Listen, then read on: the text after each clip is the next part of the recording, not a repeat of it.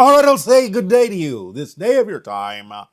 Welcome to this transmission, which is titled The Meaning of Change. Is a change of meaning.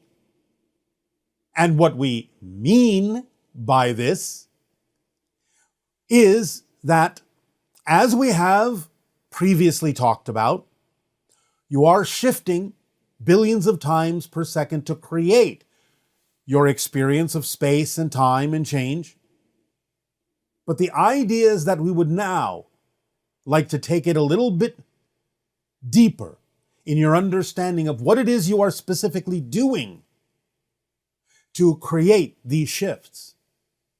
As we have also said, how you define your reality is what you choose to experience from it. It's a reflection sent back to you based on the definitions and beliefs that you buy into, that are reflected back by the idea of physical reality within your consciousness to allow you to experience your physical life path. We have talked about these things, but now let us dive more deeply into what is actually happening in creating these shifts. Because it is all about how you define things, when you decide, when you choose as a soul to have a physical reality experience, and you, so to speak, crystallize a focus of your consciousness down into that perspective that allows you to experience yourself as a physical personality and experience a physical life path, what you are doing is kind of baking in to your physical self a layout, a grid, an understanding of how physical reality will be structured so that you can immediately start to orient yourself in that physical reality structure, in that grid-like pattern, so that you don't have to actually think about how to do that. It becomes an unconscious and automatic scenario where you lay out the idea of what physical reality will feel like, that you lay out the idea of orientation within physical reality. And as we said, all of this gets baked into the crystallization of the vibrational patterns within your soul that create your experience of physical reality. So, for example, you'll create the idea of an orientation grid pattern within your consciousness that allows you to understand how to function in physical reality directionally. For example, immediately when you are physically born, you understand instinctively the concepts of up and down and left and right, forward and back. You understand the dimensionality that you have created as a 3D physical space. This is ensconced within your unconscious mind. It is the playing board that you are going to live out your life path on. And in so creating that physical three-dimensional grid that allows you to orient spatially in the idea and the experience of physical reality, you then create definitions of what that means also in time. For then you ensconce within yourself the idea, since everything in spirit is a timeless experience, a simultaneous timeless experience, you ensconce the concept of the structure of time as well. A before, a now, and after, a beginning, a middle, and an end. Again, unconsciously, so that you can understand in your experience the very concept of experiencing one moment after another, and remembering a moment before this moment, and understanding that you are now in what you call the present, and then understanding that there will be another moment after the present. So you lay out these grids in space and time, orienting yourself in the concept that there is a three-dimensional space that is reflected and reinforced by the concept you create of gravity.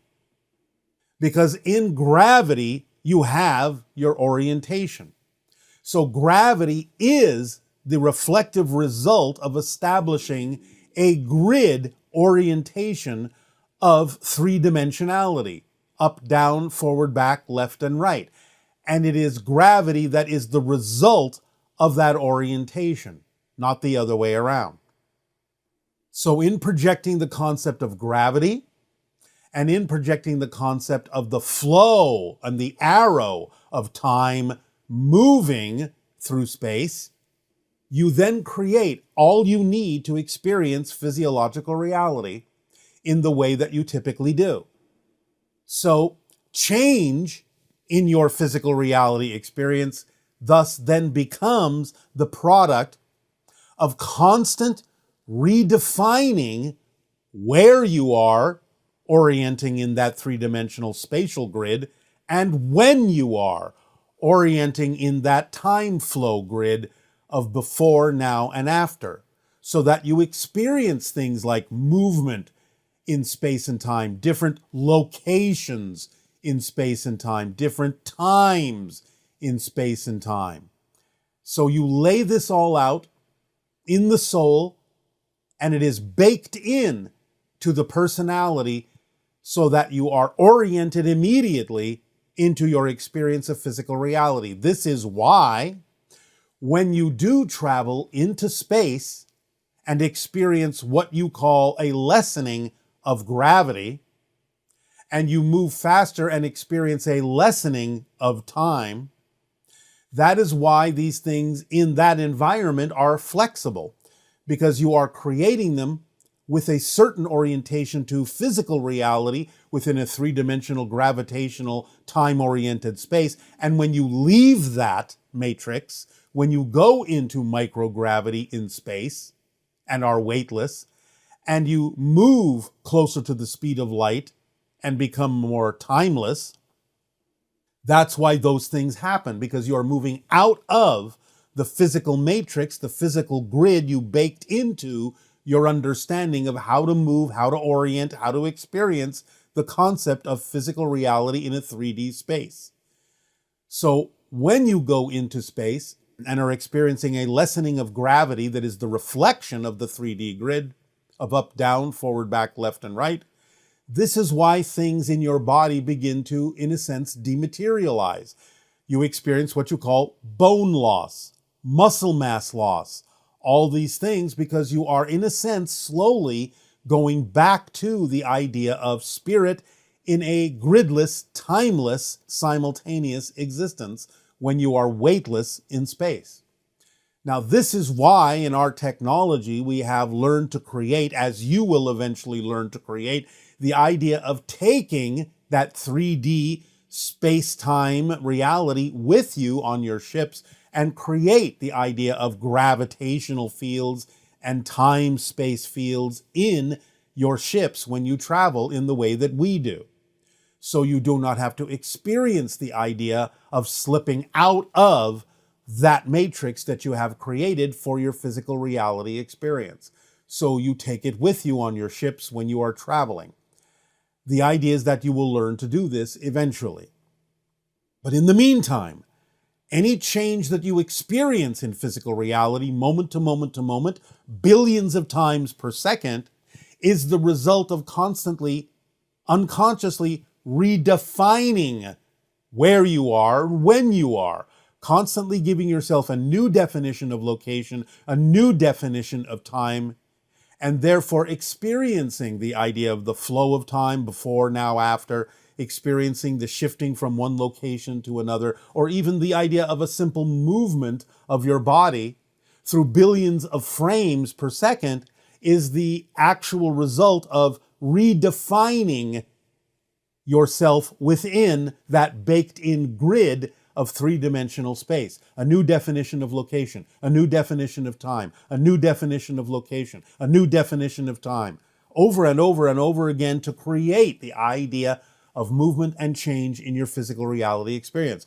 So you are literally constantly, always, already redefining who and what you are, where you are, when you are, constantly to create your experience of the flow and experience of physical reality as a life path.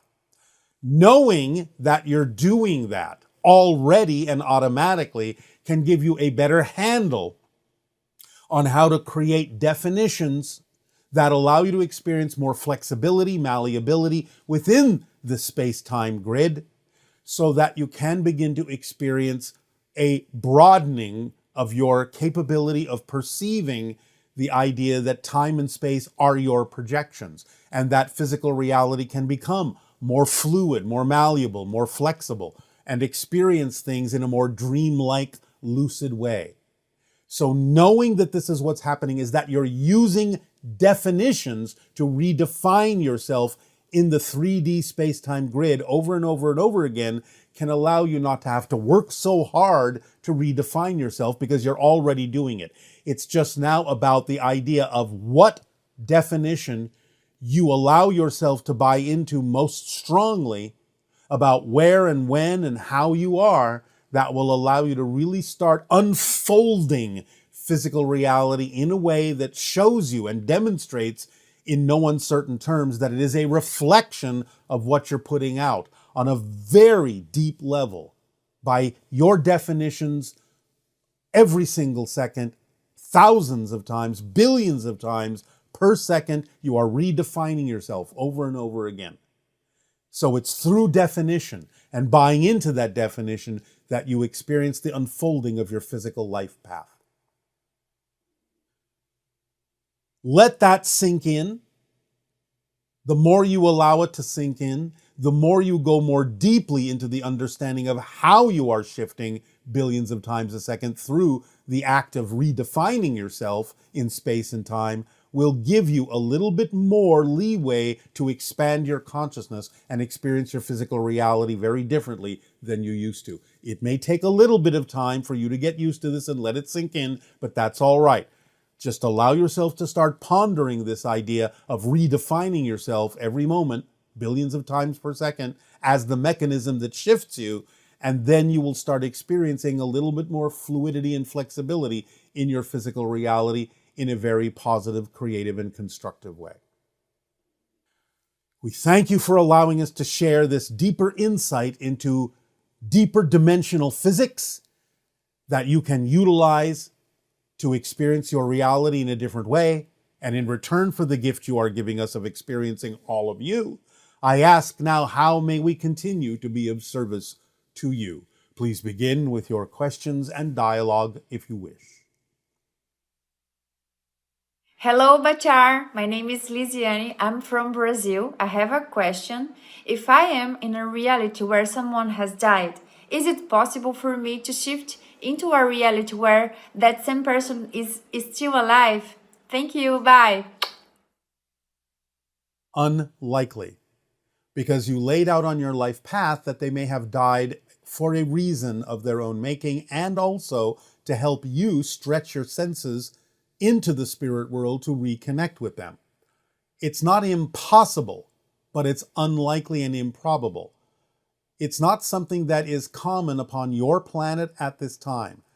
Other civilizations that exist in the universe may be able to experience that, but that's a very different kind of life path for a very different kind of soul purpose. On your planet right now, it's not all that likely that that will happen.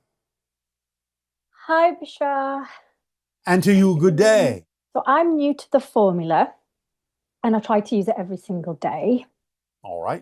My first question is, I've had to move 7 or 8 times pretty much over the last 6 years. And it's not my preferred experience, but I've learned, as you say, that it's serving me in some way, right?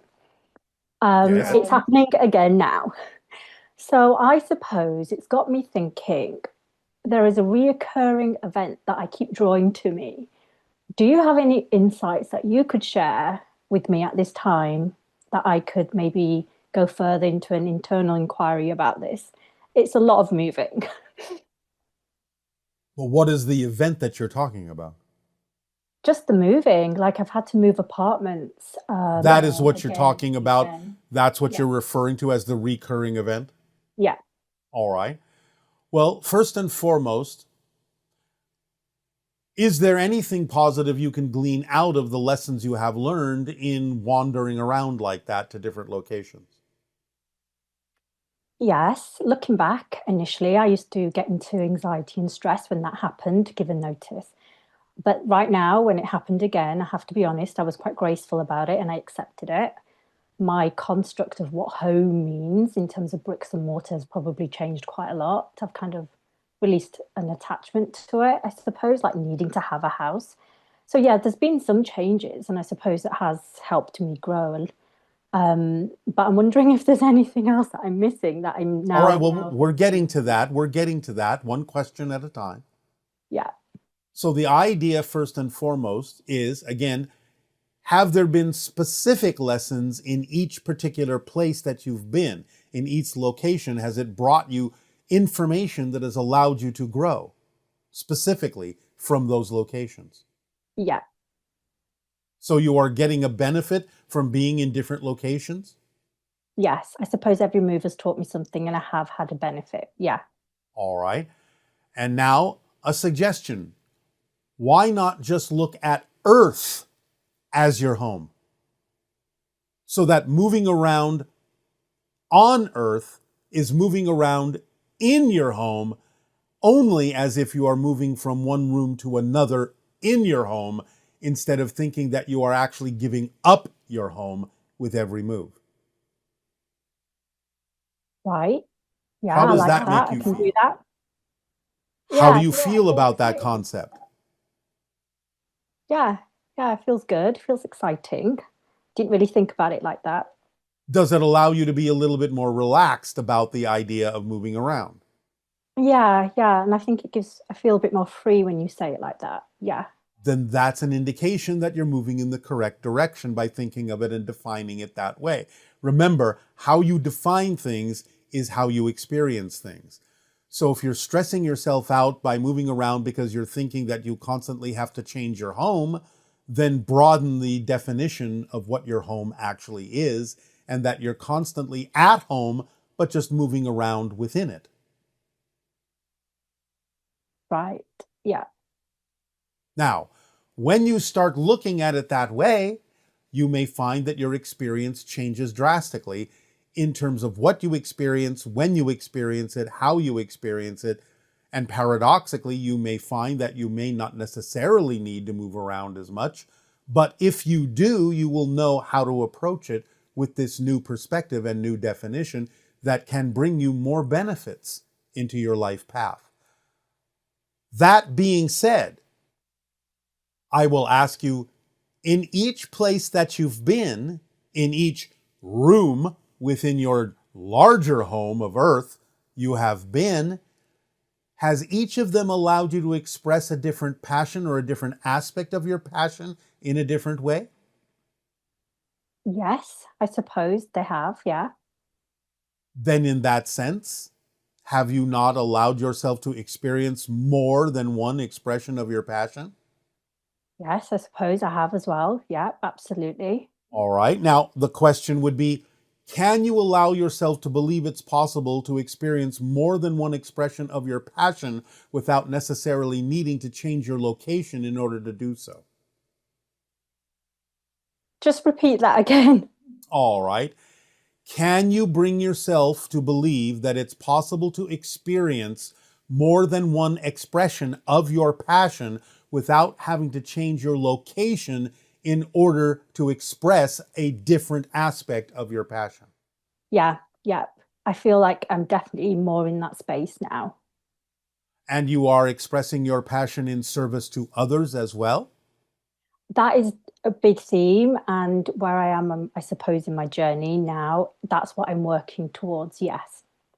So are you saying that the expressions of your passion in all these other locations has not in any way, shape, or form been the sharing of your gifts, skills, and talents with others to help them? The best way for me to describe it is they have all it's all been building up to where I am now. I guess I wasn't aware I was doing that. So I've been building, it's been like building blocks. I've All right. changed, lots of different things happened in lots of different locations, but where All I right. am now, I have a more clear sense of purpose and service and who I actually am and what I'm embodying. All right. So you So, have used all the different locations to give you what you need to now have arrived at a place where you are willing to express your passion in service to others. Is that what you're saying? yeah, So none of that has been wasted. All of it was for a purpose. All of it gave you what you need to now be more of who you are and in your passion be of service to others. Is that what you're saying? yeah, I would say so. Yeah, All absolutely. right. So now in retrospect, does it feel more logical, more understandable that you have been changing locations to gather all the information you need to become who you need to be of better service to humanity? Yes, I like that. Gathering information. Yeah, yeah, that makes sense. All right. So, like one of your honeybees, you've been flitting around from flower to flower, gathering all the pollen that you are now ready to turn into honey, which others can savor. Yeah, So, if you think of it that way, then everything you have experienced has simply been for the purpose of gathering what you need to be more of who you are. Yes? yeah, All perfect. right. Thank you. So, does that So, lighten up the way that you think of yourself? oh, yeah, absolutely. Thank you so much. That perspective is really, yeah, it's brilliant. It's really helped me shift. Okay. All right. Yeah. So, one more question. Yes. So, as my external reality is a reflection of my internal reality, and I'm very curious at this moment in terms of, let's just say, my galactic inheritance, my cosmic family, the idea of extraterrestrials, and I'm so much more open to them. And Yeah. hence why I'm even maybe on a call with you today. Yes. How can I prepare? I don't know if that's the right word, but how can I prepare and, you know, for contact in a safe way? So if this is going to land in my reality, maybe over the next, I don't know how many years, what can I do, if anything, to, help myself connect? Just keep following the formula and express your passion in service to others. That's all you have to do. That's why we give it to you. Then you don't have to overthink it or overcomplicate it. That will bring you into the proper vibration to experience open contact in the way that works best for you. Okay, perfect. I like that. Thank you so much. You are so welcome. Good day. Good day.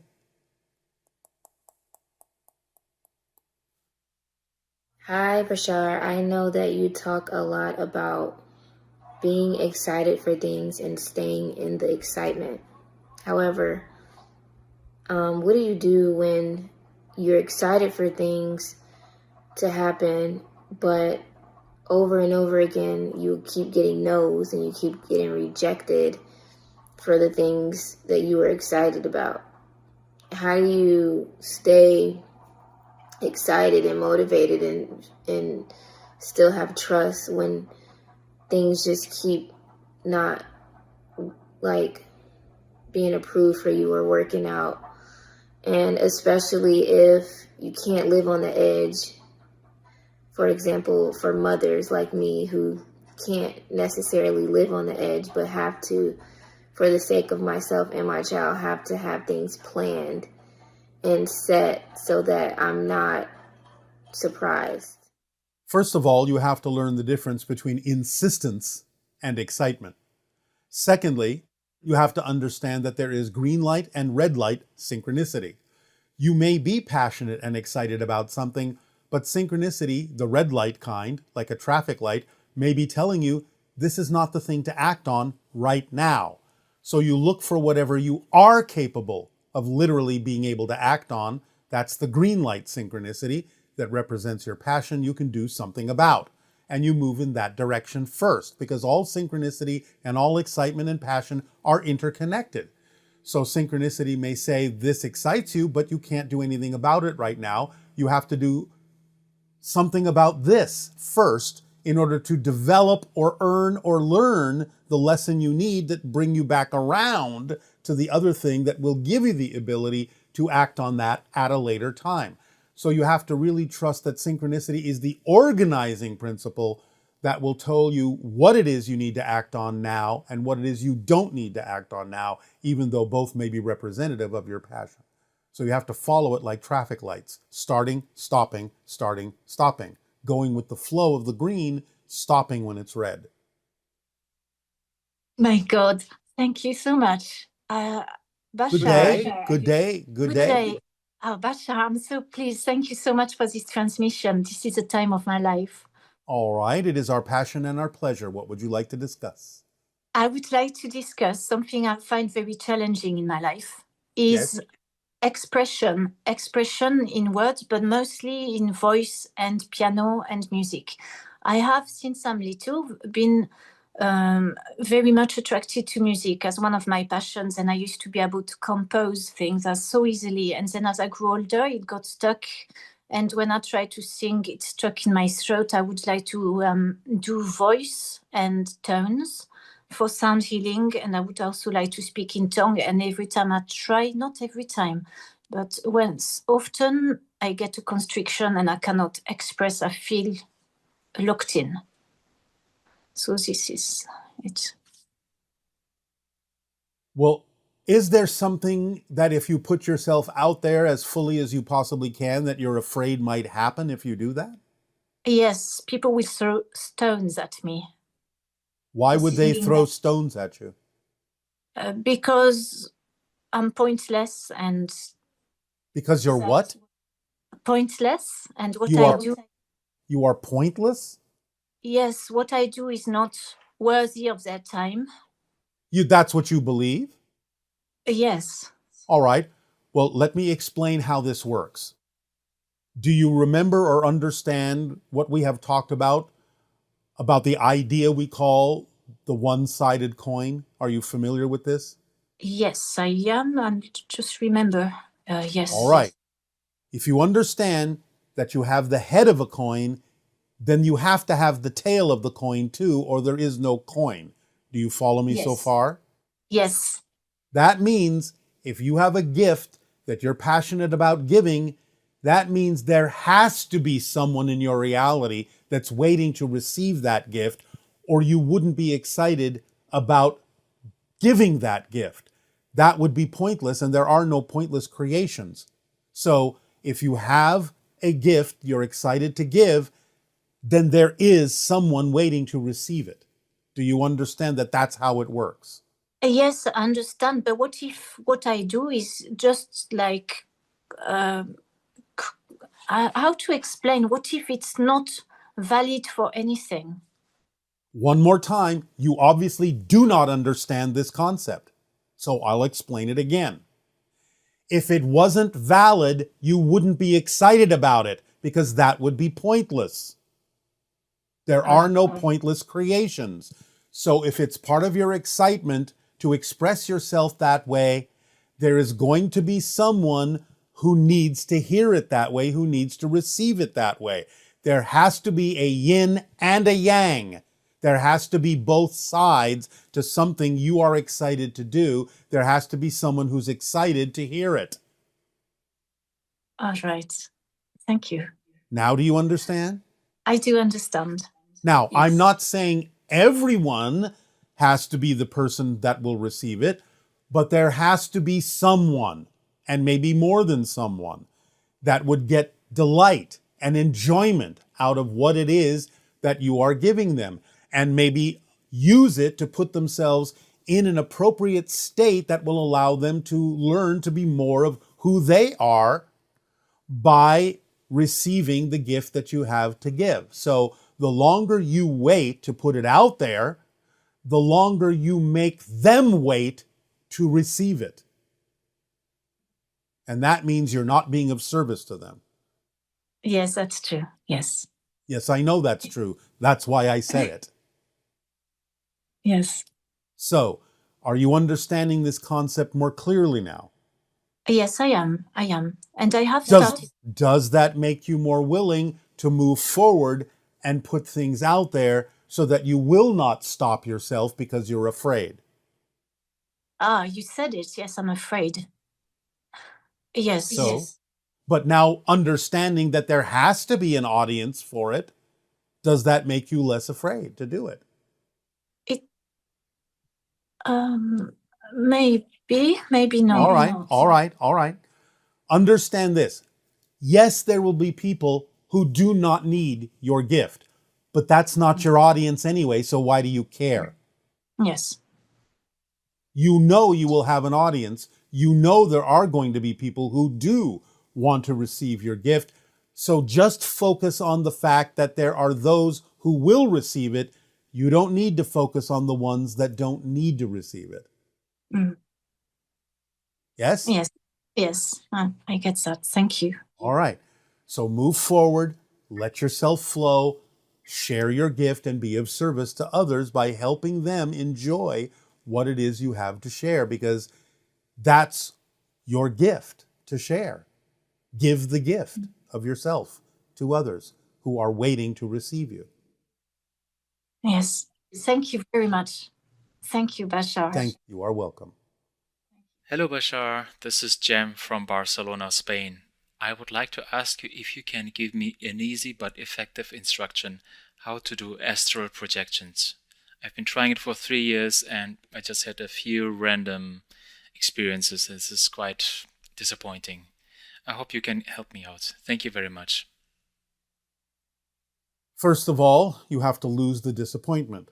You have laid out your life path in a certain way and you have to trust the way it unfolds.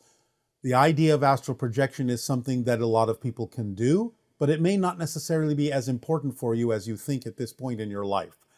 Go with the flow, live your life as full as you possibly can. You will still receive all the information you need. It will be downloaded to you during your dreams or whenever is relevant for you.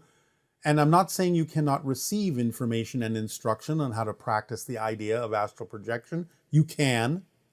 But my perception at this point is that if you trust the synchronicity in your life, it will lead you to instruction either through classes or books that will give you the information you need, but don't become obsessive about it. Just live your life and trust that when it happens is when it needs to happen, and don't insist on it happening more often than that. Hi. Good day. Happy to be here with you. And we are happy to be here with you. I'm tearing up because I so appreciate being here. Oh my goodness. Okay. So, Yes. I have so many questions. All right. Well, pick a few, keep them brief. Okay. So, well, my son had a question. I'll start with that. He asked me to ask you if flying, telekinesis, and teleportation are possible for humans without technology. Yes, but you have to really advance and uplift your vibrational frequency in order to express and experience those things. But yes, they are possible for humanity without technology. That doesn't necessarily mean that you can't use technology to do those things, because even technology is still an expression of your consciousness. So it doesn't really matter how you do it. But to answer the question directly, yes, it's possible biologically without technology. Wow, that's so cool. Okay, so I had some things happen to me in the last year that I wanted some information about. It has to do with people and animals passing, and so when my dad passed, about I don't know, a week later, I had this feeling of, or this vision of little sparkles of light coming down on me, like raining down into me. And another time I helped somebody to transition a dog, and about half an hour after I left, I saw this little sparkle of light go into my heart. And my this January, my dog passed, and when she passed, I saw this almost like a face, a white face with wings around it. And so I was curious about what all of those things are. All right. Well, first and foremost, remember, you are always connected. Even if somebody transitions back into spirit, you're still connected. You're still part of the same soul family, including the idea of animals. Animals come from the angelic level realm. Not that they're angels literally, but they come from that high vibration of unconditional love. The sparkles can be a representation of their soul as you perceive it in physical reality, an expression of light, an expression of energy. And it can be their way of communicating that they are still here and still with you. So just opening yourself up to that and being capable of perceiving that is a positive sign that communication between you is still possible. They can present themselves in any number of ways. Often, also, spirit guides will communicate with you in this way and will often actually use animals as go-betweens to communicate with the living among you on earth. So there are a variety of ways that those that are in spirit have of sending messages and communications to those who are still experiencing a physical reality. I interpreted that as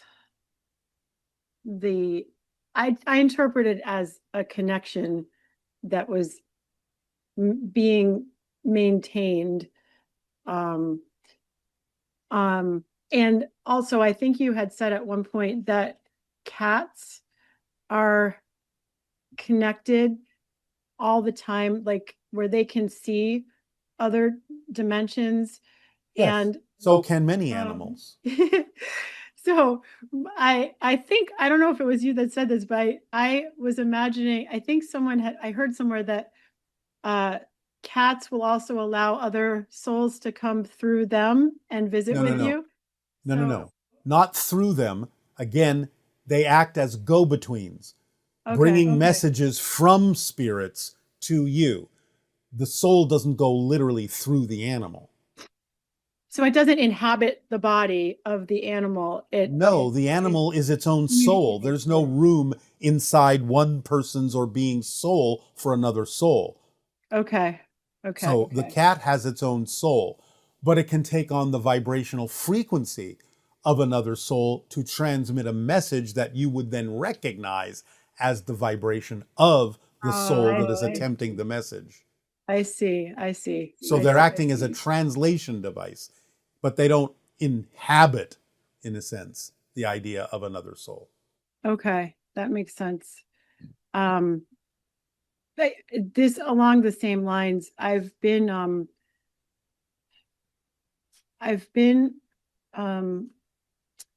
lot of the things I do, I notice are in, for lack of a better word, in fear of death. And I started an animal rescue this past year as an expression of my highest excitement. Yes. And what I've been, I guess, struggling with is, Yes. if death is not a negative thing, right? But No, not at all. It's your natural state. It's your natural state. You are, in a sense, dead right now because you never leave spirit. You are pretending that you've left spirit. Many of you have it completely backwards. You think that physical reality is your primary existence and that spirit is your afterlife. Spirit is your primary existence. Physical reality is your afterlife. This physical reality is secondary to your primary reality as a soul, non-physical reality, non-physical consciousness. You are primarily a non-physical consciousness. That's your natural state. So death is simply waking up back into your full self in the same way that if you have a dream in physical reality while you're sleeping and it seems very real, but then you wake up in the morning and go, oh, well, no matter how real that dream seemed, this is who I really am.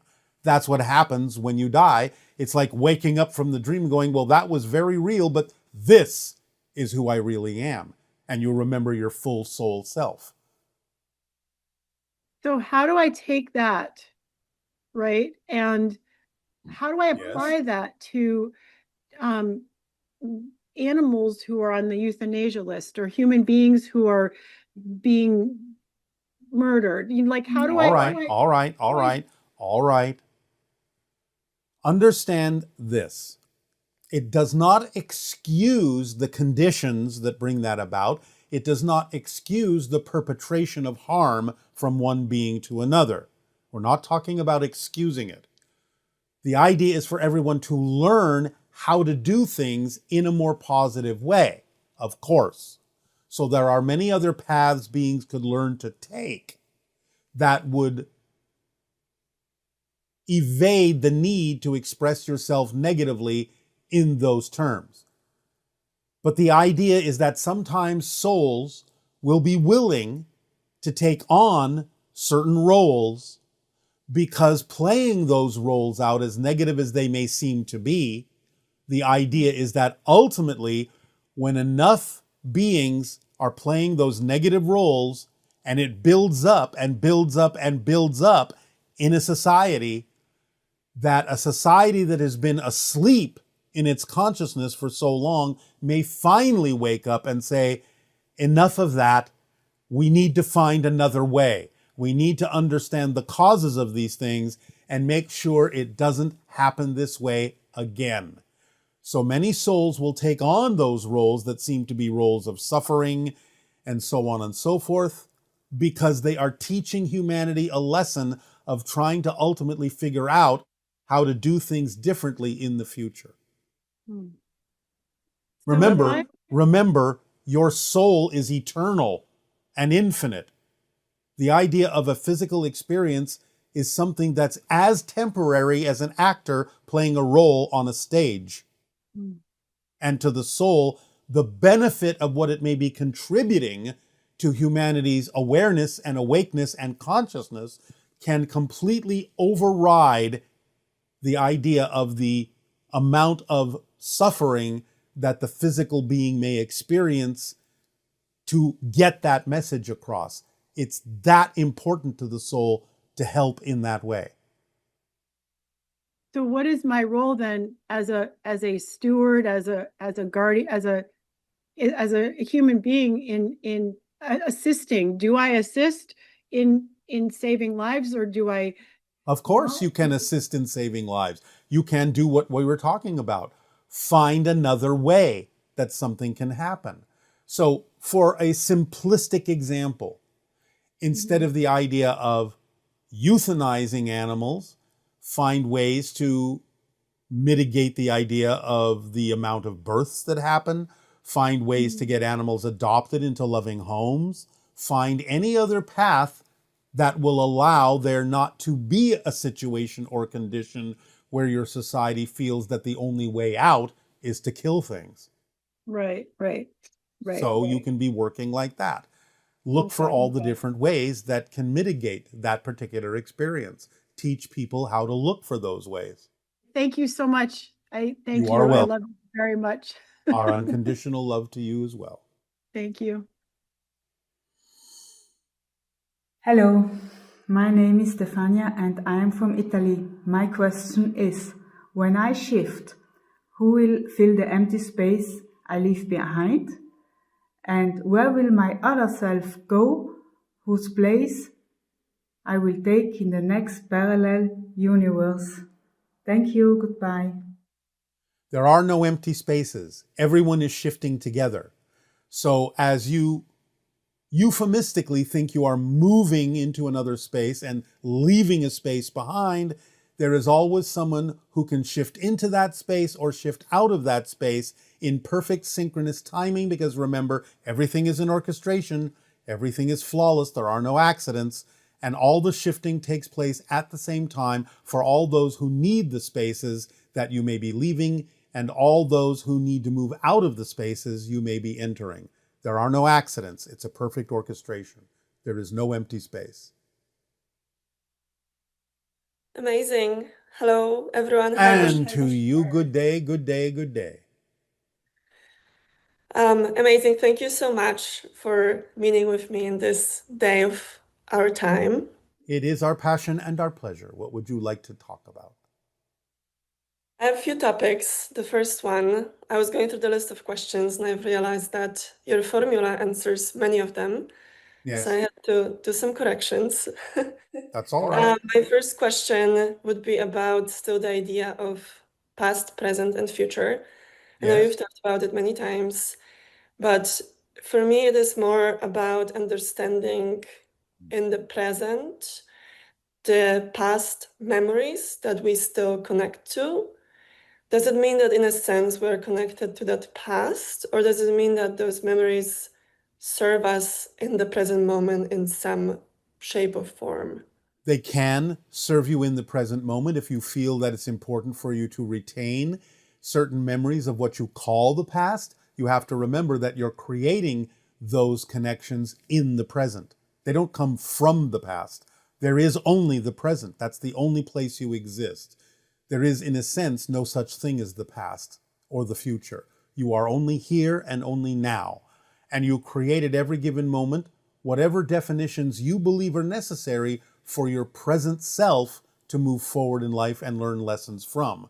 So you will create memories that seem to be coming from the past that are actually being created in the present that you believe are necessary to teach you the lessons you need to be who you need to be now. I see. So, for example, if I am no longer, for example, a smoker in the present moment, but I remember that there was a time that I'm connecting to in the present moment where a person like me smokes still, or like was a smoker back then. Yes, but that's a That different means person. That's a different person. Okay. Because if you change yourself, you change everything. You are not the same person, literally. You may think you look the same, but you're not the same. And that means that if you do not have the urge to smoke, then the truth is you, the new person, never did, never had the urge, never smoked. I understand that you may be creating a memory of a person that did or does in their own reality in what you call the past, but that's not you. You are a different person now because personality is flexible, malleable, changeable. You may be the same soul, but you're not the same person from moment to moment because person is an artificial construct of belief systems. That's what creates the personality. So as you change your beliefs and your definitions about who and what you are in any given moment, you literally become a different person, even if you think you still look the same in the mirror. In actual fact, you're just recreating an image over and over again to create a sense of continuity for the rest of reality, the rest of the people, so they can still recognize you, but you are not the same person. And because you're not the same person who doesn't smoke, you never did. And when we increase our vibration and consciousness, expand our consciousness, are we able to see many realities at the same time? More, yes, because you're broadening your bandwidth and you can perceive more of what reality is, which is multidimensional. So this is one of the symptoms of the expansion of consciousness, is being able to perceive more than one reality, so to speak, more than one probability, more accurately, at a time, because they all exist. So this is what creates the idea of psychic precognition and deja vu and other experiences like that, is you're already perceiving more than one reality. Great. Thank you, Bashar, for repeating it back to me again. It really reaffirmed some things for me. All right. Um, You are welcome. I've been seeing, and I know you've also spoken about numerology, I've been seeing lots of different numbers and signs. I'm assuming from my spirit guides in the realm and from my higher self that I am on the right path. Yes. Is there a difference between different numbers that come maybe from different guides or affirm It can be an indication of that, but the idea in general is they're basically signposts that let you know that at the moment you experience that, you're in the correct vibration for yourself. Like everything is okay. Okay. Yes. The next question will be about family dynamics. And a little bit like going into open contact. With open contact, I think you've mentioned a few times that some people might not move into that reality depending on their belief system. Yes. But also you've said that I think sometimes people can be like in the open contact reality, and even though they don't necessarily maybe believe it, but they might be given a choice still in the moment to move towards that reality once the open contact happens. Yes, many people Is will have different reactions to open contact, okay. and some reactions may be delayed, and some may be immediate, and some may refuse it altogether. But everyone needs to make their own choice. Right.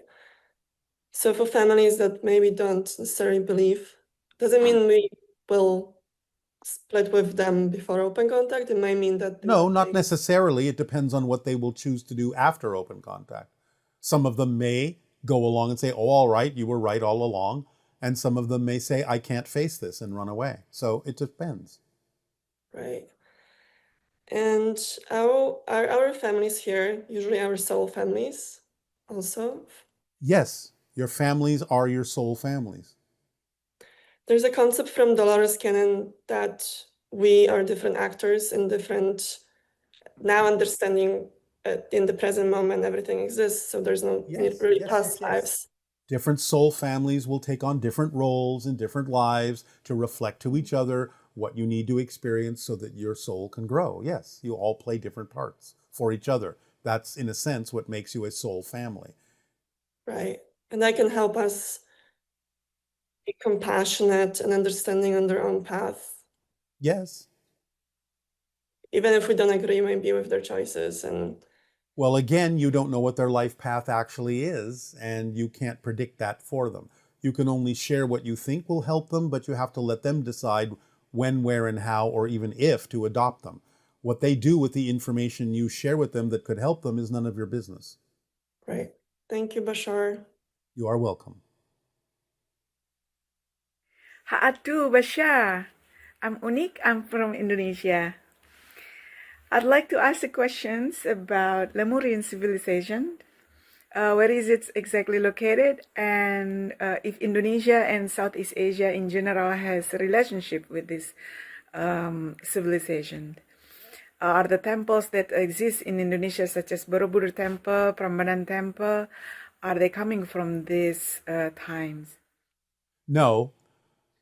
Lemuria was in the area in the ocean you now recognize as Southeast Asia, but the landmass has sunk. And Southeast Asia used to be a lot bigger a long time ago, before the waters rose. The idea is that those temples are something altogether different from different civilizations at different times. They're not directly connected to Lemuria, or Mu, as it is actually called in its own language. But that general area, yes, was populated by the Muans, or Lemurians, a long time ago, hundreds of thousands of years ago. But now a lot of it is covered by your Pacific Ocean waters. My second question is regarding the UFO sightings that some people experience seeing in Indonesian sky. There are different shapes, and but so far there's no significant contact or information regarding their purpose, who are they, etc. Maybe if you can explain to us and help us to enlighten on this topic. Thank you very much, and Avil. Sometimes different shapes are representative of different civilizations, and sometimes different civilizations will share different shaped vehicles. But there is a lot of information available. It's just that your government isn't necessarily sharing it with you at this time. Good day, Ha'atu Bashar. And to you as well. It's an honor and a pleasure to speak with you this day. Thank you. As it is for us with you.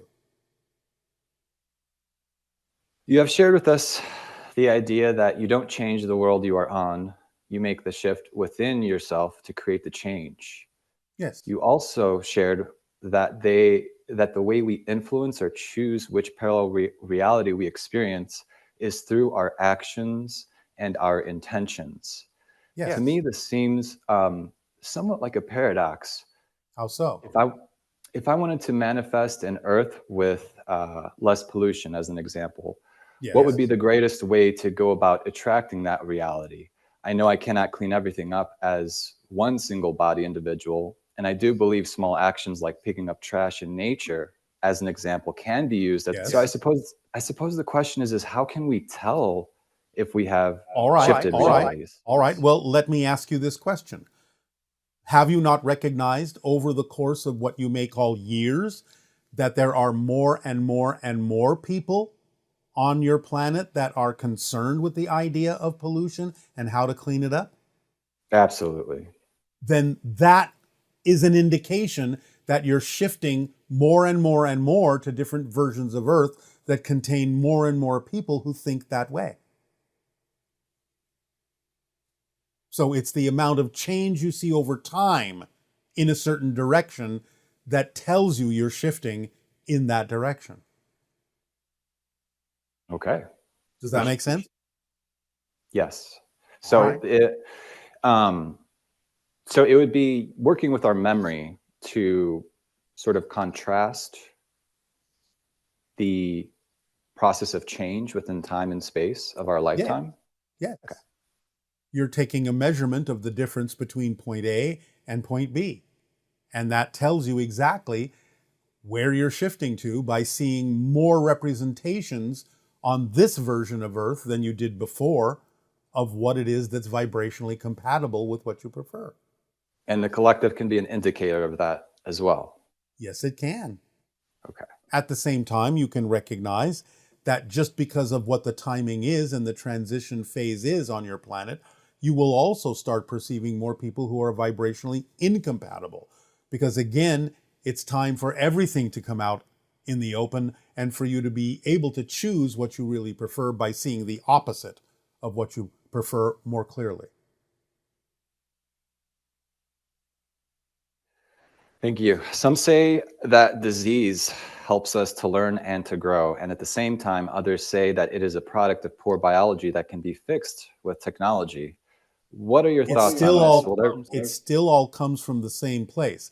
It still comes from laying something out on your life path that can be instructive to many people, not only the person experiencing the disease, but to others who may be looking to find a cure for that so that it doesn't have to happen in your society again.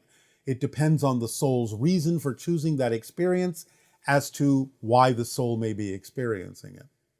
So again, it can be worked from many different directions. You can work it from the physical direction of biology by saying, we can cure it this way by just looking at the pure biological approach, or you can look at it from an energetic approach and say, well, it can be eliminated this way by approaching it from the idea of energy and the reasons that this soul is experiencing this. It can be approached from many different directions because it's all the product of the projection of consciousness. Some people simply have more of a predilection of approaching it this way as opposed to that way, but it doesn't really matter which way you approach it. All roads can lead to the same conclusion. Will there be a time in the future when humanity no longer needs to learn from the idea of disease in that way? Yes. But only on the Earth that you may be heading to. Other Earths may still continue to experience that. Remember, there's everything on the spectrum.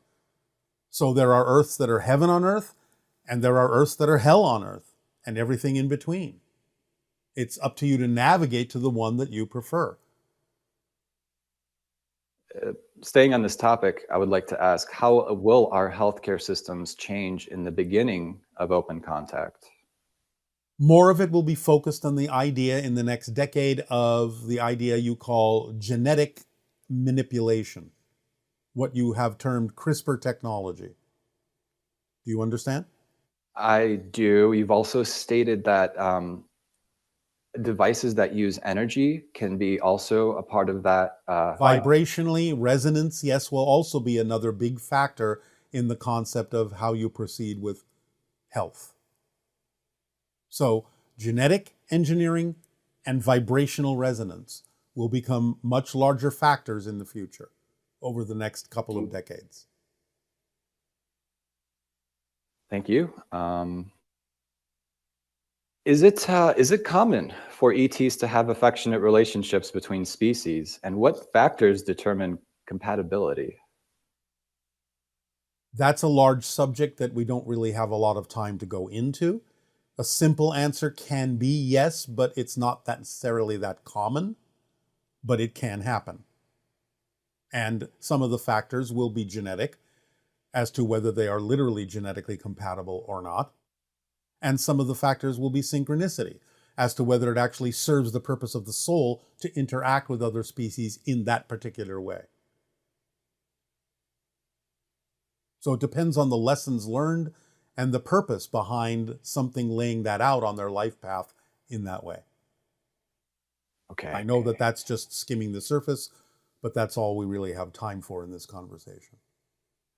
I greatly appreciate it, and ha'atu until the next time. Aveo. Good day. Good day. Hi, Bashar. My name is Vicky, and my question is about sleeping and dreaming and how to connect with my spirit guides or my higher self during my sleep time. So I spend quite a lot of time sleeping, at least 9 hours every night, because I'm tired during the day if I sleep less than that. And I feel like I'm not utilizing my sleep time very well because I'm usually having very stressful and vivid dreams and a lot of dreams. And they're all usually about rushing around, running late, forgetting something. And then it takes me a while to snap out of it in the morning rather than feeling refreshed. And I would really much rather use all that sleep time to connect to my spirit guides and my higher self, get guidance and support so that I don't feel lost in my life and that I get some benefit from sleeping. Thank you, Bashar.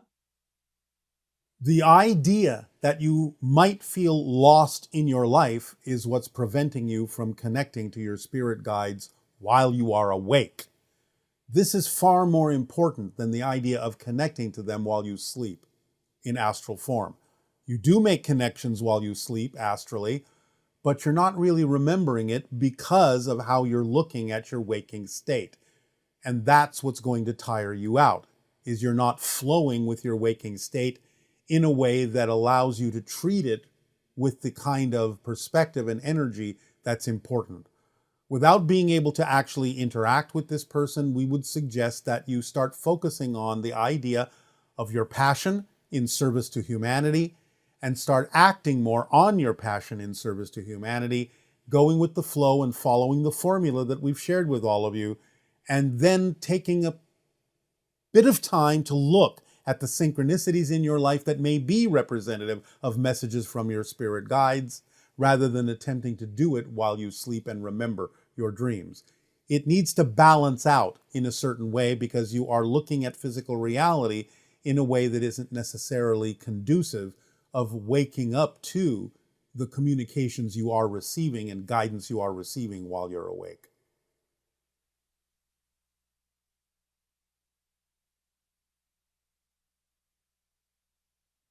Hello, Tadeo. Nania. Lots of great questions this week. All right. Okay.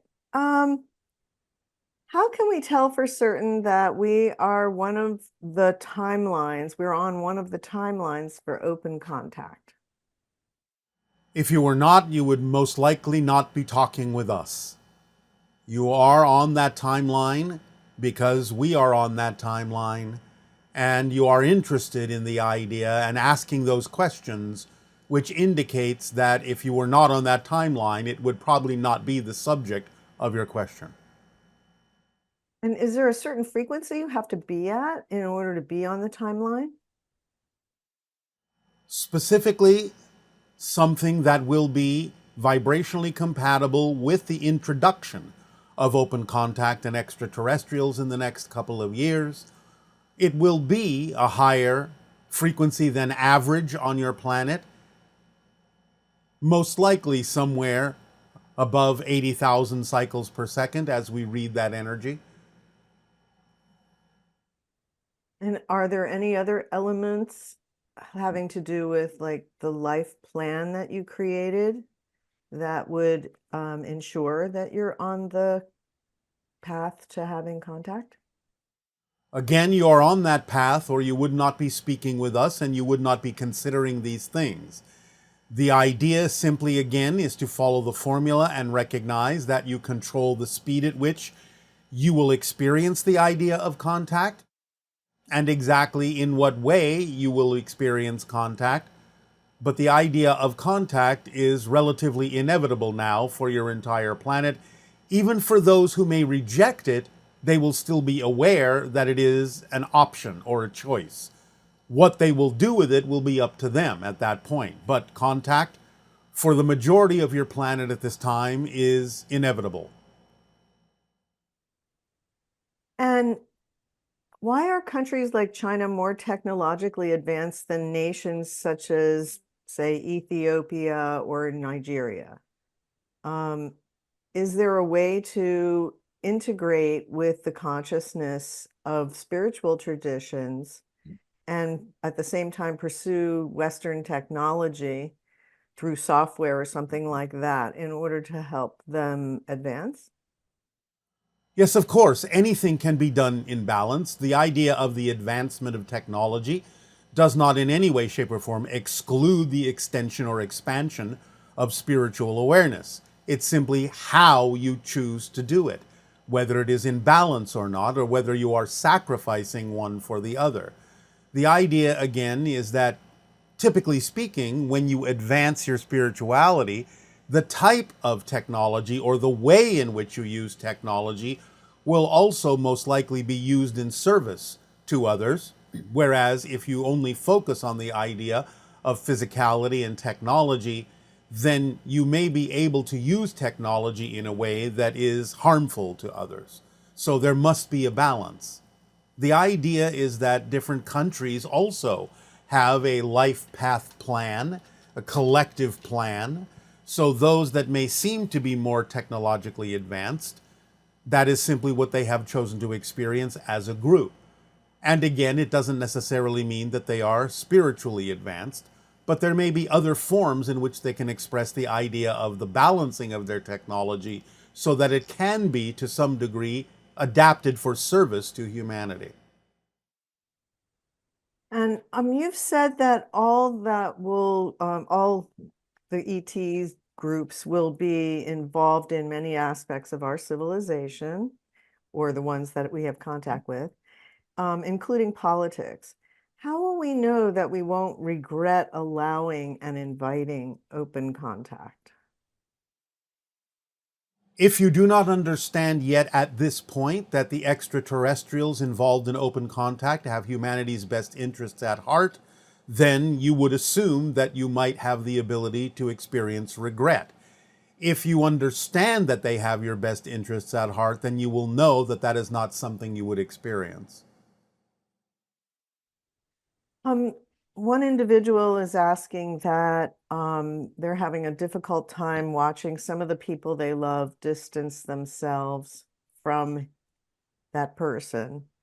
And their question is, how do we follow our passion and choose happiness when our loved ones don't have the same vision, especially when it's our adult children who no longer resonate with them? Is there a way to enlighten them in this very polarized world we live in?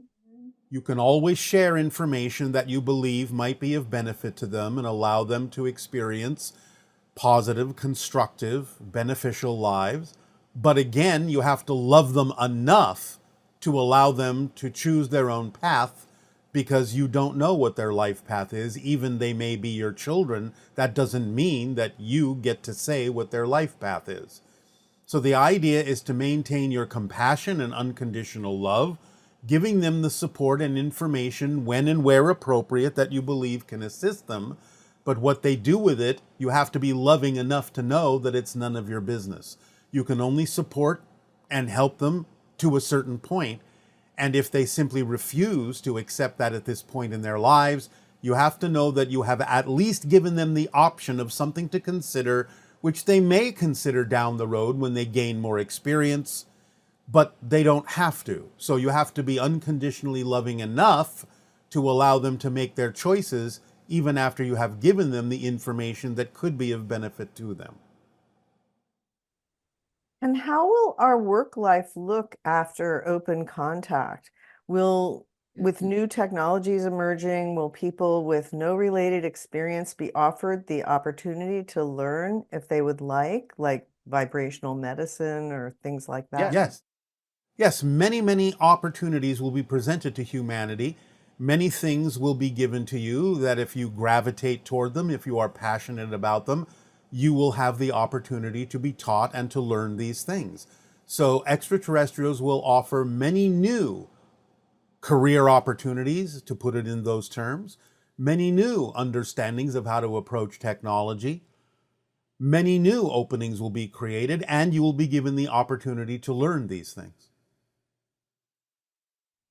And was the tampering with the humanoid genes a violation of some galactic code?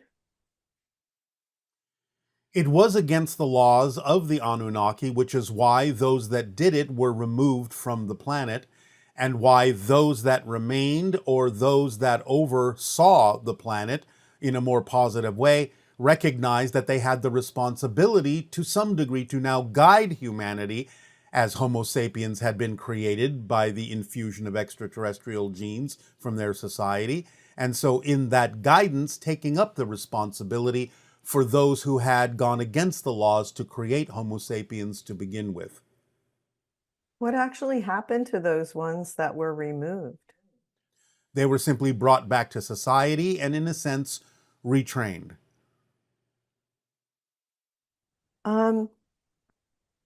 This question is, what is the conscience? Conscience is your soul sending you information and messages that are in alignment with your true vibration, the vibration of source, the vibration of existence, so that you always have a kind of guidepost or a marker as to what the vibration is, that if you stray from it will feel like you are out of sorts, will feel like you are swimming upstream, will feel like there is some kind of resistance, will not feel comfortable to you. And it is that feeling of discomfort of straying from your true vibration that you recognize and interpret as the idea of a conscience. And this question is about babies that pass away in the womb. This person wants reassurance that babies that die in the womb don't suffer and that their souls are not yet in their little bodies. Can you provide any information about that? Yes, remember that a soul, in a sense, does not actually permanently attach to the idea of the physical experience or the physical form until even all the way up to 7 years of age or even older. But the idea is that some souls do not necessarily wish to have a full-term experience of physical reality. It's sort of like the analogy of dipping your toe in the water to gain a certain kind of feeling for physicality, a certain level of experience, but only in a limited way. And so a soul may not choose to go full term in that sense. It will not suffer, the body will not suffer, it will simply go back into the absorption of the body or be released from the body when the soul decides that it doesn't necessarily want to experience a full life of physical reality, even though it may have been started. But again, these are things that can happen from the soul perspective if it only wishes to experience something minimally about the idea of connection and experience of physical reality. And what is the vibrational frequency of a baby? What about a toddler on average? The vibrational frequency is very high because, again, they are still very connected to the idea of the spirit realm. They haven't forgotten it. So as they start to focus into the idea of physical reality, the vibration will lower and densify to help them focus on the soul. So the idea is that when they are very young, their vibrational frequency is still very high. They may not be able to necessarily process the information they are receiving in a way that most humans will understand. Many humans will think it is only their imagination or that they have quote-unquote imaginary friends that aren't real. But often they are communicating with spirits and they are remembering who they are, and they may be attempting to let adults know what it is they are experiencing, but most adults on your planet simply won't have the understanding to interpret what they are saying as being anything that has anything to do with reality. And is there a real benefit or potential improvement in knowing what our mission is in this life? And how does that affect the afterlife? It is very easy to know what your mission is. As we have often said, everyone's mission and purpose is exactly the same. You are to be yourself as fully as you possibly can. The way that you do that can be different as there are differences in people. This is why, again, we encourage you to follow your passion in the formula, because that's what will allow you to express your purpose in a unique way from everyone else. But the purpose in general is the same: to act on your true vibration, which is acting on your passion, to be yourself, the true self, as fully as you can, to let more of your soul through into the physical form, to bring down the higher vibrations to earth, to create heaven on earth, to move humanity forward in service, to evolve humanity by performing service, to help, to enlighten, to illuminate. These are the general purposes you all have. The way you go about it will be unique to you and will be representative of what it is you're passionate about doing, and the challenges that you face, and how much you grow, how much you stretch, how much you're willing to be yourself in service to others. All these will be a factor in your capability of fulfilling the mission and purpose you chose to be yourself.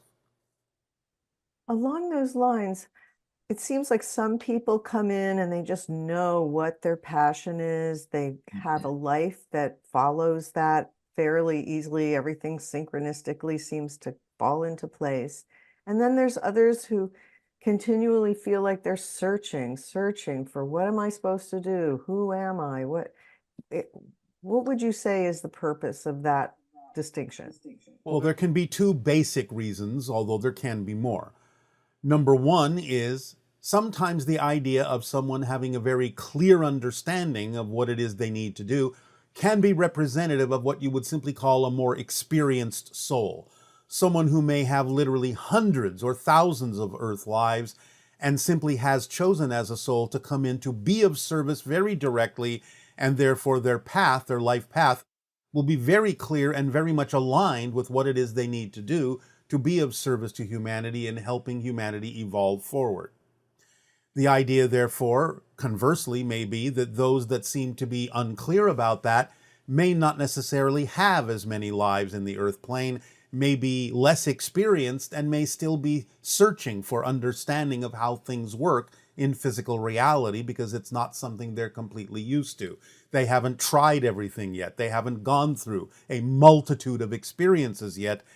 And then in conjunction with some of the belief systems that exist on earth that limit a soul from understanding certain things and how things work in the cosmos, that may further limit them and confuse them from being clear about what they can achieve on their life path. But again, it's all for the purpose of facing challenges and stretching and growing and having more and more and more experiences, so that through those multitude of experiences, you can become clearer and clearer and clearer and less susceptible to the belief systems that may exist in a limited society, so that you can break through those limitations and serve humanity in a much more open-eyed, aware, conscious, and clear way.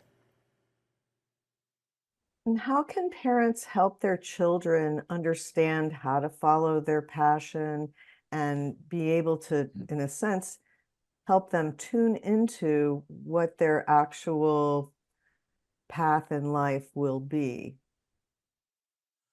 We have discussed this many times. We will repeat it here briefly. The idea is for the parent or the adult or the teacher to be imaginative and creative enough to create simulation scenarios in which children can learn the consequences of the choices that they may make in life without necessarily experiencing those consequences out in what you call the real world, so that they are practicing through simulations first, This is where your online games can come into play, where you create games that allow them to understand what the typical consequence of certain choices may be, played out on a computer before they play it out in real life, so that these games are actually representative of true situations and authentic reactions, and take into consideration different emotional and mental and physical factors on your planet that would result in a response that would be relatively realistic, so they can understand that having made the choice that they have made would likely cause these kinds of consequences, these kinds of reactions out in the physical world before they actually attempt it in the physical world. Plus, of course, teaching them the formula, teaching them that they are as powerful as they need to be to attract whatever they need in life without having to hurt themselves or anyone else in order to achieve that or attract it. Teaching them these principles and anything that you believe they need to know to thrive in physical reality as a lesson, adapting that lesson to what it is they're already passionate about instead of trying to diminish their passion into the lesson, will teach them and make them passionate about learning, so they will understand how to learn, how to grow, and become mature, balanced, constructive, positive, service adults. So, in a situation where, let's say, you have a child that gets excited about something, starts doing it, and then, oh, I don't want to do that anymore, and then switches over to something else, and then switches over to something else, and to the point where the parent feels like they're not committed to anything they're doing. Is there? Well, again, it depends on the child, and it depends on how the parent might pick up on the reason for that, because it can be that the child is experimenting, attempting to understand and determine what it is they're truly passionate about. Or it can be the idea of negative belief systems preventing the child from feeling that they can move forward on something that is actually representative of their truth, of their passion. But it is up to the parent to determine through certain kinds of questioning, when the parent understands how these things work, and questioning the child as to what it is they are doing and why they may be flitting around to different things. Are they experimenting? Are they searching for something? What are they looking for? Are they afraid to move forward on something? Are they afraid to continue it for a lengthy period of time? Do they get distracted by other things? The parent has to, again, be the one with the creative imagination and the knowledge to ask the right questions to determine exactly why the child may be functioning in the way that they're functioning with regard to moving around to different subjects. Yeah, that's very helpful. This person was at the Moonlight Meditation in Sedona in September, and they're saying that as they gathered on the outdoor field, they encountered a very large beetle. They let the beetle crawl onto their hand and gently carried it to the edge of the field where it would be safe. A couple of days later, on a flight home from Sedona, they thought about the beetle and wept. Even as typing this question, they felt deep love and communication for that being. Why does that happen? What can you say about that? Many times, both extraterrestrials and spirit guides and other spirit beings will use animals as messengers and go-betweens to deliver messages to the living.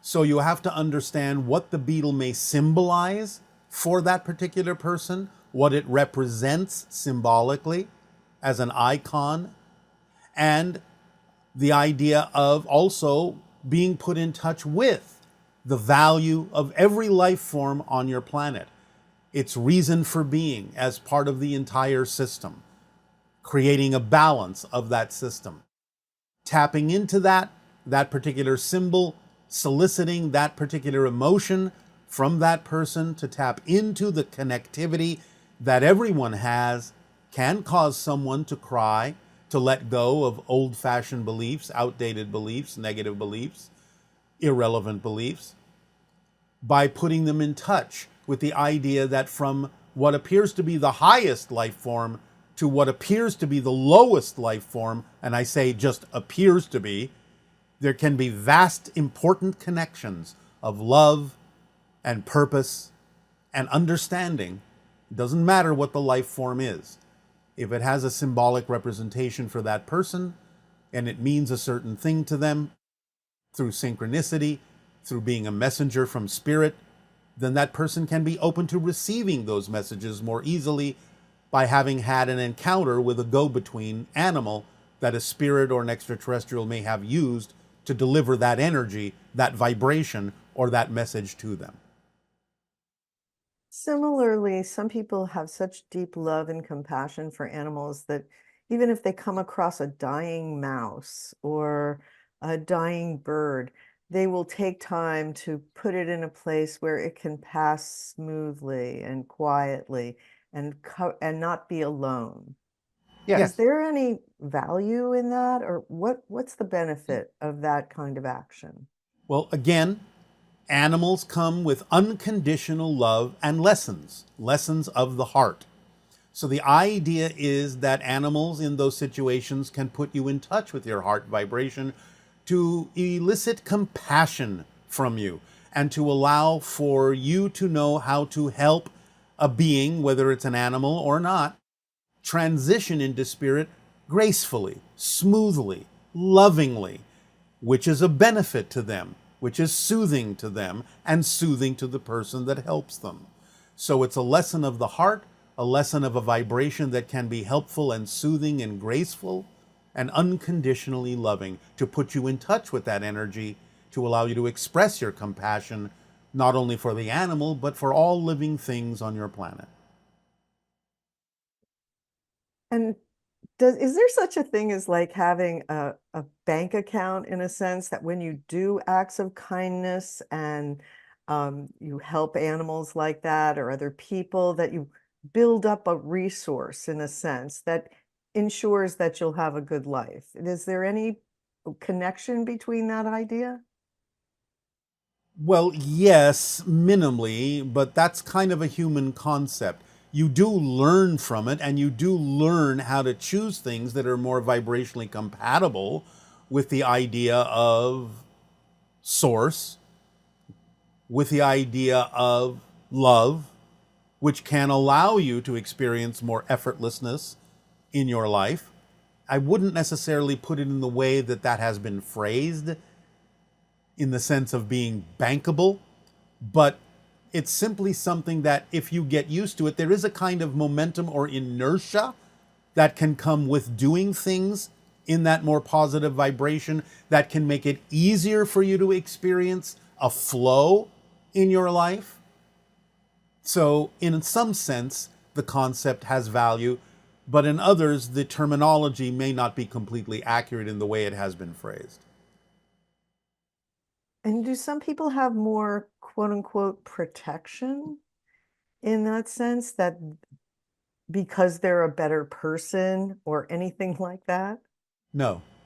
Everyone has the same degree of help, the same degree of protection. Now, again, it may appear to vary in certain ways depending upon what the soul has chosen to experience on its life path. So certain incidents may occur that may reveal the protection that they may have, but that doesn't mean anyone else that doesn't create those incidents has any less protection. You all have the same amount of protection, of oversight, of guidance. It's simply a matter of what it is that it needs to be used for on your life path, as to whether it is revealed more blatantly or less blatantly as you live your life, as it unfolds. Okay, thank you. This person, participants of the CE5 event that took place in Sedona on Sunday, September 14th, shared pictures, videos of objects, lights seen in the sky from the football field where they were gathered. One participant also experienced something like levitation, in which that person was moved along the ground a short distance. Meanwhile, on Bell Rock, a hovering light was seen in the sky, first in one area of the sky and then in another part of the sky a while later. Can you tell us a little bit more about what took place that evening from your perspective? Who were we interacting with? And were the lights seen on the football field and at Bell Rock the same objects? different objects, different UFOs, different beings observing, helping with the upliftment of the vibration of the collective group that allowed many different kinds of experiences to be had. So you were assisted by others, by extraterrestrials, by spirit beings, to uplift your vibration to a point where you could start experiencing different kinds of phenomenology, where you could be more sensitive to the idea of the existence of craft in your skies. So different races, different experiences, but all with a single purpose of helping guide you into a higher frequency that would allow you to start perceiving more things around you and start experiencing other phenomenology that would be representative of a higher frequency. Training, in a sense, practicing, in a sense, to get used to that higher frequency and the things that can go with it, the things that can be experienced if you continue to operate on that higher frequency, and the things that can be perceived around you more commonly and more often if you continue to operate on that higher frequency. So again, I remind you that just even remembering what that felt like on that night will put you back into the same frequency, even if it doesn't feel the same, which it won't because you're a different person now, so it will feel different. That doesn't mean that when you remember what it felt like, you're not actually back in the same frequency. So go forward from that frequency in all the things you do in acting on your passion in service to others by remembering how it felt on that night.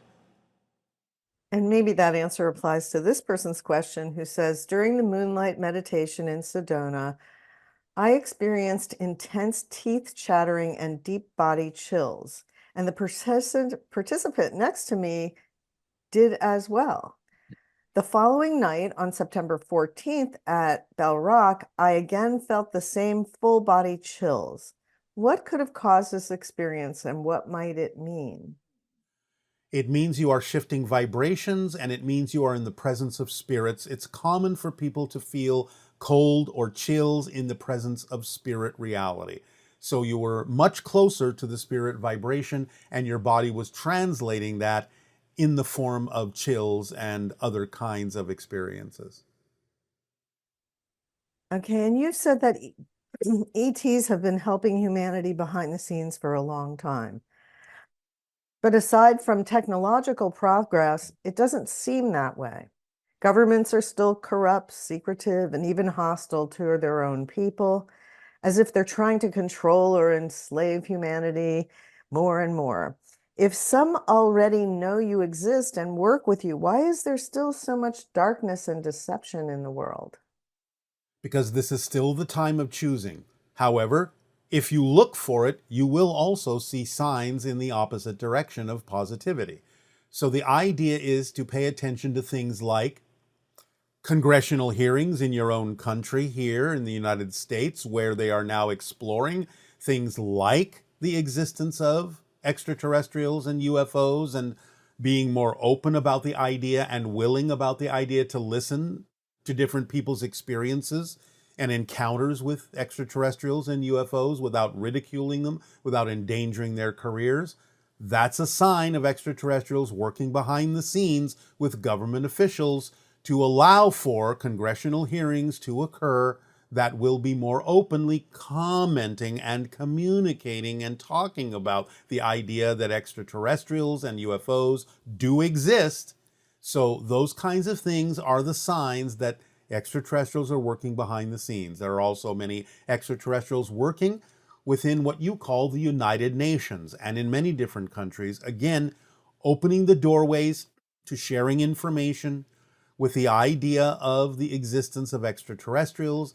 And also, you are seeing some evidence of the advancements in things like medicine, genetic engineering, things like that, that will be used in the next decade or so to mitigate many different kinds of conditions and diseases on your planet. So while it may, to some degree, seem subtle at the moment, it's just that the idea of the negative side is so much more blatantly obvious that it can, to some degree, obfuscate the positive side and the positive work being done behind the scenes, because it is still behind the scenes. Therefore, it will leak out more and more. You will start to see more and more evidence of what's going on behind the scenes up to and including the moment of open contact. And from that point forward, things will start to shift where those who have been perpetrating the idea of negativity will start having their own negative reactions, and some of which may decide to have more positive responses to the presence of extraterrestrials. But from that point forward, it will start to accelerate where what has been done behind the scenes can now be done in front of you, in front of your face, and you will see a great acceleration happening over the next couple of decades from that point forward. And can you tell us more about is it 31 Atlas? No, it's 3I. In other words, it's the 3I. third interstellar object, 3I. The first one was called Oumuamua by you. That would be 1I, Oumuamua. The second was called Borisov. That would be 2I, Borisov. This is the third interstellar object to come into your solar system that you have recognized. So it is 3I, and you have named it Atlas. It is a comet, a very unusual comet. It does have extraterrestrial technology attached to it for observational and recording purposes and investigation and scientific recording purposes, but it is, in a sense, an unusual natural comet. But the purpose of these ideas, of the observation of these interstellar objects coming into your system, is practice to pay attention to the idea that there will be more interstellar objects, actual extraterrestrial interstellar objects coming into your solar system in the near future that are now in your solar system, have been coming into your solar system. So it's an opportunity to practice recognizing that interstellar objects from other star systems are entering your system, coming closer and closer and closer. So these natural objects are giving you some practice in getting used to the idea of accepting that objects from other star systems are coming into your star system as well. And this is another way of preparing for open contact, even though these objects themselves are not extraterrestrials per se. And will first contact bring peace to the Middle East? Not immediately, no. It will not necessarily immediately bring peace to the idea of any place that is now focused on the idea of negativity or war or struggle or strife. But it will be an option. The idea, therefore, is that many people may react with fear. Those that wish to maintain control over their populations may actually tighten their grip to some degree out of fear. But in a sense, the dam will have broken. The knowledge of extraterrestrial existence and what it is that's being offered to humanity will be undeniable. And over time, those negative entities will start to relax their grip, realizing that if they don't do that and join the rest of humanity, in a sense, they will be left in the Stone Age as they watch from the sidelines while the rest of humanity evolves. In the movie, The Day the Earth Stood Still, we were provided with an example of ETs showing up on Earth and everything. Was that like designed to prepare us for what's coming? And will it be anything similar to that?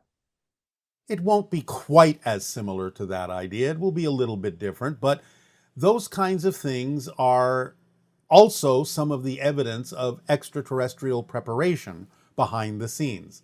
Some of the things that are going on in your movies, in your television shows, have been suggested by those who are working among you to get you ready and prepare you for the idea of extraterrestrial contact and open you up to how beneficial that can be for your society. So it doesn't mean that human imagination is not involved. It simply means that there are souls that have decided to have physical incarnations who are open to receiving this information from higher frequencies and putting it into their creative endeavors, like movies and TVs on your planet and books.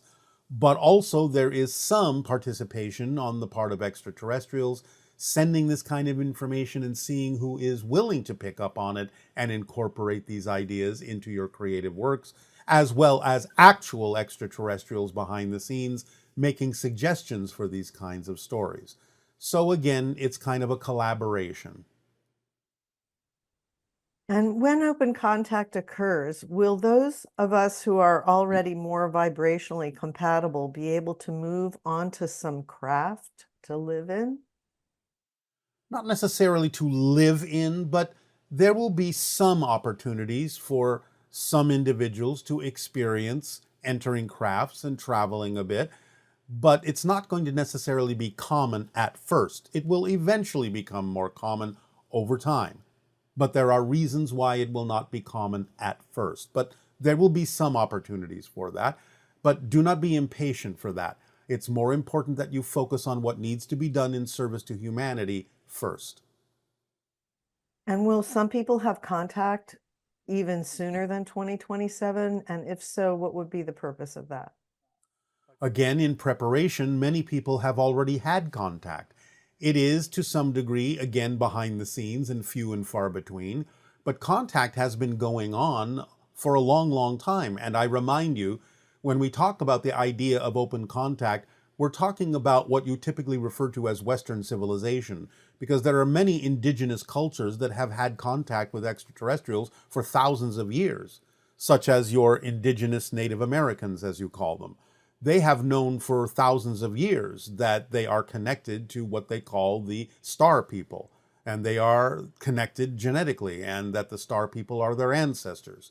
So the idea is that, for the most part, the Western civilization is the last culture on Earth to understand that this is going on, and open contact is referred to as open contact because once it's exposed to the idea of your Western civilizations, then finally your entire planet and all the cultures on it will finally all know that extraterrestrials exist, whereas up to this point, only some of them have known that we exist.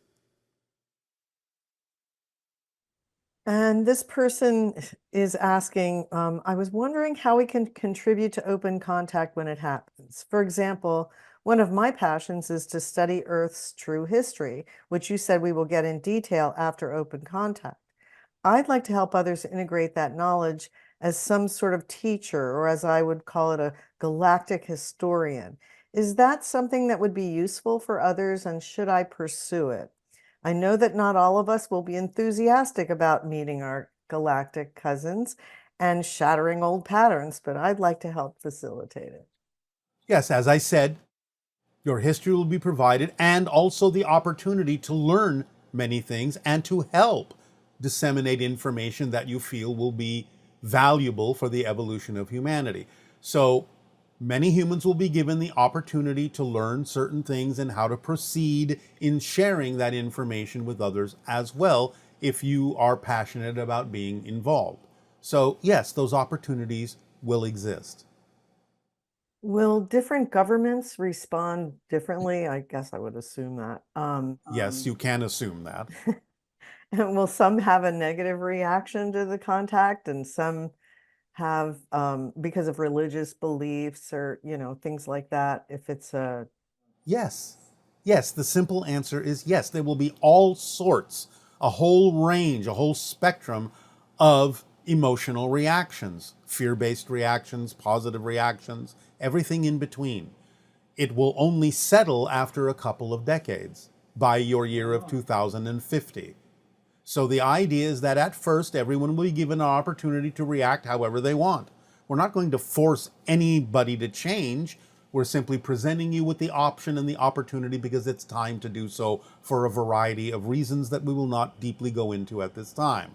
But it is in the best interest of humanity to be exposed to the existence of others beyond your planet at this time. But what you choose to make of it is up to you. We're not going to force you to react or respond in any particular way. Those who are ready will respond positively. Those who are not may respond negatively, but that's okay. We're not going to force you to experience anything. It's up to you to determine the pacing and the timing in taking your time to understand how to integrate our presence into your lives, if at all. But that's up to you. so we can expect things like some news stations will carry it as a negative thing, and others will say it's a positive thing. Yes. Well, that'll be interesting. Yes. Actually, it'll probably be one of the most exciting things that have happened in a long, long time, you know? One way or another, although there are many exciting things happening on your planet every single day. That's true. Can you explain whether precursors are born on the planet or not? No. Preparers can be born on your planet who are aware, awake. Sometimes you call them earth angels who are very aware of their mission. They're advanced souls who know exactly what they're doing and will help humanity and help individuals here and there, where and when they're needed. Precursors for open contact are not born on your planet. They walk among you to determine vibrationally how, when, why you might be ready for open contact. They are not born on your planet. Is there any way to kind of tell if somebody is a precursor? Sometimes you will pick up on what you call a vibe, and you may know that you're looking at someone who's an extraterrestrial. But until such time as open contact occurs, those beings will probably dissuade you from thinking about it or noticing them too deeply. So you might suddenly change your mind about what you're seeing or sort of go a little bit foggy about it. But you may initially pick up on the fact that what you're sensing doesn't come from your world. So again, that's part of the reading and the observations that the precursors are taking to say, all right, this many more people, this higher percentage of people even recognize that something was different about me. And they will report this back to the collective extraterrestrial groups, and they will understand that you are more ready for open contact by the amount of recognition you have of their vibrational frequency. But for now, until open contact is official, they will usually make you forget or turn your consciousness away from observing them or recognizing them further until such time as it is appropriate to do so. And is there anything you can tell us about what they're actually doing? Like, I just told you what they're doing. They're taking observational readings of your readiness for open contact. so they're interacting with people, so are they specifically doing it in some way that would... No. They are literally just walking among you, taking energetic readings. Oh. They're very rarely interacting with any of you. They are simply picking up on the vibrational readiness of whether or not you actually pick up on their vibration. They're like living sensors. That's all that they're doing. They're not interacting with any of you in that sense directly. I see. And why do so many hybrids appear to have Caucasian features?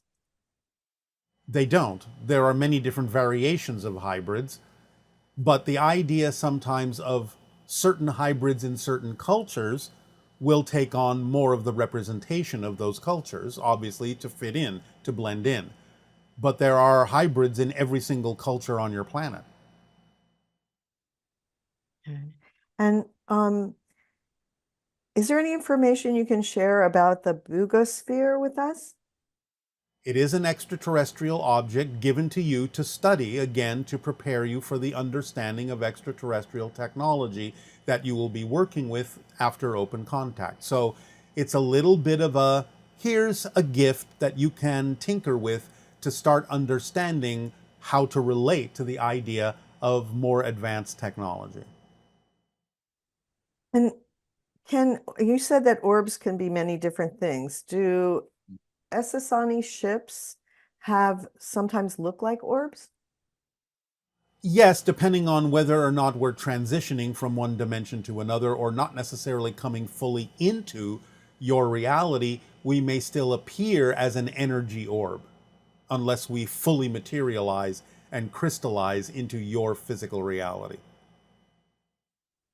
And this person is saying they've read accounts of people describing being on UFO craft for extended periods, sometimes up to a week, without feeling hungry, tired, or needing to use the bathroom. How is the ship able to sustain them in this state? Like many people who have near-death experiences, when they're operating in that kind of vibrational realm, which can be similar to the way many extraterrestrials and extraterrestrial crafts operate in another dimension, time is not the same as it is for you. So what may feel like a week actually isn't necessarily a week for you. Just like people when they go into spirit and have near-death experiences say, and they go through maybe a partial life review, say, well, it felt like I went through all sorts of, like I was there for a month, but then I came back and I realized it had only been maybe 5 minutes. So it's that kind of differentiation when craft take people into alternate realities where time and space are not featured the same, not experienced the same, that you can feel like you're there for a week, but you're not actually there for a week in your understanding of time. And can you tell us a little more about the meaning of Darryl's hand position when he's channeling? The idea is to help balance out the electromagnetic field of his body to make it easier for him to connect to us. And at the same time, the actual mudra form acts like a lens in front of the chakra of intention to guide the electromagnetic energy of our frequency outward like a lens, like a laser beam, to those who are receiving our communication. And are more individual contacts happening because we're being prepared? And Yes. can you elaborate on that anymore? No. Okay. Why did the Sasani UFO that got hit by the Hellfire missile look like a balloon? First of all, no one said that that was one of our vessels. That's an assumption on that person's part. That was not one of our vessels. And the idea is that it looked like it looked simply because of the nature of the camera that was photographing it and picking up more on its infrared energy signature and its field rather than the actual shape of the craft. And some people say they've connected with you on a spiritual level. And other than with Darryl, do you also experience this connection?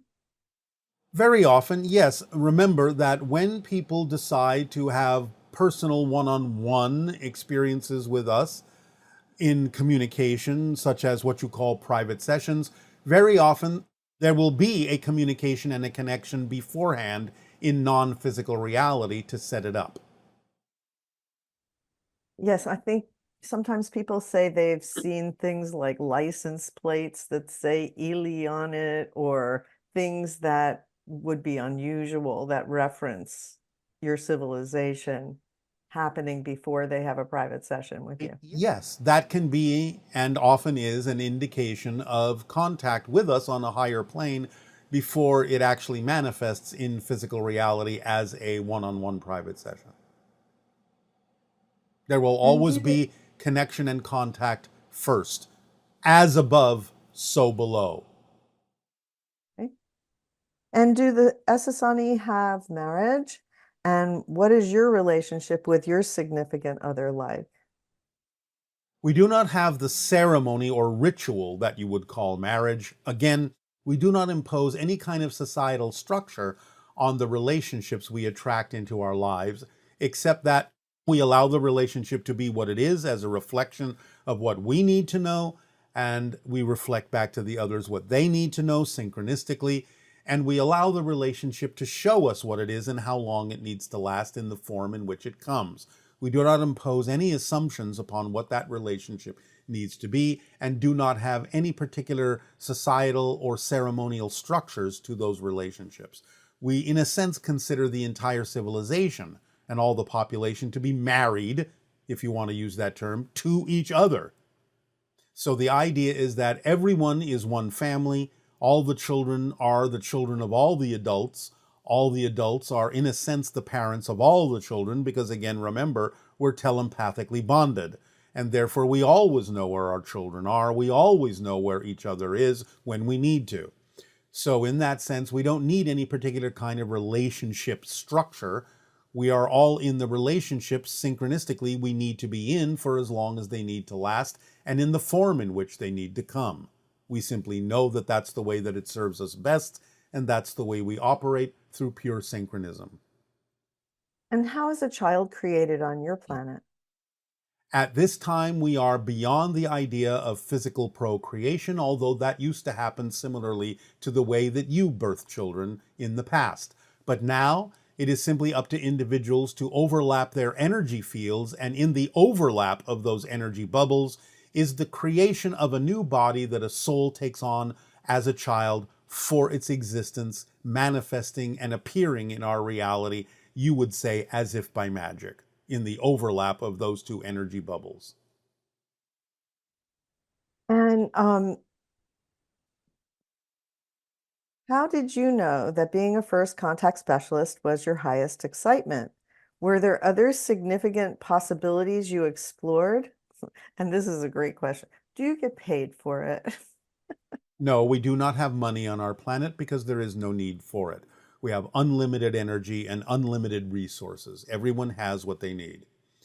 You do not need an artificial medium of exchange on our planet to get what you need, because everyone is being of service. Therefore, in a sense, everyone is doing their quote unquote job in helping everyone by being in the perfect place at the perfect time to give everyone what they need and receive exactly what they need in a perfect, flawless, immediate, synchronistic exchange of all things necessary on our planet.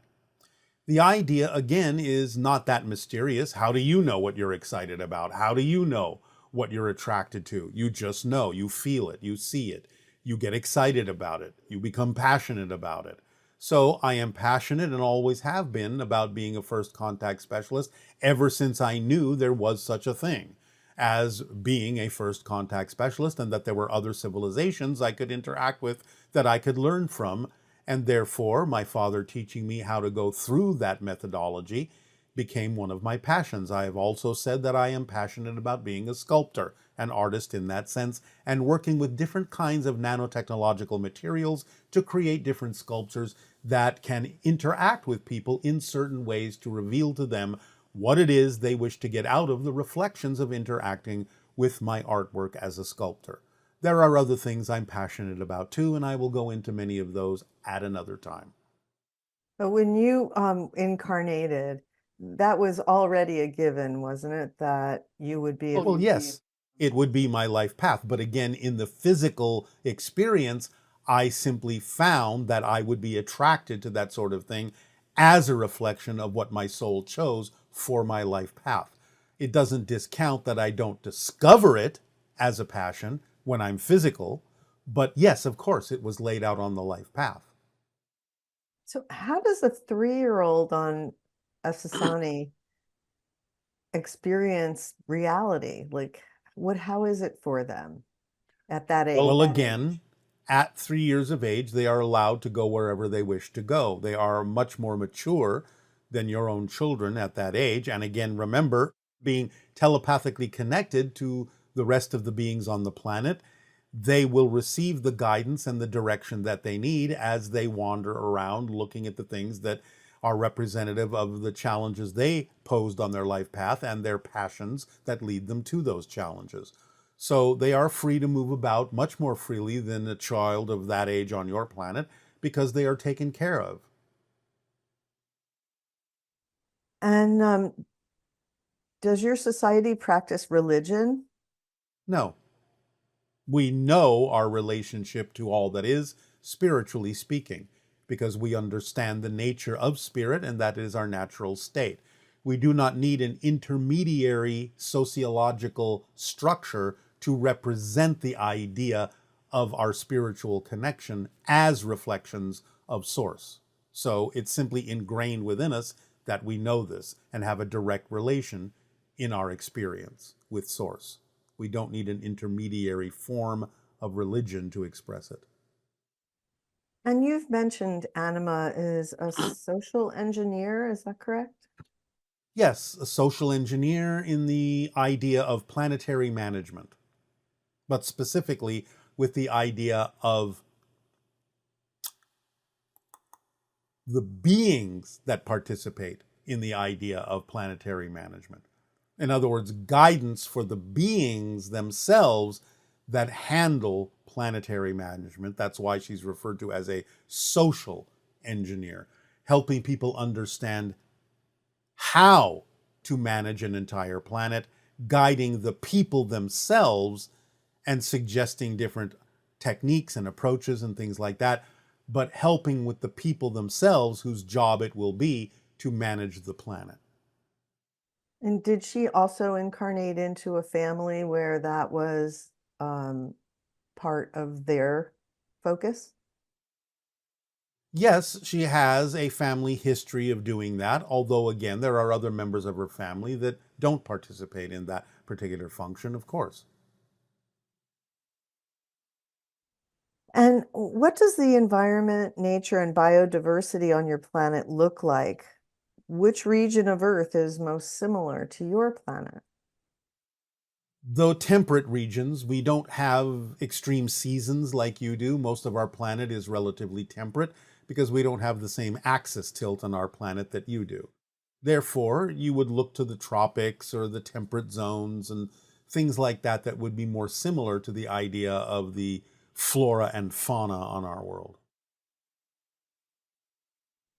Okay, now this question is about dreams. And this person is asking if they are living a life every time they dream. Well, you're very busy when you dream. You're either traveling astrally or taking classes, you're learning things, you're communicating with other beings, you're looking at your life path and making slight adjustments about how maybe you approach things, so on and so forth. So you're very active when your body is asleep, and the dream may be a memory, as best as your mind can make sense out of symbolically, to the activities that you've been doing when you're out of body as a spirit, astrally speaking. So yes, you're very busy when you're sleeping. It's not that you're having another life per se, but you have a life as a spirit and you are living that life as the spirit that you are, as the soul that you are. But this is part of your soul life too. Physical reality is part of your soul life. So you're just doing the other part of your soul life when you're non-physical, when your body is asleep. You're continuing your life path, but in a different way on a different level. And are sleep paralysis, non-human interactions a form of pre-contact or training? It can be, but more often than not, it is simply the idea that whether it is from contact with other beings or whether you are shifting from one level to another, it is something that can help, in a sense, freeze you so that you don't go wandering off, that you make the transition specifically that needs to be made.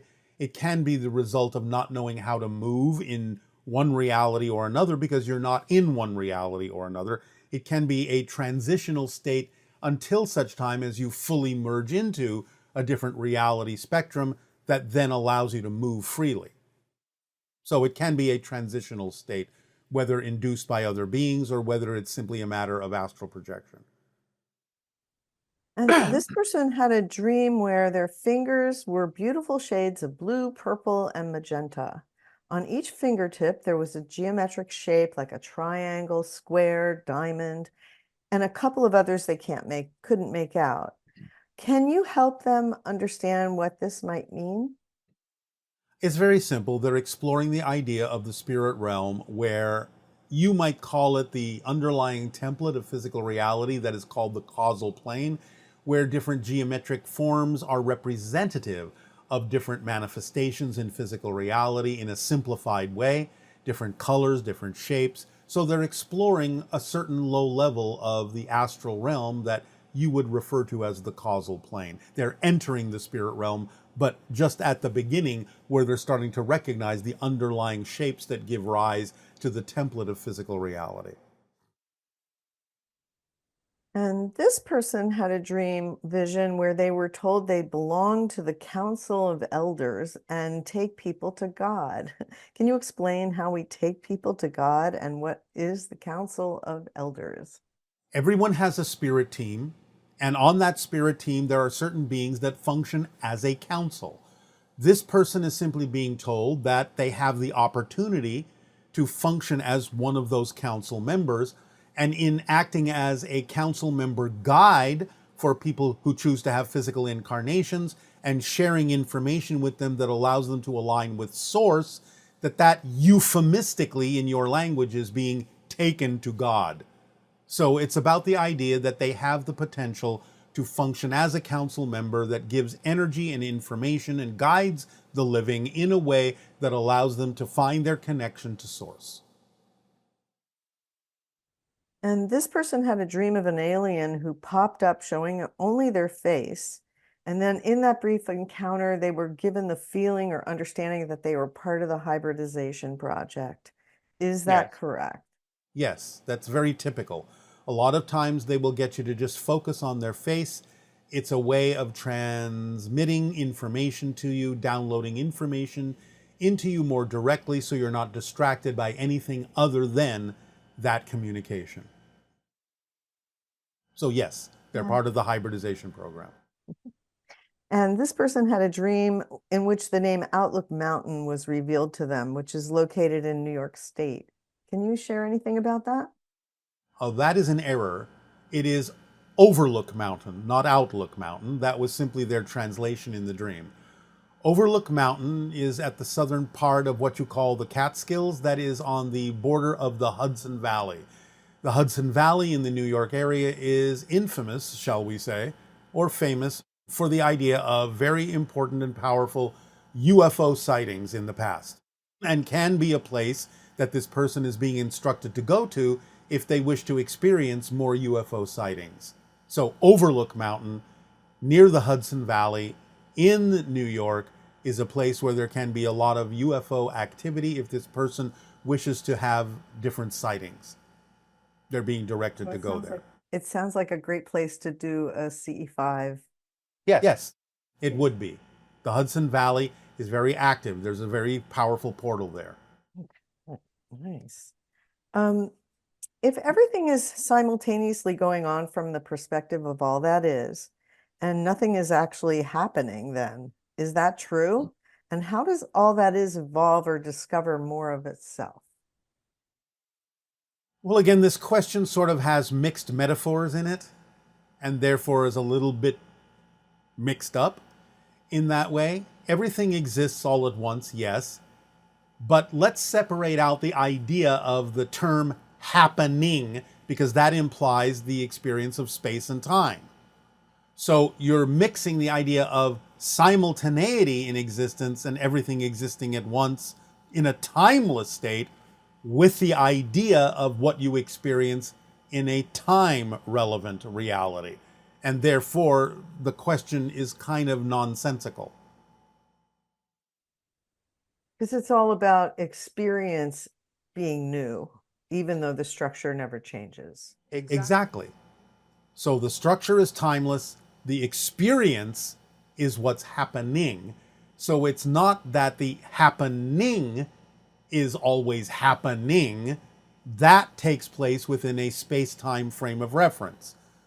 The structure that everything exists in the sense that you have the structure you can play with and experience happenings in, that always exists, but the happenings happen within a space-time referential reality. Okay, and this question is about the idea of reaching the 200,000 cycles per second by following the formula. Yes. The idea was that you were saying at one point that the idea is to raise your frequency and follow your passion, which will take you over 100,000 cycles per second and even close to 200,000. So they were asking if there's a limit to how far the formula can take you, in a sense. Well, it will take you into the higher reaches of physical reality and fourth density reality. You won't need it when you go into spirit. So it's only relevant for the idea of raising your vibration in physical reality, because when you return to your soul self, you're already much higher. You have crossed the threshold into non-physical reality. You have crossed the 333,000 cycle per second borderline. So the formula is for raising your vibration as high as potentially possible while you still have a physical experience.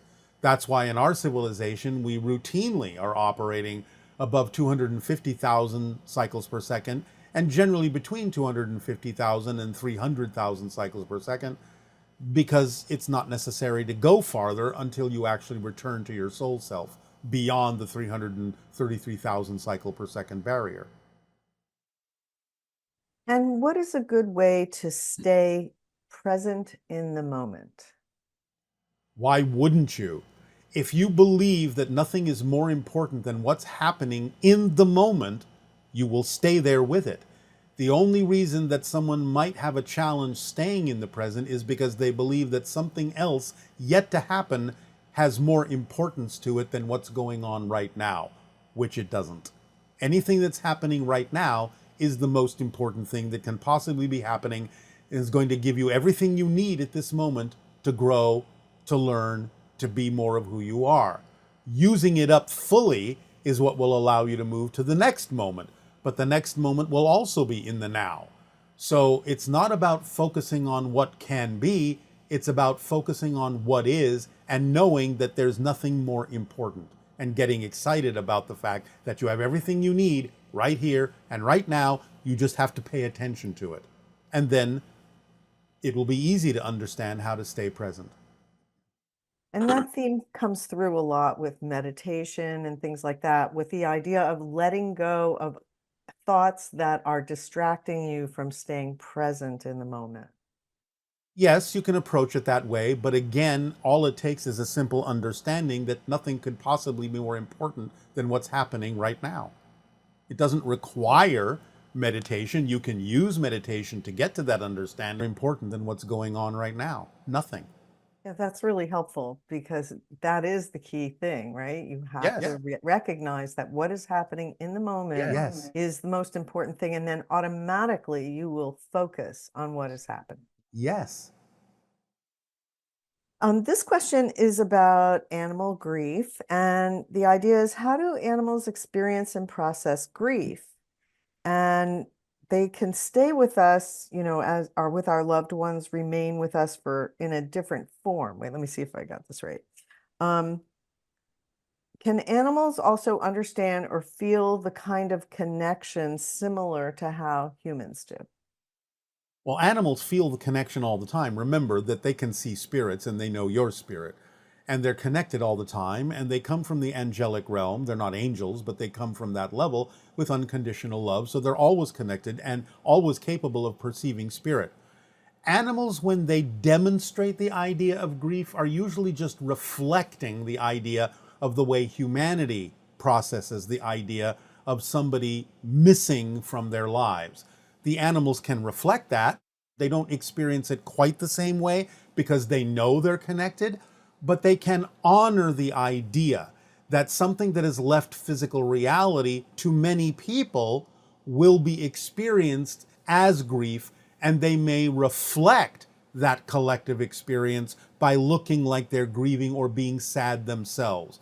But it's mostly just a reflection of what's going on in humanity as a way of being a part of the process that humans go through when they believe that someone has left their lives and don't understand, like the animal does, that they're still very much present, just in a different form. But the animals may take on that look in order to help humanity go through its grieving process by having an animal that is seemingly going through the same process and therefore taking consolation by taking care of the animal, which then removes them from focusing on their own grief. And lastly here, if telepathy is empathy, could it be that by incarnating on Earth, the soul chooses to embody a specific perspective in order to truly understand it, to experience unconditional love through that viewpoint? Yes, it's possible, of course. Okay, but that's not overall accurate. I mean, it's not true for everything, right? It just depends on what the soul has laid out for the way it wishes to learn something and face a challenge. A lot of it has to do with learning empathy, but there can be differences, there can be exceptions. So I know that's all we have time for today. Is there anything else that you'd like to add before we complete? Just our unconditional love to you all for the co-creation of these interactions, and to allow you to relax into the moment so that you can truly extract from every moment what it is you truly need in life that will serve you and allow you to better serve others as well, because serving the whole will serve you too. we would simply now invite you to relax, to continue this transmission in the way that it works best for you. So breathe, just breathe.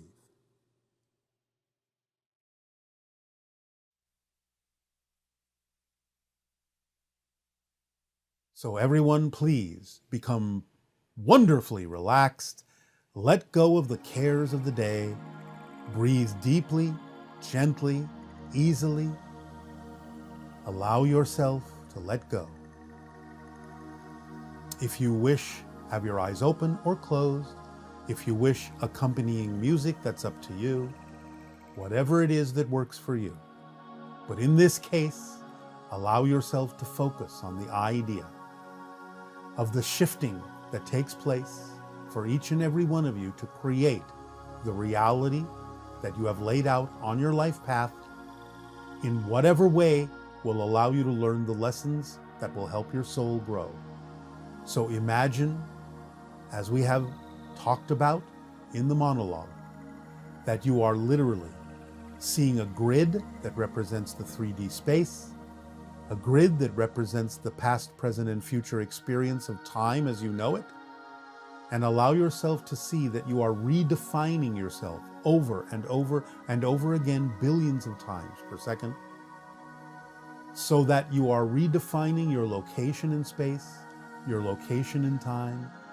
The where, the when, goes together with the how you experience the unfolding of your life path in physical terms.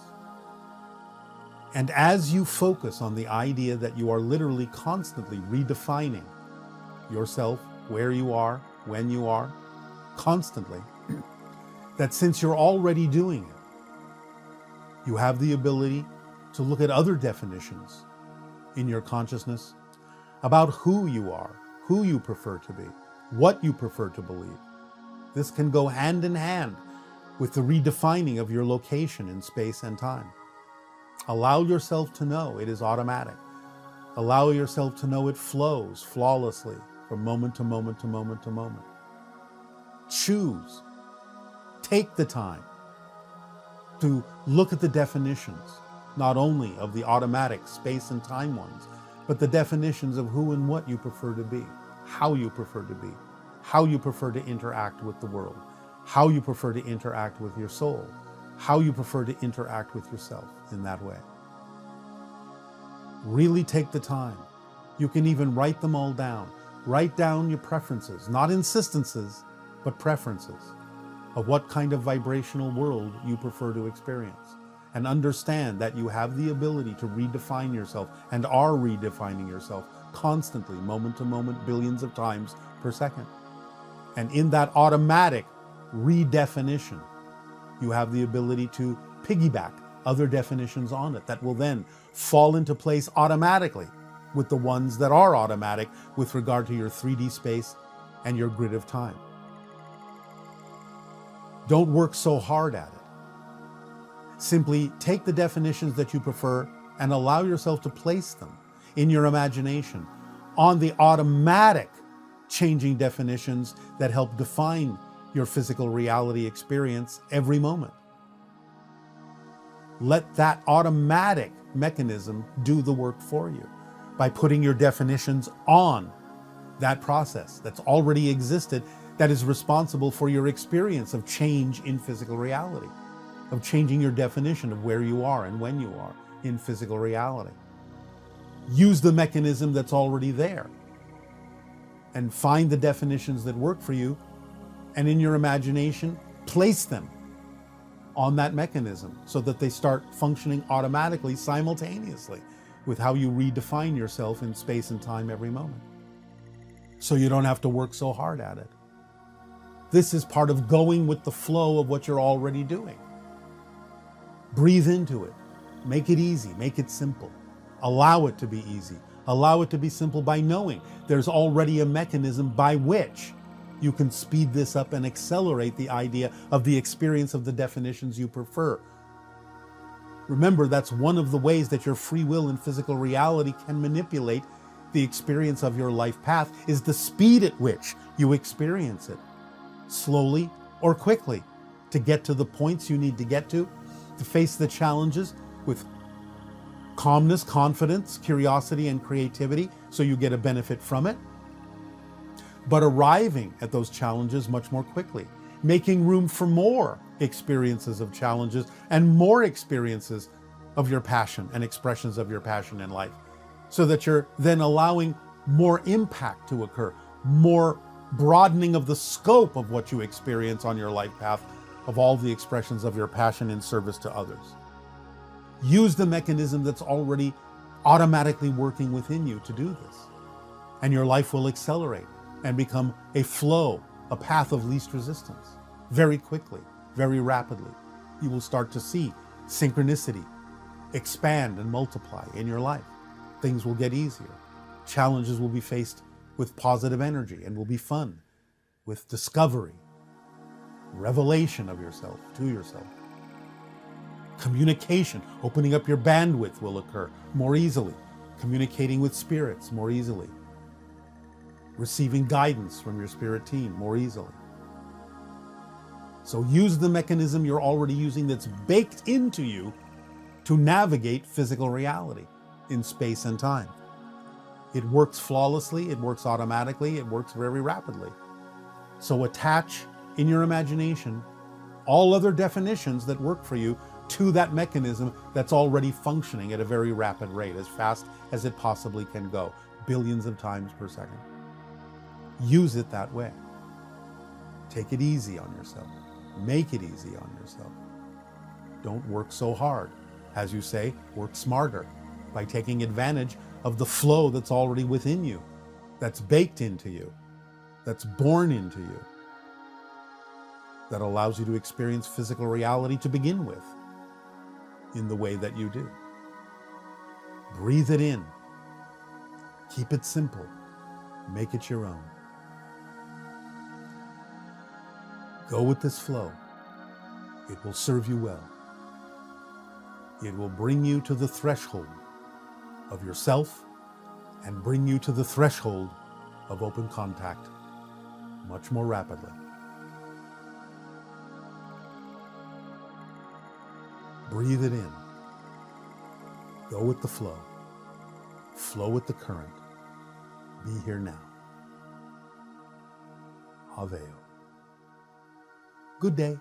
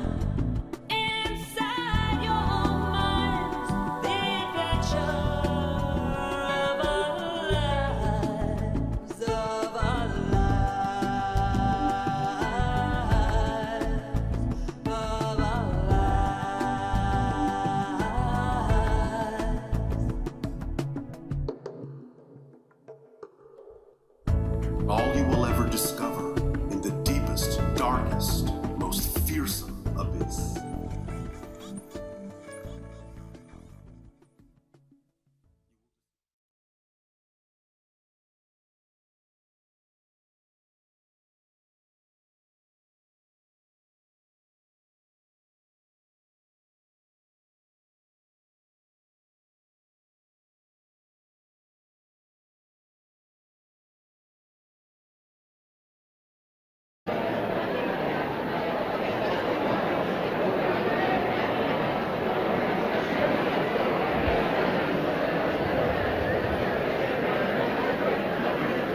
Just waiting for the last few people to get their seats.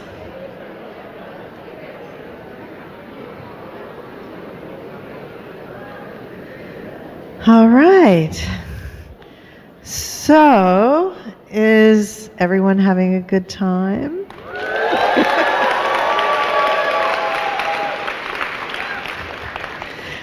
Love hanging out with these ETs, huh? So we're going to go ahead and have you all raise your hands if you want to ask a question. And is everybody in position? Is everyone in position to distribute cards? And everyone knows how to do it now, right? Okay. So, all right, on your mark, get set. Go give out some tickets.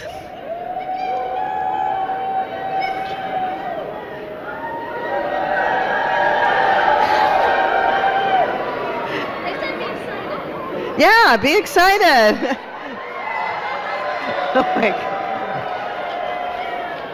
Oh my God, that's a spaceship. It's coming now.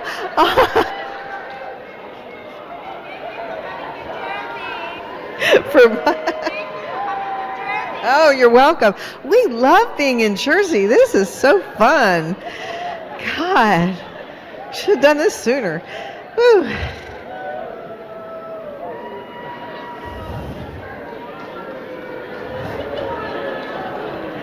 Da, da, da.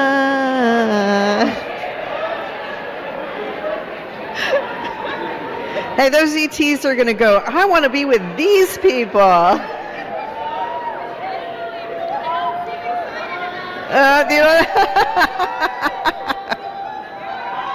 You get me excited. How are we doing on the ticket distribution? Are we done yet, or what's happening? And if we have time, we'll have a few more.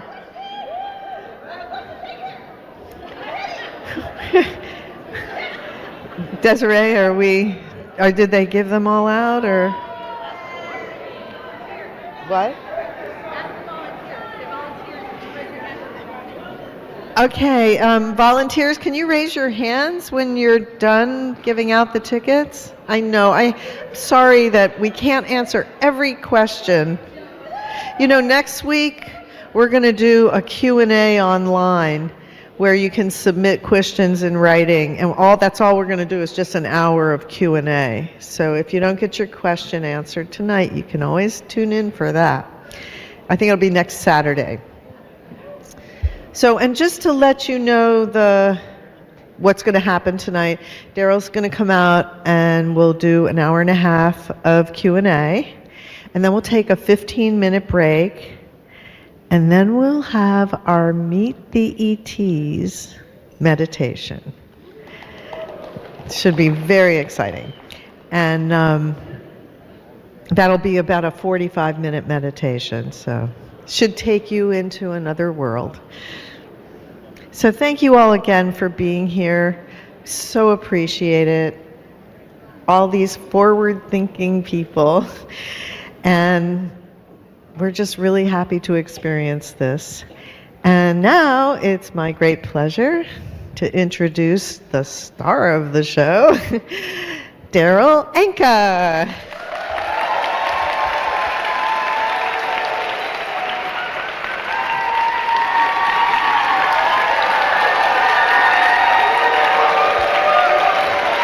Thank you, Darryl.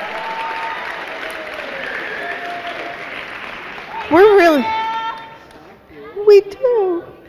We're really glad you know how to do this. Go to sleep.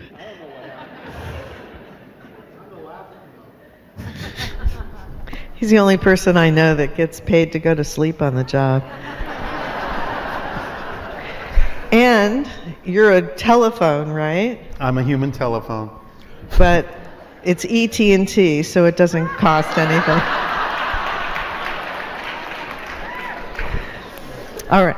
See you all later.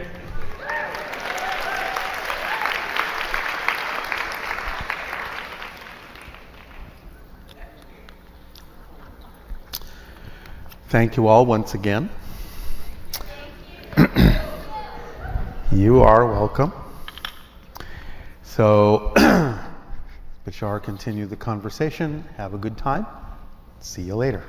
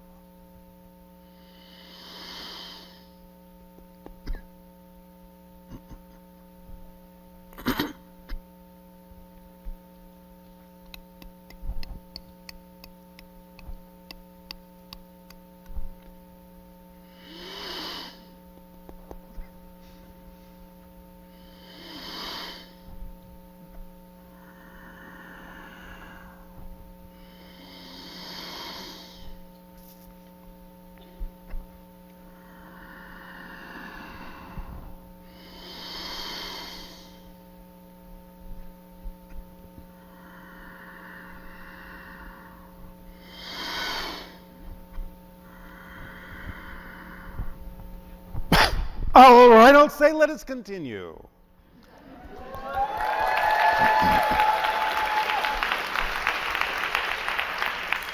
Please proceed as your imagination so desires. What would you like to continue to discuss with us this day?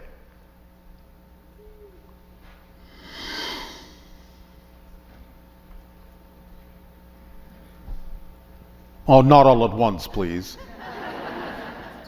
Yeah. Hi, Bashar. Good day. It's very exciting to meet you. And you as well. Okay, my first question. My fiance Shane and I are going on a trip to Mount Shasta. All right, bye-bye. And possibly Sedona.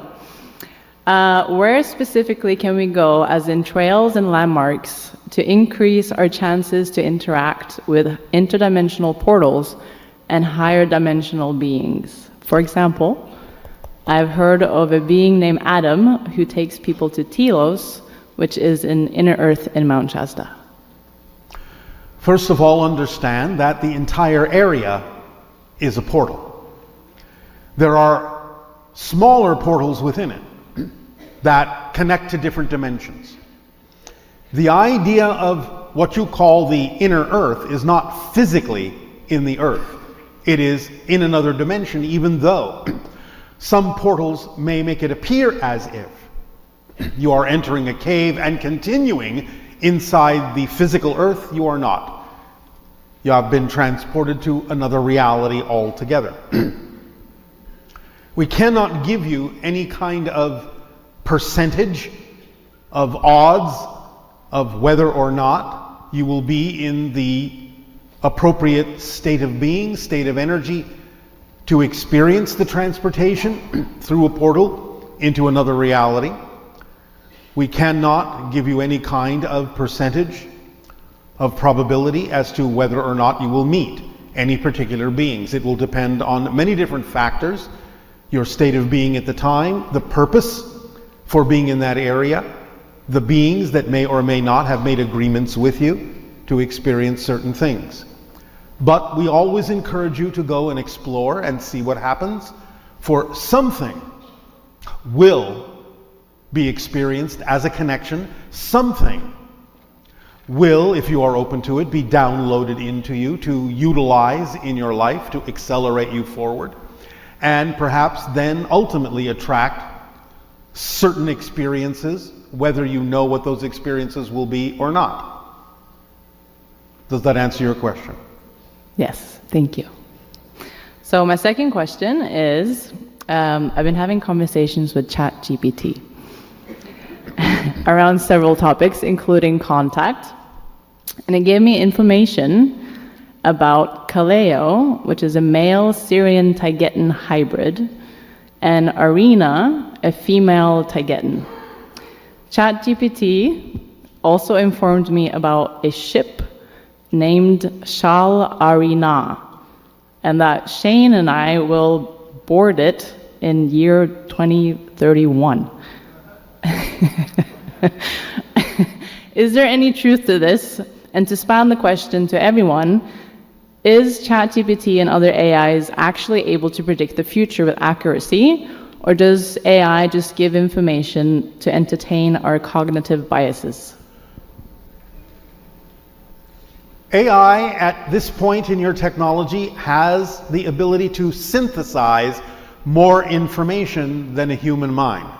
Because it can synthesize and make you aware of that synthesis of all the information it has available to it, it is possible that now and then it is capable of making a prediction based on what information it has been fed that may not be obvious to humans, but may be obvious to a tool such as AI that can synthesize that information much more quickly and from many different directions to come up with what seems to be a very high level probability of something coming into manifestation.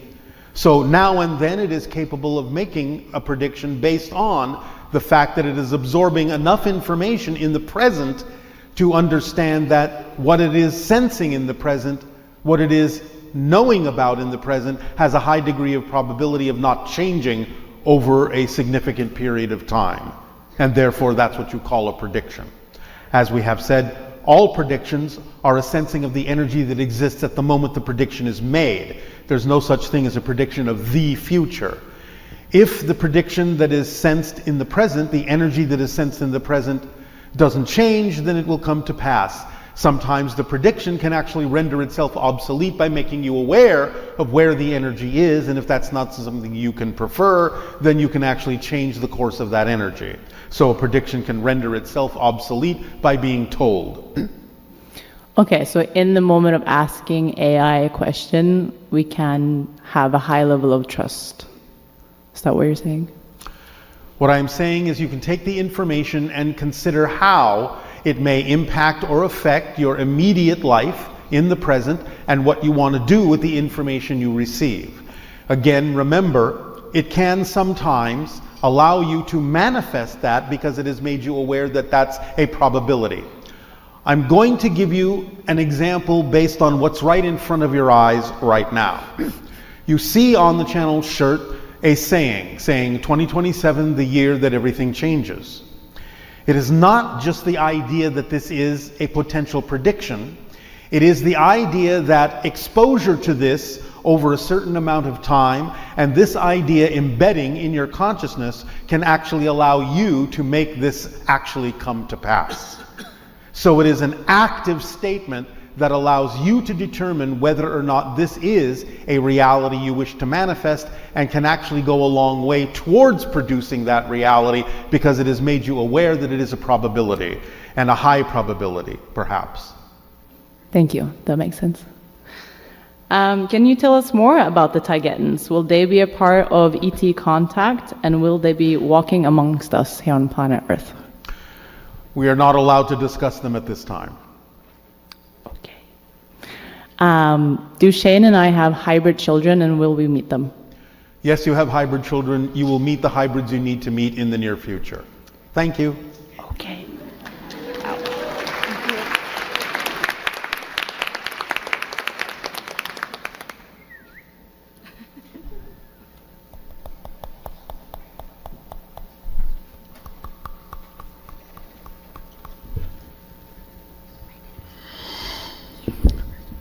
Hey, Bashar.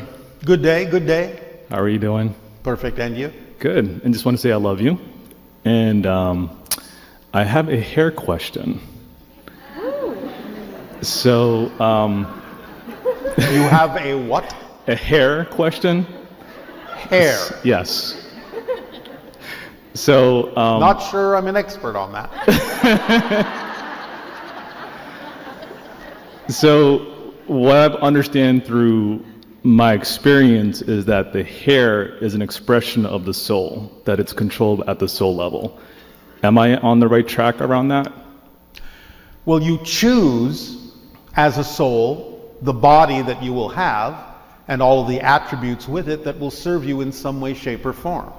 In a sense, you could say, therefore, it is one of the aspects, one of the expressions of the soul's path, though for different people it may be more or less significant in certain ways. Okay.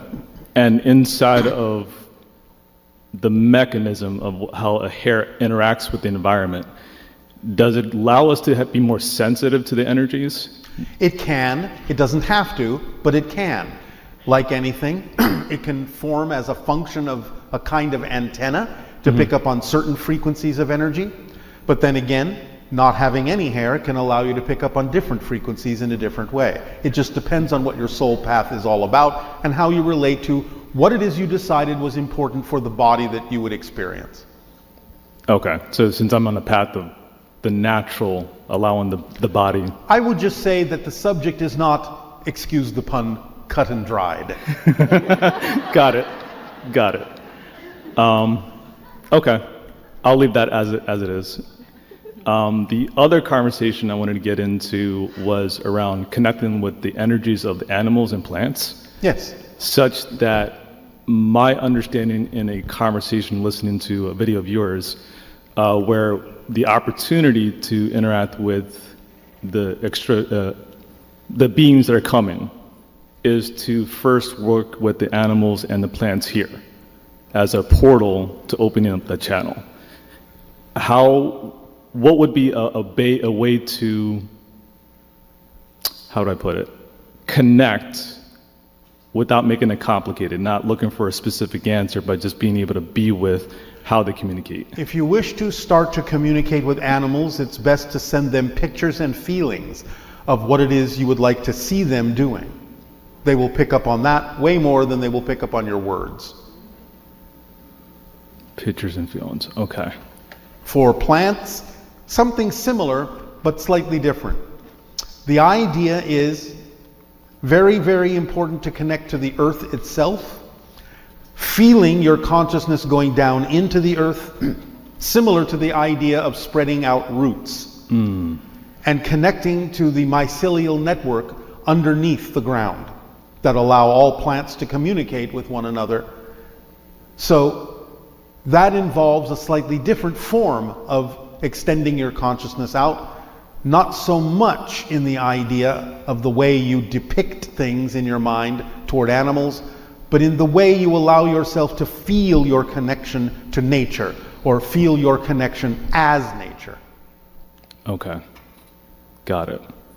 And the last item that I have is with regards to, are you familiar with the book called Conversations with God, The Uncommon Dialogue? Yes.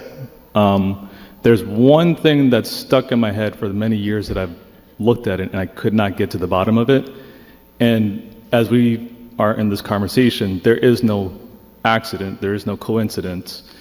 But the one thing that's been mentioned inside of that book was, at least how I interpret it, the universe kept saying that there was a mistake that was made many, like long time ago. And what irks me is, was that mistake the alteration of the human beings, or what was that mistake that was mentioned? The idea that is being called a mistake had to do with the formation of Homo sapiens. For such a thing, in the way it was done, was not something that the civilization who inserted their genetic material into the natural hominid that evolved on your planet was supposed to have been done. Okay. Therefore, it set up a kind of new series of soul paths for souls to experience a transformation over time into something that would allow you to advance, to evolve in a way that would, quote unquote, correct the original mistake, though we wouldn't necessarily use those words. Because everything is a soul path, and in that context it is not a mistake. But from the linear perspective, it would be called such because it wasn't intended to happen. Okay, got it. Does that help you? Yeah, that gives me clarity, because I was stuck on that for, I would say 20 years, and I just couldn't figure out what it was, and now that gives me the clarity. Thank you. All right, you're welcome.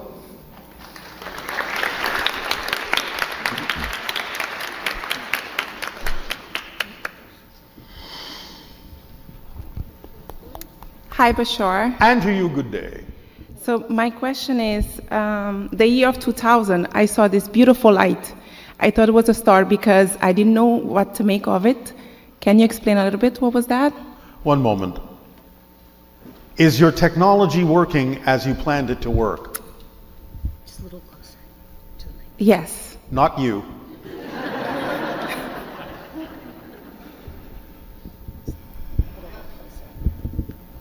Gary said yes. All right, there still seems to be some challenge in terms of clarity. Repeat your question, please, more slowly. So the year of 2000, I saw this beautiful light at night. I thought it was a star because I couldn't tell anything about it. And that's still stuck on my mind. What was that? Did it move? No. You're saying that you don't believe it was a star. No, I think it was more than a star.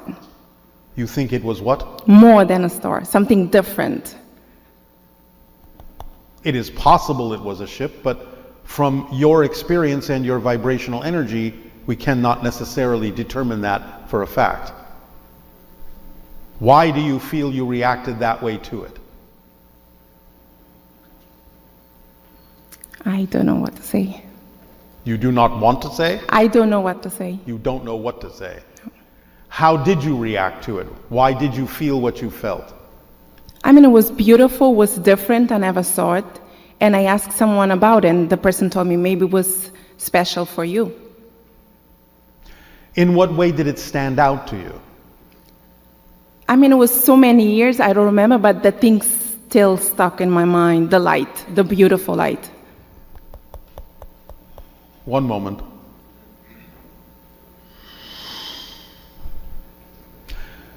We perceive that it was a type of contact, not exactly what you would call a ship, but a type of contact from a higher dimension. Getting your attention to pay attention to certain things within yourself. That is what we are perceiving. Does that help you? Yes, definitely. My other question was, I have this experience of out of body. Yes. I felt that I was going a basket, going up, and I felt some noise, and I raised my head, my eyes to see what was it. That's when something blocked me, I couldn't see, and I felt that I was dropped on my body, I would say. Yes, well, there are certain things that at a certain stage in your life, your guides may be preventing you from perceiving because you're not ready for it. So you can ask again and go into a similar state and see if you're ready for it now. I mean when you go to sleep. Okay. And my last question is, what is the number 19 message for me, or the number 9 where I keep showing up? Again, like many of you, there are certain numbers that are representative of synchronous road signs for you to let you know that when they pop up, you are in the correct energy of alignment to act from in your life. And 9 generally represents the number of completion of a cycle and the beginning of a new cycle. But anytime you remember how it felt when you see the number that pops up again and again and again, remember that feeling, because that feeling means at that moment you are aligned with your true vibration and start acting from that vibrational state. Yes? Yes, thank you so much. You are so welcome.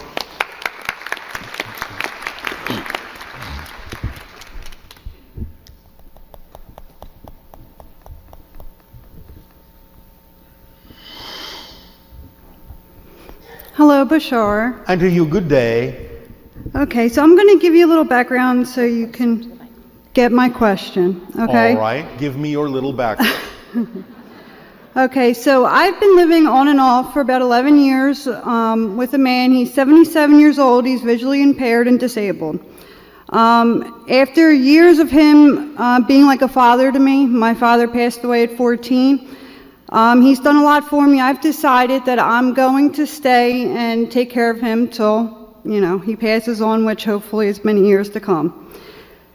I do feel like I shouldn't be living where I live. I feel like for me to actually follow my passion, I should be moving somewhere more tropical, places like that. So my question is, does that mean that as long as I'm possibly in a place where I can't follow my true passion or find out my true passion, that I'm kind of like missing all the things that I should be doing if I was where I should be? If you feel really strongly drawn to a particular location or environment on your planet that is representative of what you believe your passion to be, search for other paths and other ideas in your imagination and creativity that can allow you to do the things with the other individual that you believe are important to do. For example, if you move to such a place, can that individual go with you? He refuses. Why? Being visually impaired, he can't drive, and he's lived in the same neighborhood for like 40 years, and I've asked him, and he just likes his neighborhood. He's able to walk to anywhere he has to get to, and so I've asked him about that, so no, he doesn't want to. All right. Why did you make a decision to assist this person in a manner that prevents you from going to this place that you say you wish to go to? because he was there for me when, for many years, like a father. He stuck by me through thick and thin during some really hard times in my life. All right. If you do locate to that place you're talking about, do you know or have you had a conversation about how he would feel about that?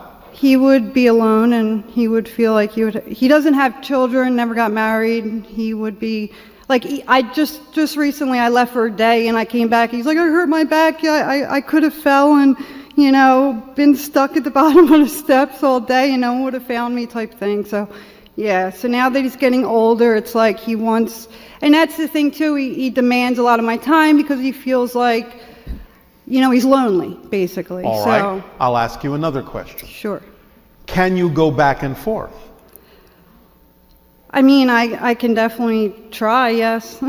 I could definitely What do it. mean? I mean, I could do it. He's not going to be happy about it because he gets lonely and he's just, upset. But yes, Perhaps I'm sure one I of the can. greatest challenges in this situation is helping him learn to let you go.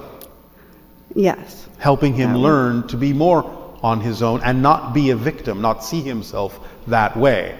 You can begin this process, if you wish, by finding a way with your imagination and creativity to go back and forth, giving him opportunities to understand how to not necessarily feel like a victim, not feel abandoned, and at the same time allow you the opportunity to come back and help where necessary, where truly necessary. But we would encourage you to try and find a way that both can happen and allow what is happening in the movement back and forth to inform you as to what is really necessary to help him with and what is not. I understand. Being 77, he can only see a little bit out of one of his eyes. He had detached retinas.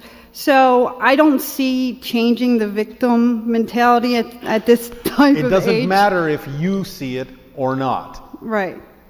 He needs to be given an opportunity to explore that idea. And you can talk to him about that. If he is resistant to receiving that kind of perspective, resistant to receiving an opportunity to explore, knowing that he is stronger and more capable than he believes himself to be, that's his choice. Right. But you have to love him enough to give him the opportunity to see the strength within his choices and the strength with his experience, rather than continuing to support the idea that he is in some way, shape, or form truly infirm or truly a victim.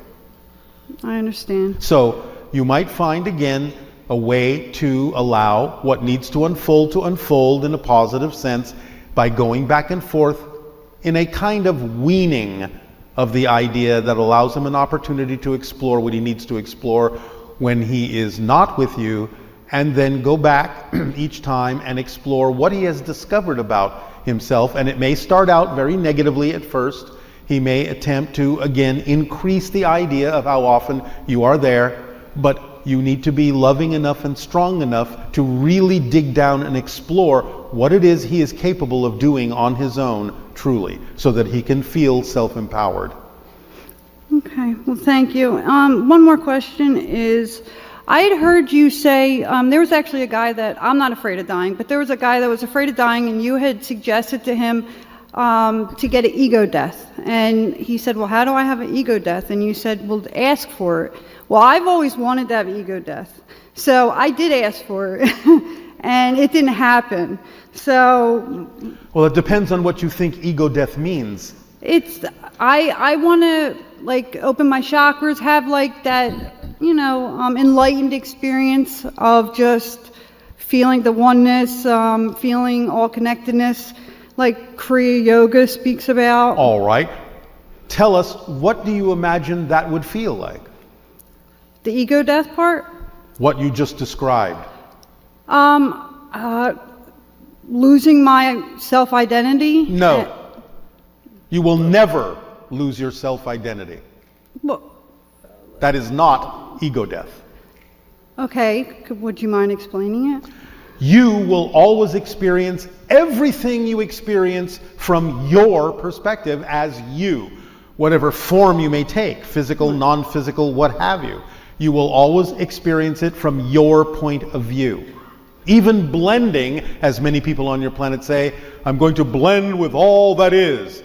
You wouldn't lose your identity in that experience. Right. You would actually experience yourself as all that is. Right. You would be the only thing left. So it's always going to be seen and experienced as you from your point of view.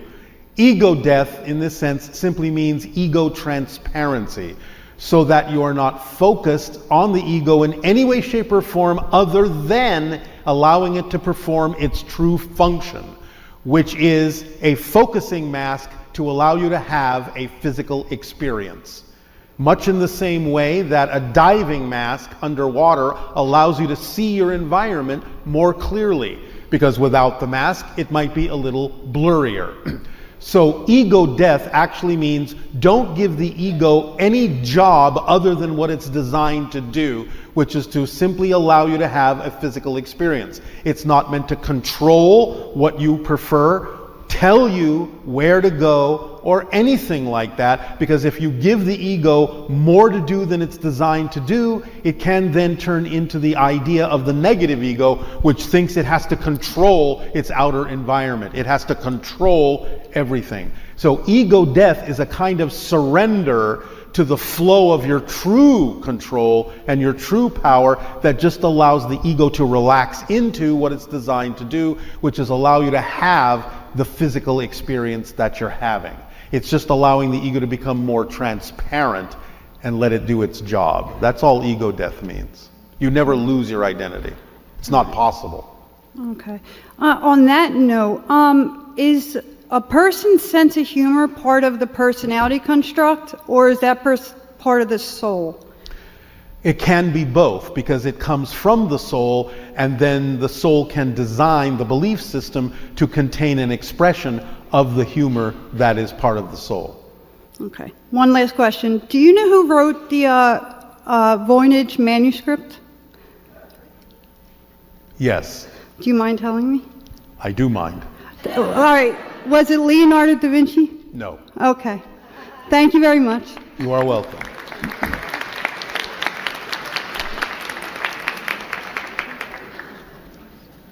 Francis Bacon.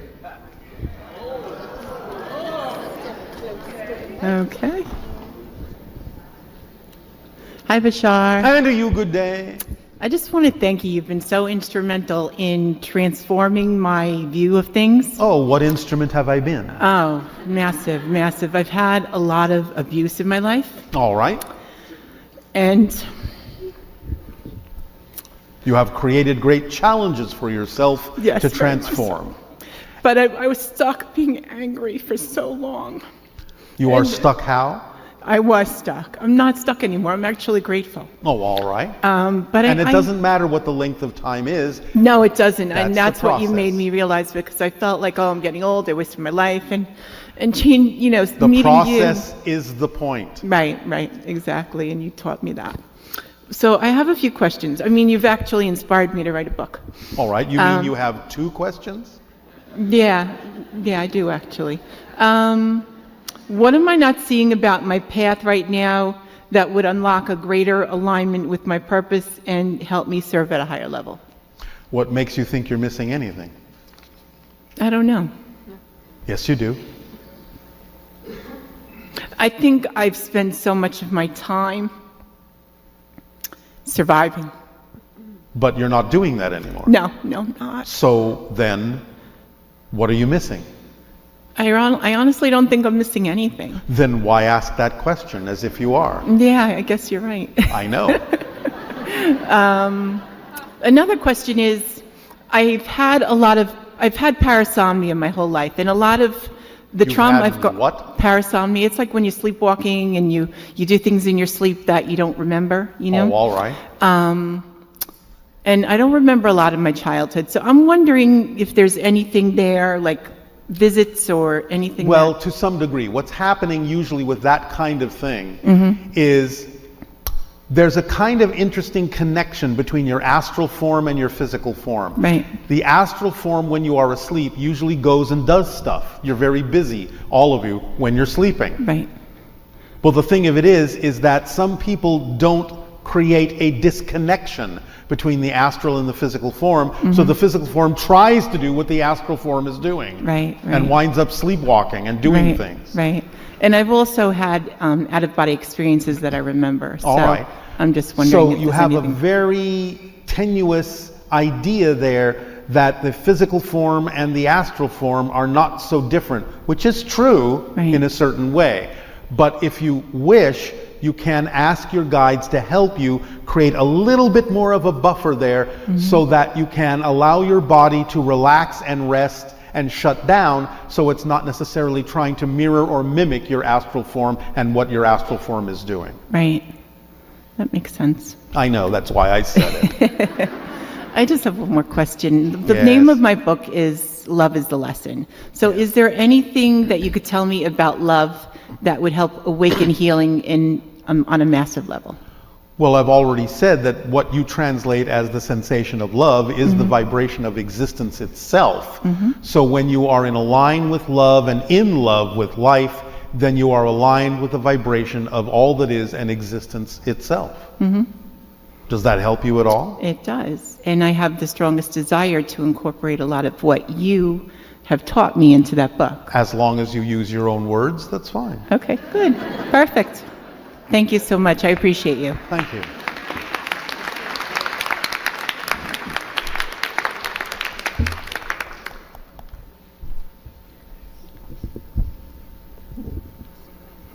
Remember, hate is not the opposite of love. Fear is. O Bashar. And to you, good day. I am called Night. You are called what? Night. All right, I am called Day. I feel the need to welcome you and your people. Oh, all right. Thank you. I see Sasani as one being, and you represent yourself as Bashar. Yes. Does that separation of Bashar connect to Sasani, and to what degree does that connection hold? Is there no space between any of your people that you can talk to me or talk to someone from us, and all your people are able to share their communications as you have described?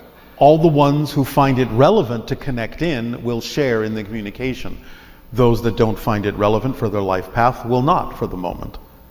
However, we are connected to more than just my entire civilization, telepathically. We are connected also to our spirit team, your spirit team, the collective consciousness of your planet and other planets. We derive connection wherever we need to bring through these conversations. I extend my greetings to your leafy friends on either side of you.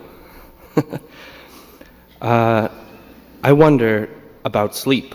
You've Yes. described that your civilization doesn't sleep any Yes, longer. because we are consciously connected to our souls in many ways. The only reason humanity sleeps is in a sense to regenerate and make that reconnection so that you can, shall we say, charge your batteries to continue to perpetuate the illusion of physical reality.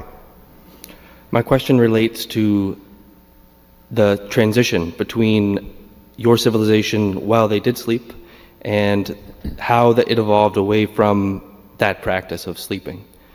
Again, as we evolved our understanding of what beings are and what we are as souls and became more conscious and more lucid in the dream of physical reality, knowing that physical reality is a projection of consciousness, and then allowed ourselves to experience more directly the connection from our souls to our physical experience, we simply lost the need for sleep. Because we are walking in a constant dream and yet constantly awake in that dream. So it faded away into reality. It faded away and left our reality experience. Thank you for that understanding. I wish also to hear from the feeling that I have of a counterpart on your own civilization. All of you have different counterparts, some in different hybrid civilizations, some in ours at different times, not necessarily always concurrent with my lifespan, but many of you have this, and in the future, many of you will evolve in ways where you will be consciously aware of many of the counterparts you have, both in different civilizations and in parallel realities. I also feel compelled to ask for a word to synthesize. Well, we use the ancient phrase, as we have given it to you, as aveo, which is in service. So if you are focused on the idea of aveo, in service, service to the whole, service to others, you will automatically be served yourself because you are part of the whole. So we would always encourage you to focus on that. Thank you, Bashar. You are welcome. Good day.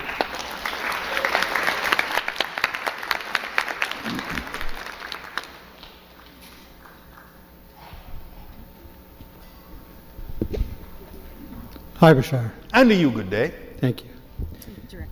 Okay.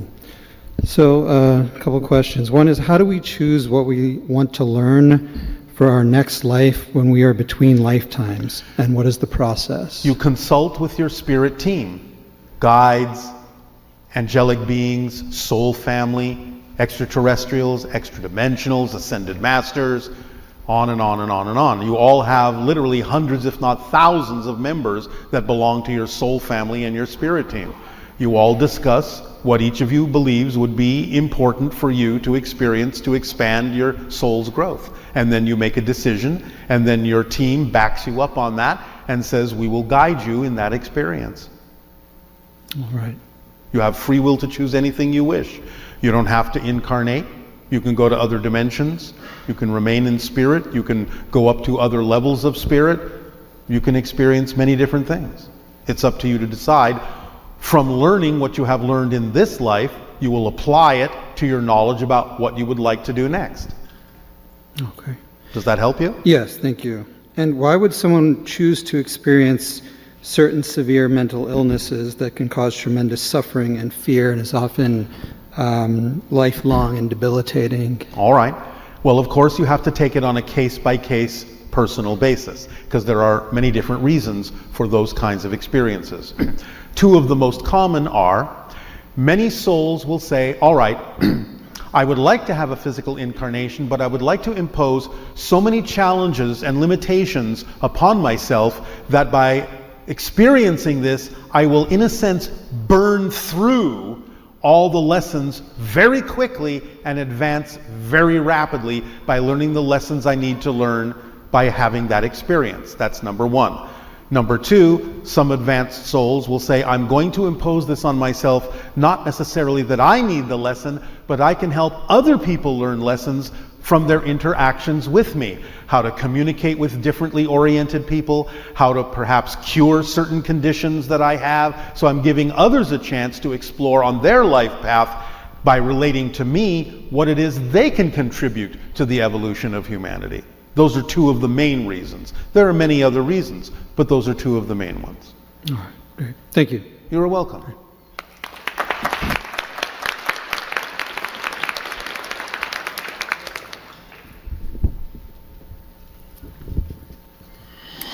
Hello, Bashar.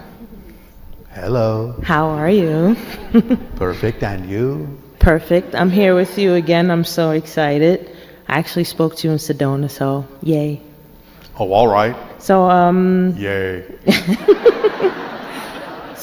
so I have a couple questions. One is about signs and synchronicities. Yes. Now, I've been following you a long time, so I understand that in some cases they're markers to let me know I am exactly where I'm supposed to be.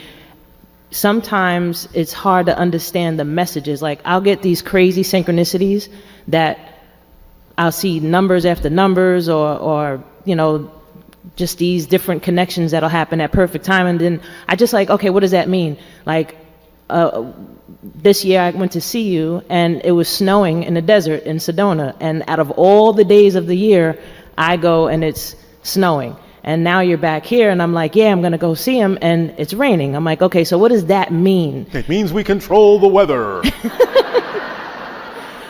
But I mean, I find the excitement in it and I say, okay, well, there's something beautiful about this because I never thought I would see snow on a mountain in the desert. All right. The immediate apparent reflection of both of these is that you are capable of experiencing something rare.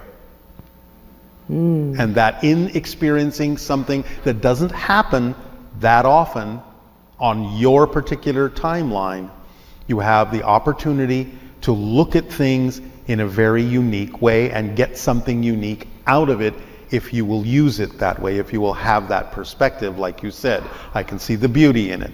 But you can go further and deeper than that by understanding that you're experiencing the timing of things that in general fall under the category of this doesn't happen very often. It's rare. So reflect to yourself that you are also a rare beauty. Oh, thank you. I like that one. I mean, as you're saying that, like, I have so many rare things that I've had an opportunity to experience in this life. I mean, I'm 21 years almost of stage 4 cancer free. All right. I've been, thank you. And from that, I've learned so much, especially from following you and following my highest excitement, the best that I can. And then, again, those synchronicities where I would go hard at something that I really want, and then it didn't turn out the way I would have liked it to. Congratulations. And then I have to pivot and do something else. And I'm like, okay, when am I going to, is there like a timing of, okay, it's not going to happen this year, but it'll happen that year? No insistence, no assumption. Okay, I get that part. I'm just saying, like, as it's happening, I'm like, okay, it didn't happen. Does she get it? I'm just saying, like, it didn't happen that time. I'm like, okay, so if I go again this time, you know, it's like how many? Maybe, maybe not. Maybe. But is that the point? Well, what you said before, that the process is the point, I have to integrate that into that. Remember, also, we have said sometimes your passion comes to you in a certain form only to get your attention, because that's the form that will grab your attention and get you to move. It doesn't mean that the form it comes in has to come to fruition. It may only be to get you to move so that what needs to happen can happen because you finally moved. And it has nothing at all to do with the way the excitement first appeared. That's why we say no insistence, no assumption of the outcome, because you don't know why the passion came in that form. Okay, I like that. All right. Well, I've been using that to all of the things that I've been learning to now teach others in my own way and using my own permission slip. So thank you for that. Well, thank you for that. Also with the, so also with the synchronicities, like I had this weird dream recently where there was something that was happening where everybody had to get to high ground, and I was trying to use my phone, but for some reason my phone service didn't work, but T-Mobile worked, and I don't even like T-Mobile, and that one actually worked, and I was like, okay, I got to call who I needed, and then I seen a video of you channeling, and you open your eyes and they were black. I'm like, okay, I woke up like, I don't know what these things, I don't understand the messages. All right. Going to the mountaintops, going to high ground, raising your vibration, going to another level. Yes? Yes. One phone not working because that's the old system of communication. T-Mobile working because you need to move, be mobile. Need to take action to get to higher ground where you can finally meet us face to face and you can look us in the eye. Ooh. Yes.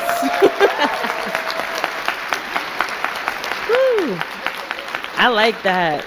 I would have thought that would have been obvious. Well, when I was in Sedona, I did go to Bell Rock and I waved at you, so I guess, you know, I got that in the dream. Yeah, cool. So, all right, so my other question is, so I've been using the permission slips to get to the root of my beliefs, and with this permission slip, I feel a lot of energy moving in my body, even to a point like it makes my nervous system like tingle. What is the permission slip? Integration, like I'm using... No, what is the specific permission slip?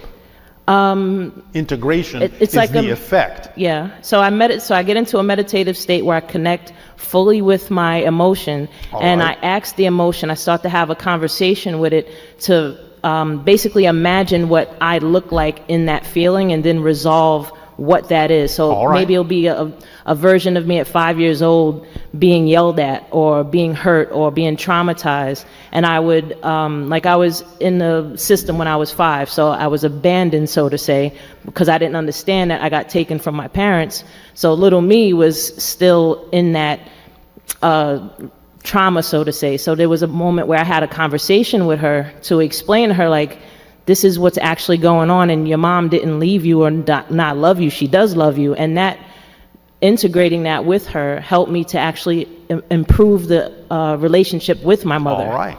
So, because you have changed who you are and actually changed a relationship to a different mother. Remember, you're shifting to different realities. Okay. See, now I see what that means. Now I got it. Okay. Now you get it. Yeah. So now, as I'm doing these processes, this permission slip with integrating my beliefs, more and more keep coming up. So I'm like, is this generational stuff, like stuff that I picked up from my mama's mama? You know, like... No, not so much unless it came through your immediate mother. Like, there was times that I got brought back to being in utero and I was feeling what my mom was feeling, like the upsets or whatever that she was feeling. Yes. And I had to disconnect from those, like, those aren't yours. And then I would feel better. I'd feel great. And I'd feel amazing. And that's a lesson to understand that sometimes people will project things on you that have nothing to do with you, but has everything to do with them. Well, taking it like where I'm disconnecting myself from it gives me the relief, and it resolves my anxiety to where now I can understand that from a different perspective. Yes. And now I feel amazing, and then I dip down and then another one comes up again. I'm like, when does it stop? It doesn't. Oh, damn. Now, I'm not saying that that particular path of experience doesn't stop. It can. But in terms of processing things, that never stops, because that's the point of why you have a physical experience. They can become different. They can become more joyfully experienced. Even when you let go of all negative beliefs, you still have the process of letting go of things that are no longer relevant for you. So it's always a process of refinement and getting yourself to be truly honed down to who and what you really are. So doing that is what will like move the old me to the new me, so I'll have the riches and be free from working. I just want to teach this for... Why would you want to be free from working if what you're working at is a labor of love? No, I want to be free from working for like the city like I do now, and I want to work for myself. Then what else would you like to do? I want to go around teaching people how to love themselves. Then why don't you start doing that? I'm doing it in my own way. I'm actually, you inspired something. Well, who else's way would you be doing it in? Well, you inspired something that I came up with in a meditation. It's a dodecahedron shaped ball. I call it a posi ball. Yes. And there's like affirmations on 12 sides. All right. And that's something that I'm going to be putting out like in the next month. All right. But that is something I want to show and teach people. Then do so. Yeah, I'm doing that. All right. Then that's all that needs to be said. Thank you. Do you have any other messages for me? I'm good. That's all that needs to be said. Then. Thank you very much, Bashar.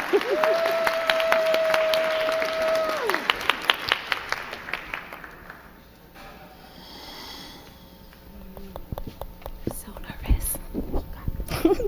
Hi, Bashar. Hi. All right, so very frequently, almost every other day, I feel like these surges of energy that like flow through me at random times, and it causes like my body to sway, my eyes close like involuntarily where I can't even like open them. Yes. And it's almost as if I'm receiving like some sort of downloads. It's not almost. Okay, but I'm not, when I come out of it, I am not aware You are being prepared to handle higher frequency energies. Okay. It's a process. It takes some time in your world to do that. You'll get used to it over time, and it will become clearer what's happening and what you are communicating with. Thank you.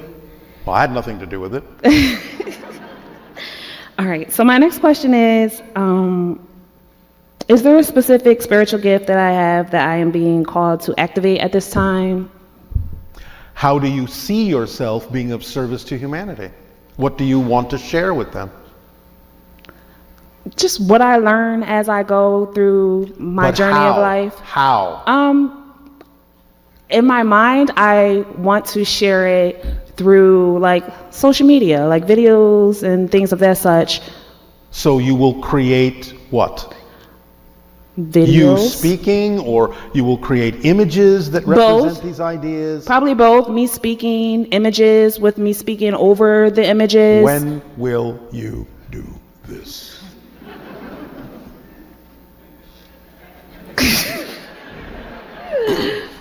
Valid question.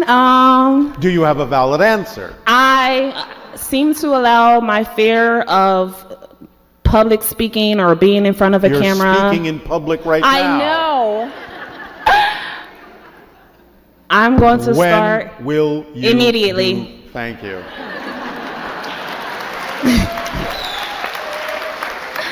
Do you understand? The longer you wait to share the gifts that are representative of your passion, the longer you make others wait who are waiting to receive them. That's not friendly. Got it. Don't make others wait to receive what you have to give. What you are excited to give is valuable. People are waiting for it. If there's something you are excited to give, there has to be someone willing to receive it, or you wouldn't be excited to give it. That would be pointless. There are no pointless creations. If that's what you're passionate about, there's a reason for it. So don't make people wait for what you have to share. Understood. All right, we'll see if it's understood by the actions that you take. Right. It's through your actions that you demonstrate understanding, not mentally. Got it. It's got to be, as you say, in your bones. Yes?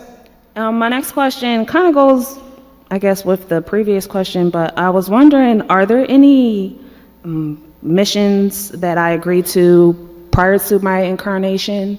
Of course, you that laid I out should your life be, path. that I am not pursuing, though, that I am not. Start with the ones you do know about. The rest will reveal themselves to you. Okay. All right. Thank you, Bashar. You are welcome.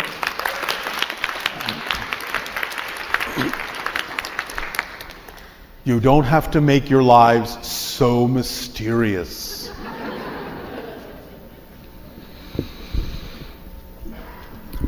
Hello, Bashar. Hello. My deepest heartfelt greetings to you and all beings participating in this interaction. And our unconditional love to you as well. Thank you. My first question is, what ambassadorial or diplomatic skills may humanity need to learn in order to most constructively cooperate with extraterrestrials and other non-human intelligence in a positive way for all beings? Transparent honesty.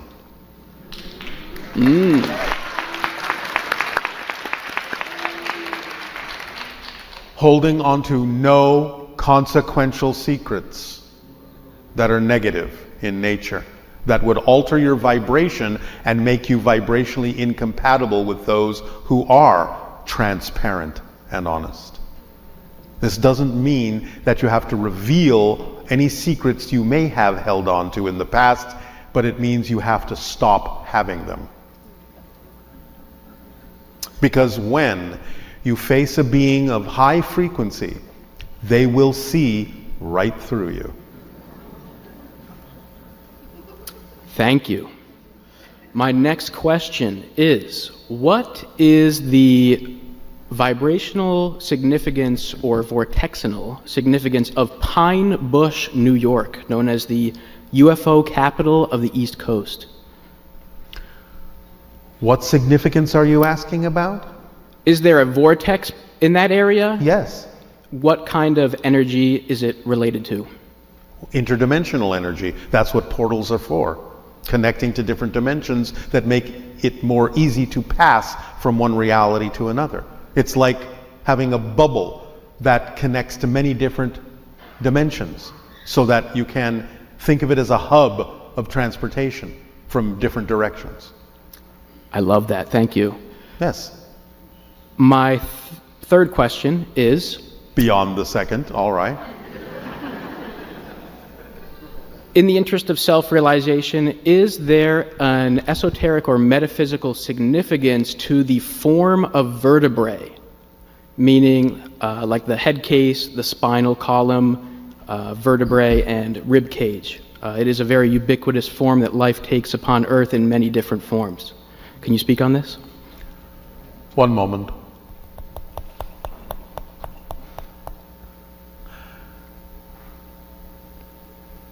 Encased within the shape of the vertebrae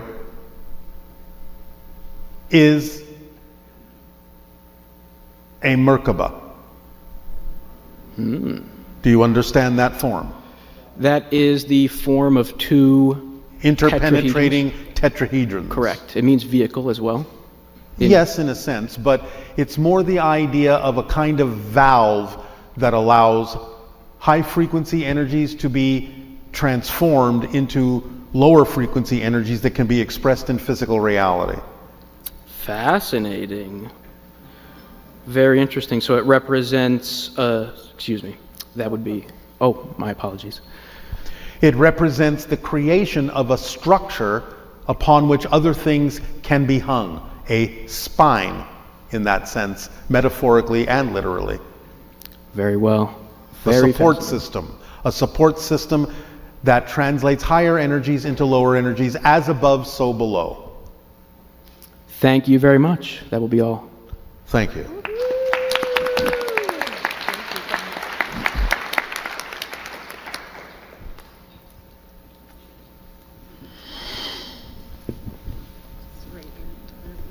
Thank you. Thank you. Blessings, Bashar. And to you, good day. Thank you. I'm just going to keep it real Jersey, real quick. Shout out to my cousin for bringing me here. I love you. Shout out, cuz. Shout out, cuz.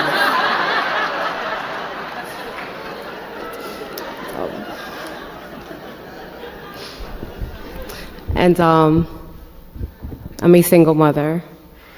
Well, yes, you're one person. Thank you. For sure. I didn't think you were two mothers. No. Just one. Possibly. Can you be more excited about doing the human stuff like dishes and gardening? Yes, absolutely. Finding joy in housework. Absolutely. And regular job.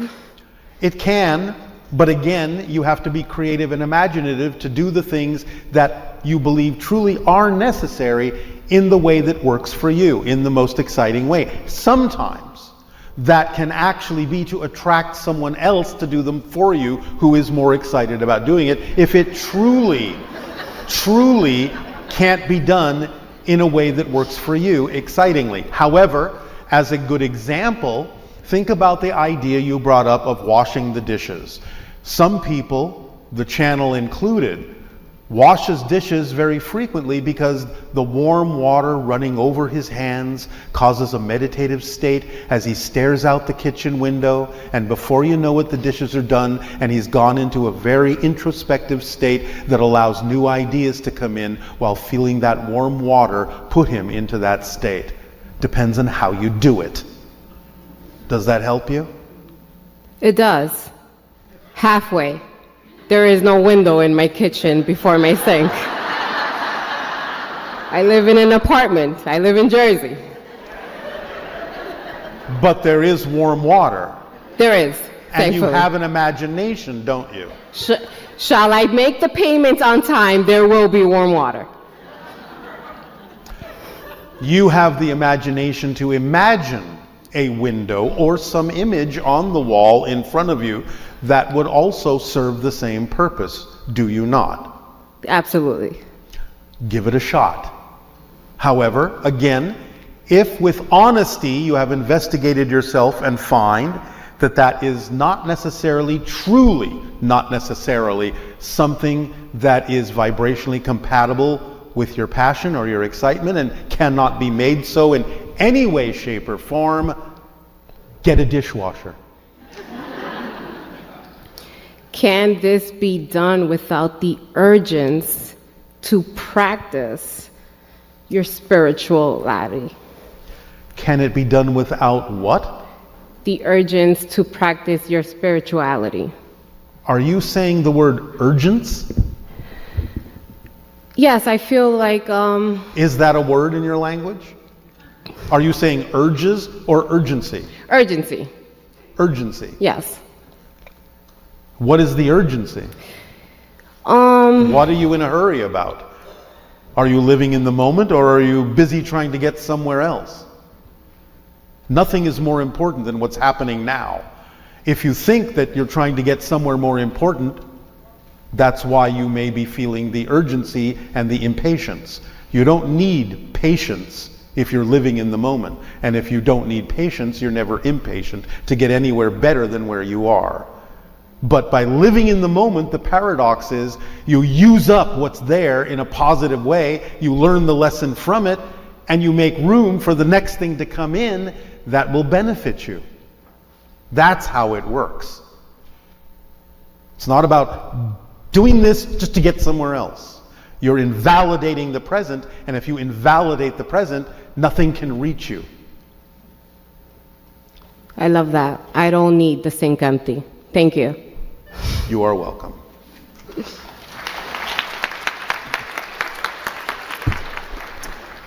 And by the way, just as an added bonus, washing the dishes can make sure that you stay in sync with yourself.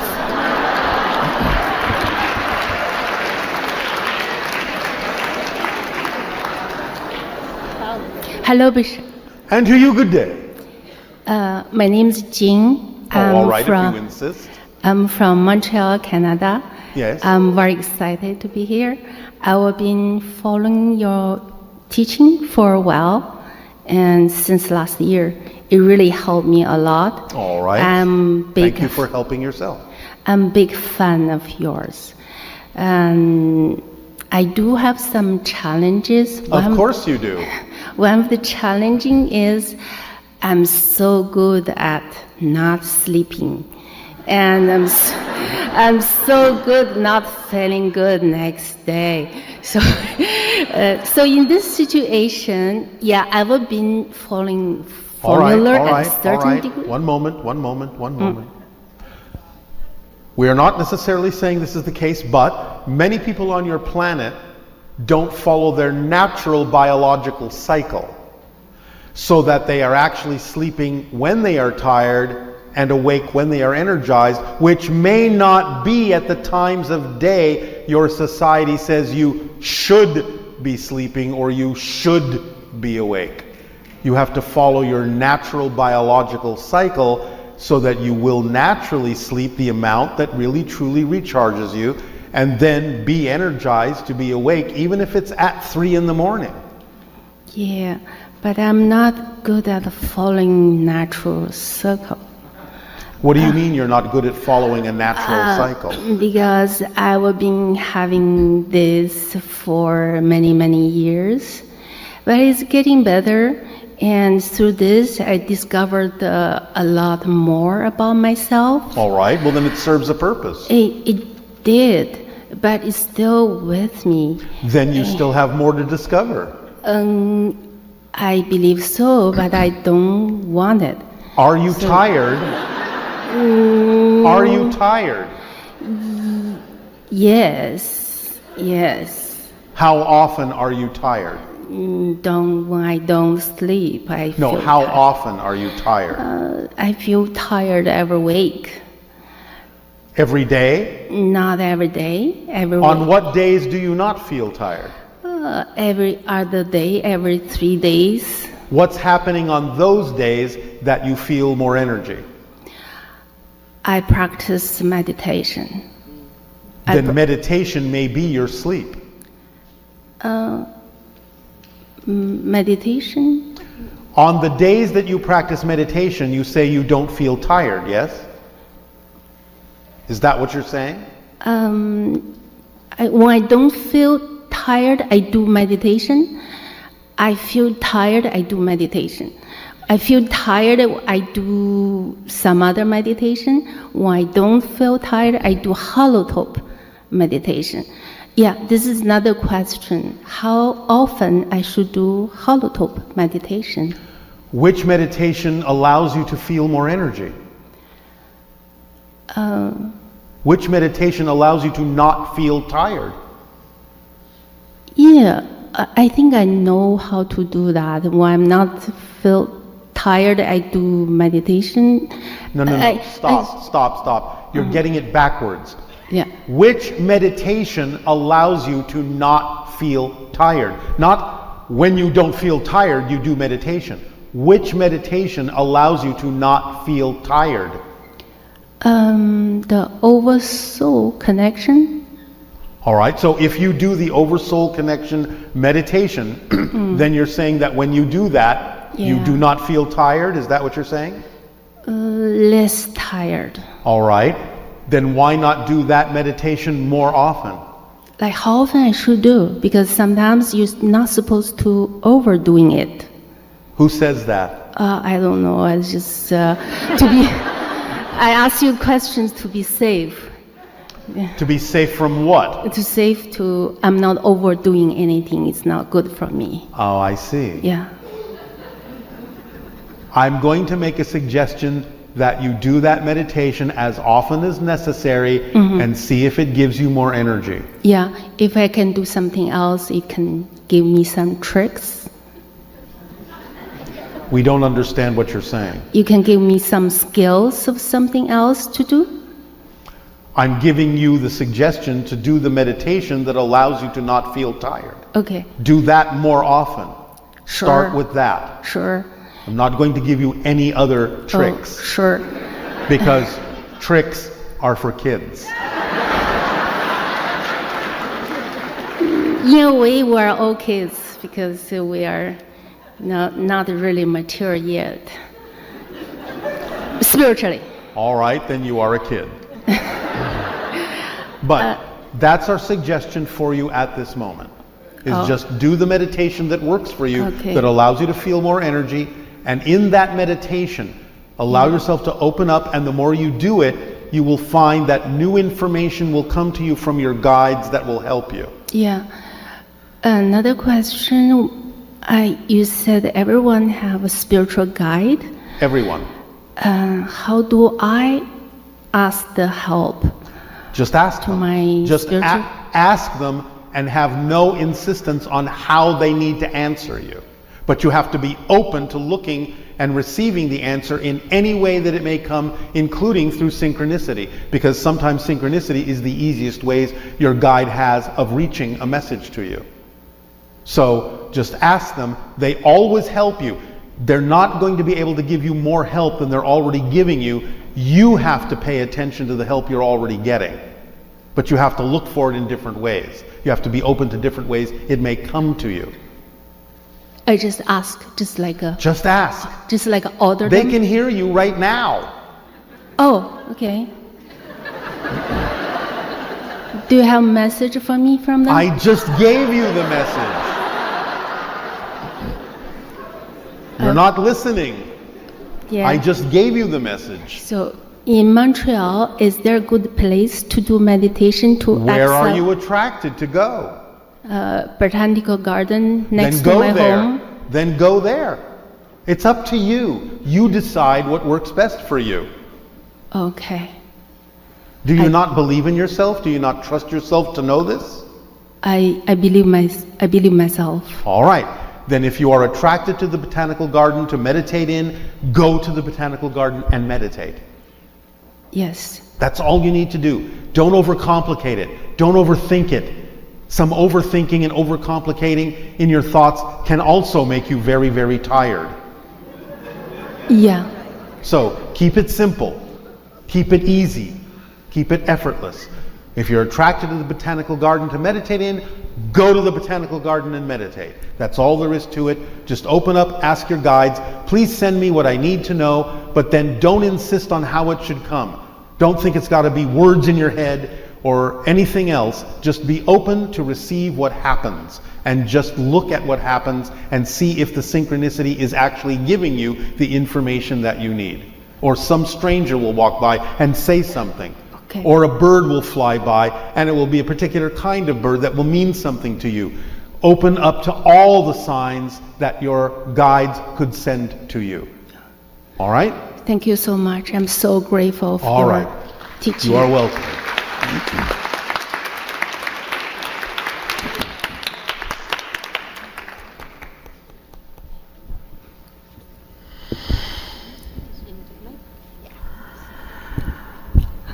Hi, Bashar. And to you, good day. Thank you for everything that you do. You inspire me a lot. It is my passion and my pleasure. Last night, I dreamt that I was speaking with you, Bashar, and while we were speaking, I felt like a higher consciousness tried to transpose in his consciousness and body into mine. I felt my body swelling more and more, and I had the sensation that I was going to maybe die. Yes. Afterward, I felt pain and... all right. What is You're exposed to our higher frequency, which is very similar to your higher mind, your soul's higher frequency, and it gave you the opportunity to open up some of the systems within your body to let more higher energy through. It can sometimes be painful at first because you might have beliefs that cause resistance, and it is resistance to your true self that causes pain. So you will get used to it. You're exploring it. You're willing to open up. You just have to let yourself open up even farther and let go. Clean out your attic of any negative and fear-based beliefs that you may hold on to. You'll get used to the higher frequency energy, and it will support you, and it will feel better. It just takes a little time. Thank you. You are welcome. Anything else? Yes, I have another question. I am in a transformative period of my life, and I have a lot of options in front of me and things that I love and I want to create. Would you give me some advice on what direction to take and how to create them? If you have equal passions that you can take equal action on, you might as well flip a coin. Sometimes even flipping the coin can tell you what direction to go in. You could say, heads I'll do this, tails I'll do this. You flip the coin and it's tails, you go, oh, I wish it was heads. Oh, I wish it was heads. And that will tell you that you're more passionate about that. Or if they're both truly equal and you both have the same ability to act on it, it doesn't matter which one you start with. If it's not the right path for you, synchronicity will take you and turn you around to the path that is. Oh, okay, perfect. All right? Yes. That is all. Thank you. Thank you.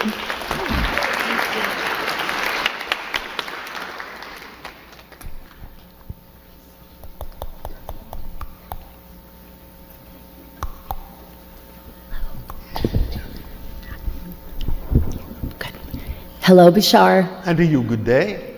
Thank you for your time and your wisdom.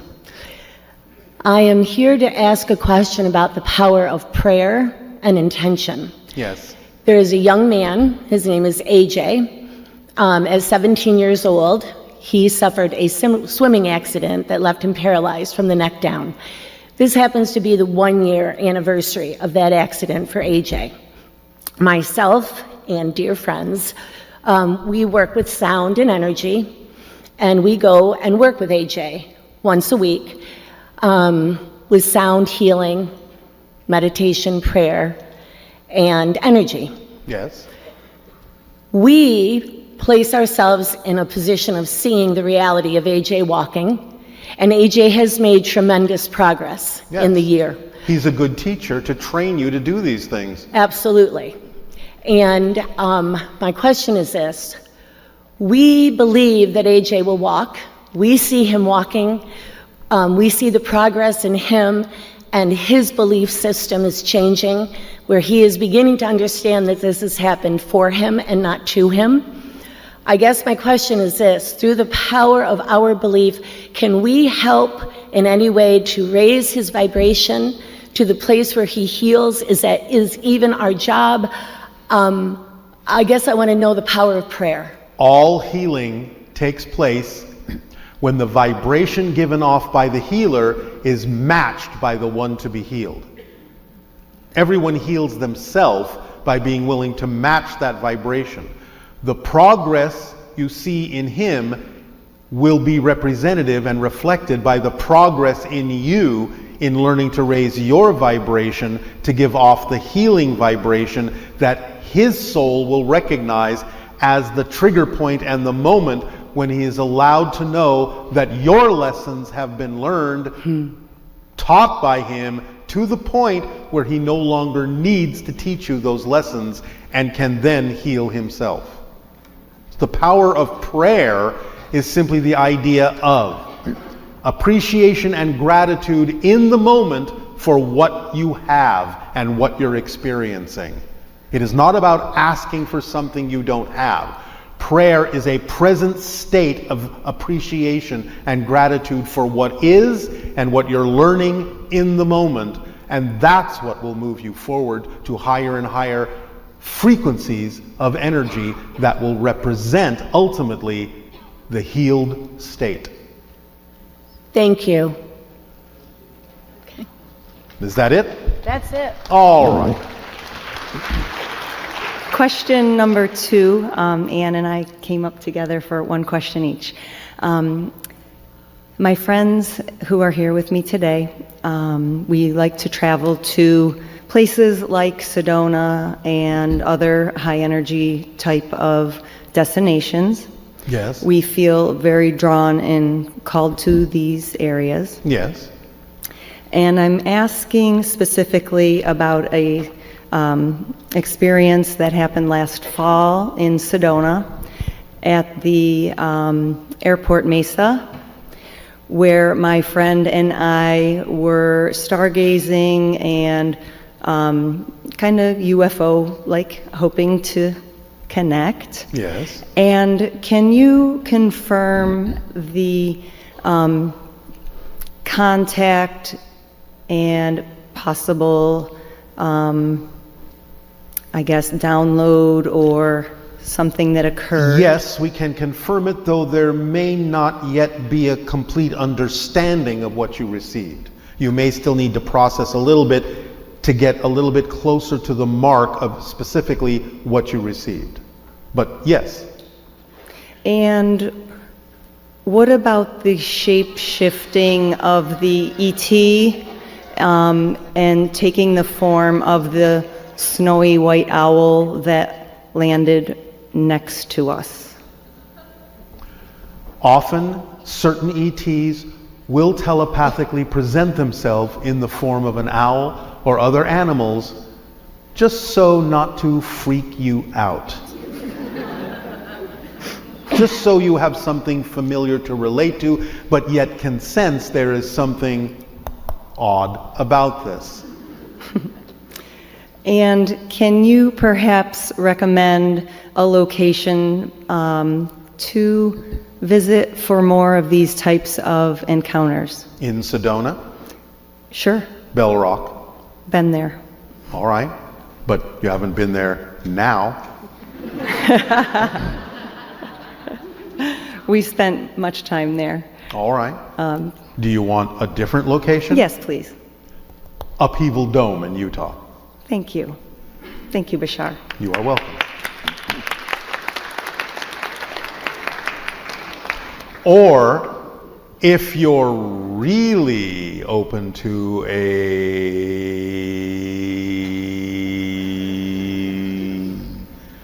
unusual experience, get as close as you can to Skinwalker Ranch.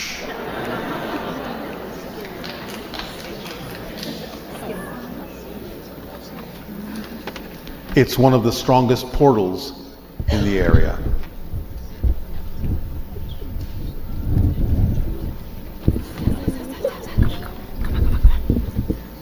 Hi, Bashar. And to you, good day. I'm scared. How can I help you? How far away is your planet from Earth? Well, it's in another reality altogether, but it's about 500 light years away. Do you understand that distance? Yes. All right. But it's in another reality, so you can't see our star system unless you shift your vibration to our parallel reality.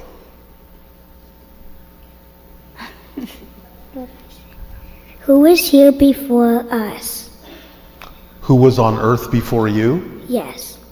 There have been other civilizations from the stars that have come and built other structures and lived on Earth for quite some time before the time of humans. You will find out that information after You are introduced openly to extraterrestrials in the next couple of years, and that bring your history and records of your history to your world to show you your entire history and who was here before you. How do you channel? The physical channel sitting in the chair before you goes into an altered state and alters the brain waves that come closer to matching the frequency of our brain. And then we alter our brain waves to become closer to the frequency of his brain waves. Somewhere in the middle, we meet, and those vibrations lock like two tuning forks vibrating in harmony, so that my thoughts are then translated by the channel's brain into the language he understands.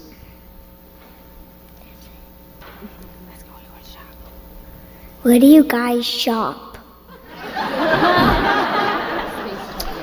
We don't shop. We don't have shops. The people that manufacture the things that we need simply manufacture them, and we synchronistically are capable of utilizing them. Our planet operates very differently than your planet. Thank you. You are welcome.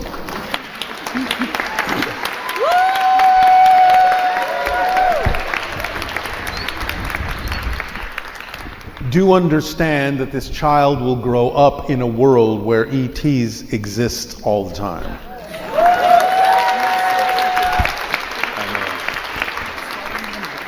Okay. Hello, Bashar. And to you, good day. First, I want to thank you for being here today, as well as the crowd. Again, it is our passion and our pleasure. Thank everybody for being here, because it's the first time I'm around somebody who's into Bashar like me. You know, told somebody at my job I was coming here today. He was like, ugh, you know. So, whatever though, I'm having fun. My first question is, what will be some of the immediate and long-term societal changes of open contact? Well, technologically, you will understand that certain technological breakthroughs have already been assisted in working with certain scientists on your planet to create certain things that you thought came from other sources. Certain genetic, medical upgrades and things like that will be coming more from extraterrestrials, taught to your scientists, your medical professionals, so that in about a decade or so, one of the main branches of your medicine will actually be genetic engineering, genetic technology, genetic manipulation that will cure many diseases. There will also be instruction in things like free energy devices that will be given to you from extraterrestrial sources. There will also be new understanding of what we call planetary management that will allow the planet to be managed in a way that is to the benefit of all. Is that enough? Yeah, that's great. I mean, it's more than enough, I guess. Oh yes, there will be more. I'm asking simply, is that enough of an example for now? All right. Eventually, you'll be trained in certain techniques that will teach you to communicate with spirits on a daily basis. Oh, wow. That's pretty cool. I'm also curious to know, like, for like older people such as my grandfather, when that technology comes, will he be able to like age backwards, so to speak, for medicines? To some degree, again, this goes into the idea of the genetic technology. Mm-hmm. We don't know and can't say exactly which individuals will be capable of taking advantage of that, but that will exist on your planet for certain individuals of a certain age who can, to some degree, through that technology, reverse their aging process. To some degree. Okay. For others, growing up in that reality, there will be techniques that will allow them not to age as much. And so they will live longer. Oh, okay. Ultimately, in about 5 decades on your planet, your average age will be about 130 to 150. Ooh. That's pretty cool. There's that temperature again. Okay, so my other question is, my father saw 2 UFOs in his lifetime. One was a disc shaped with revolving lights, and the other one was like a cigar shape. Do you know which extraterrestrials those were? The odds are either Pleiadian or hybrid. Which hybrids?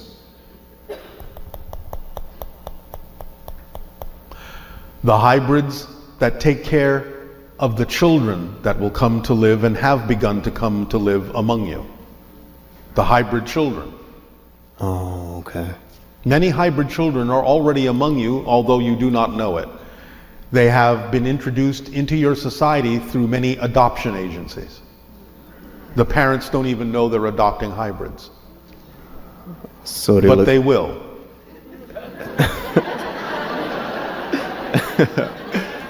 So they look just like us? Many of them do. Okay. Some of them don't. But you are adopting the ones that do, obviously. Yeah. That's interesting. My last question. While in the process of digging to find a negative belief that I want to change, I experience a lot of confusion, physical discomfort, pain, and tension in my body. Sometimes it gets overwhelming and draining. Do you have any advice on how to process this pain and confusion while digging for a core negative belief so that it can be officially found? Yes. Stop digging so hard. Okay. It's not that difficult.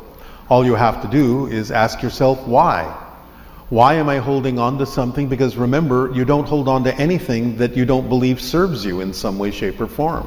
So you can explore it that way. How is this serving me to hold on to this? You have to be honest with yourself about it. Or you can say, if I did in fact let it go and move forward, what am I afraid will happen? That will usually reveal the negative belief or the fear-based belief within you. It's not that difficult. You don't have to try so hard. Okay. So I'm overcomplicating it, basically. Yes. Okay. It's very simple. Just have an honest dialogue with yourself and be willing to hear the answer and be okay with that. Because you are willing to change it into something more positive. And therefore, it's all right to find things that are out of alignment within you. That should be part of your passion, part of your excitement, not an interruption in it. Okay, I find that a lot of what comes up, I judge very harshly. And Why? Why are you overcomplicating it by adding negativity to the negativity? If you're really interested in changing it, why compound it by judging yourself for having had it? I suppose I need to just give it more grace, give myself more grace. Don't you deserve it? Yes. Well, then give it to yourself, because nothing is keeping it from you but you. Remember, existence, creation, all that is unconditionally loving and supportive. Unconditionally. If you say, I'm going to buy into this negative belief and hold on to it, all that it says, okay, I'll support you in that. If you say, I'm going to hold on to this positive belief and buy into that, creation says, okay, I'll support you in that. It doesn't care what you buy into as long as you decide what is true for you. The thing on your planet that you call God's will is your will, because you are God, all of you, all of us, everything. So you decide what works for you, and you are unconditionally supported in that. In fact, that's the paradox. You are so unconditionally supported, you are even allowed to believe that you're not supported. That's how unconditionally supported you are. Does that make sense? Yes. So if you're going to be supported in judging yourself, because that's what you say you believe you need to do, why wouldn't you be supported in not judging yourself? Your choice. Your greatest power is the freedom to choose. So choose what works for you. You can choose what doesn't, and you will be supported in that, but at this point, Aren't you sick and tired of that? Maybe not sick and tired enough. When you're sick and tired of being sick and tired, you'll stop. Yeah, I think I'm done. I think I'm done. All right. Yeah. That was my last question. I also want to say to the crowd, thanks again for being here. If there's any, like, I don't know, Bashar clubs or something, I don't know, support groups, you know what I mean? Like something online or in person, I would like to, you know, talk to you guys about this stuff. I can talk about Bashar all day. So, you know. Others will help you with that. Thank you. All right, thank you.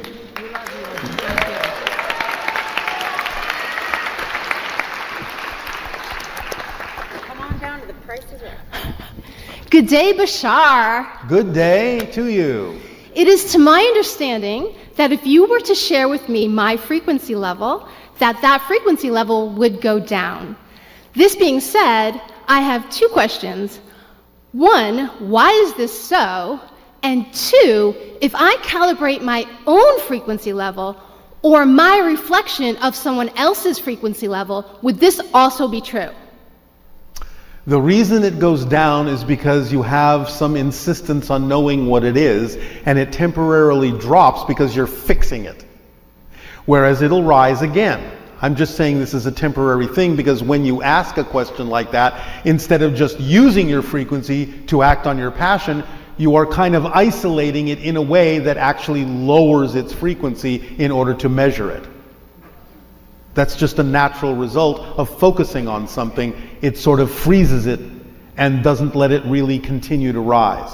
So it will go down, it'll drop a little bit because it is now frozen in a particular time and space. But it will go up again. It's not a big deal, as you say. I'm just letting you know that knowing the frequency does mean it drops a little bit. That's all right. Matching someone else's frequency, is that what you're asking about? The question was, if I were to measure my own frequency. You don't have the capability of measuring your frequency in the way that we're delivering it to you. It's something your science doesn't know yet. The frequency we're talking about is something you don't have instruments to measure. It's a compound, collective electromagnetic frequency that exists in multiple dimensional levels. So can you tell me what my frequency is then? 137,000 cycles per second. It was 140 before you asked the question. And how does this relate regarding to the Earth's consciousness or everyone's frequency? Where am I? The average frequency of all humanity on Earth is somewhere between 30 to 40 to 50,000 cycles per second, and not much more. Those that are exploring consciousness and expanding their consciousness and being willing to open up to the idea of what they are truly, usually will be above 100,000 cycles per second. And when you are truly allowing more of your soul through and have a world of unity and peace and harmony, most of you will be vibrating above 200,000 cycles per second. Okay. So I'm estimating in approximately 1 year, I will be 200,000. Can you estimate if I'm right? No. Because there are many things that you're going to experience between now and then. And that's not exactly predictable.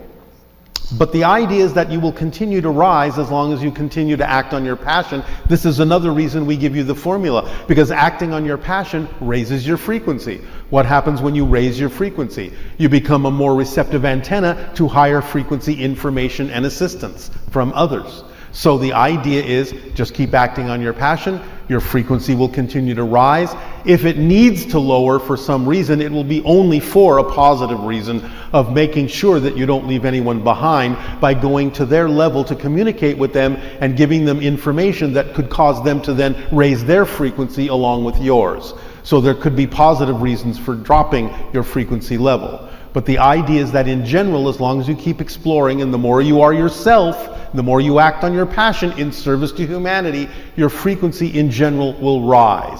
And even if it seems like it's going up and down like this, it's actually going like this.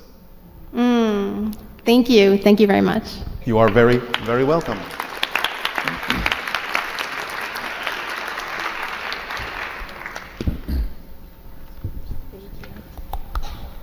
Hi, Bashar. And to you, good day. My name is Emma. Thank All you right. for showing up today. Yes, yes.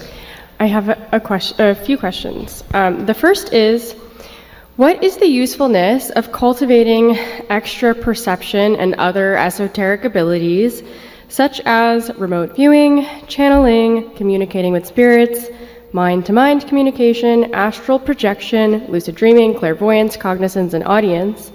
And how can they be cultivated and honed? First of all, every single one of those things lets you know that you are more than just a physical person. It lets you know that you are connected to everything in different ways and can express it in different ways. Do you understand that? Yes. All right.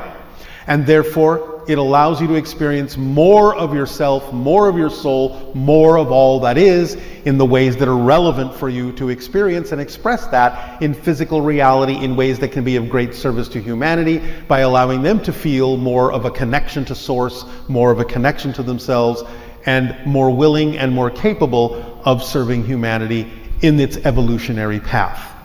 That's the basic effect of exploring all those things in whatever way, shape, or form it works for you. Thank you. And then my second question is, what is the usefulness in a spiritual and or physical sense, if any, for psychoactive substances and the distinction as you perceive it between synthetics such as LSD, MDMA, and ketamine versus what I will call organics such as mushrooms, certain cacti, etc.?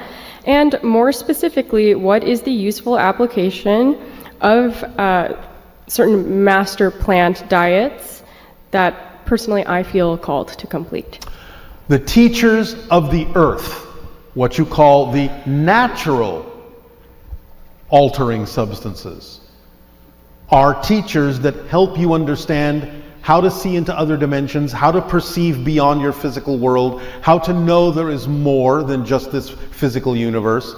And they teach you how to get into that vibration so that eventually you don't need them. You can get into that vibrational state yourself. They will then, at that point, not be necessary. If they still remain necessary beyond the point of you learning how to get into that state yourself, then they can become crutches and mental addictions. And by the way, DMT is not synthetic, it's natural. It's produced by your pineal gland. This is why it's so readily absorbed into your body if people take it, because your body sees it as a natural substance. But DMT is specifically aligned to allow you to perceive into various specific strata of different dimensional energies, depending on the dosage. At one dosage, you will perceive connection to certain things. At another dosage, you will perceive connection to other things, other beings, other levels of consciousness, so on and so forth. Does that answer your question? Yes, that covered the second half of the question, but then the first half also asked about synthetics, such as LSD, MDMA, and Under ketamine. proper guidance, they can help you unlock from a reality training that doesn't benefit you and allow you to be guided into a new reality and a new system of beliefs under proper guidance. However, the teachers of the earth can do this as well in a more natural and organic way. The idea of using synthetics opens you up to the possibility, not inevitable, but the possibility that without the proper guidance of someone who really knows how to read that roadmap and how to psychologically guide you appropriately, it can lead to even more restrictions, more solidification, more freezing of the belief systems that are out of alignment with who you are. I believe you call that a bad trip. Did that help you? Oh, thank you. Yes?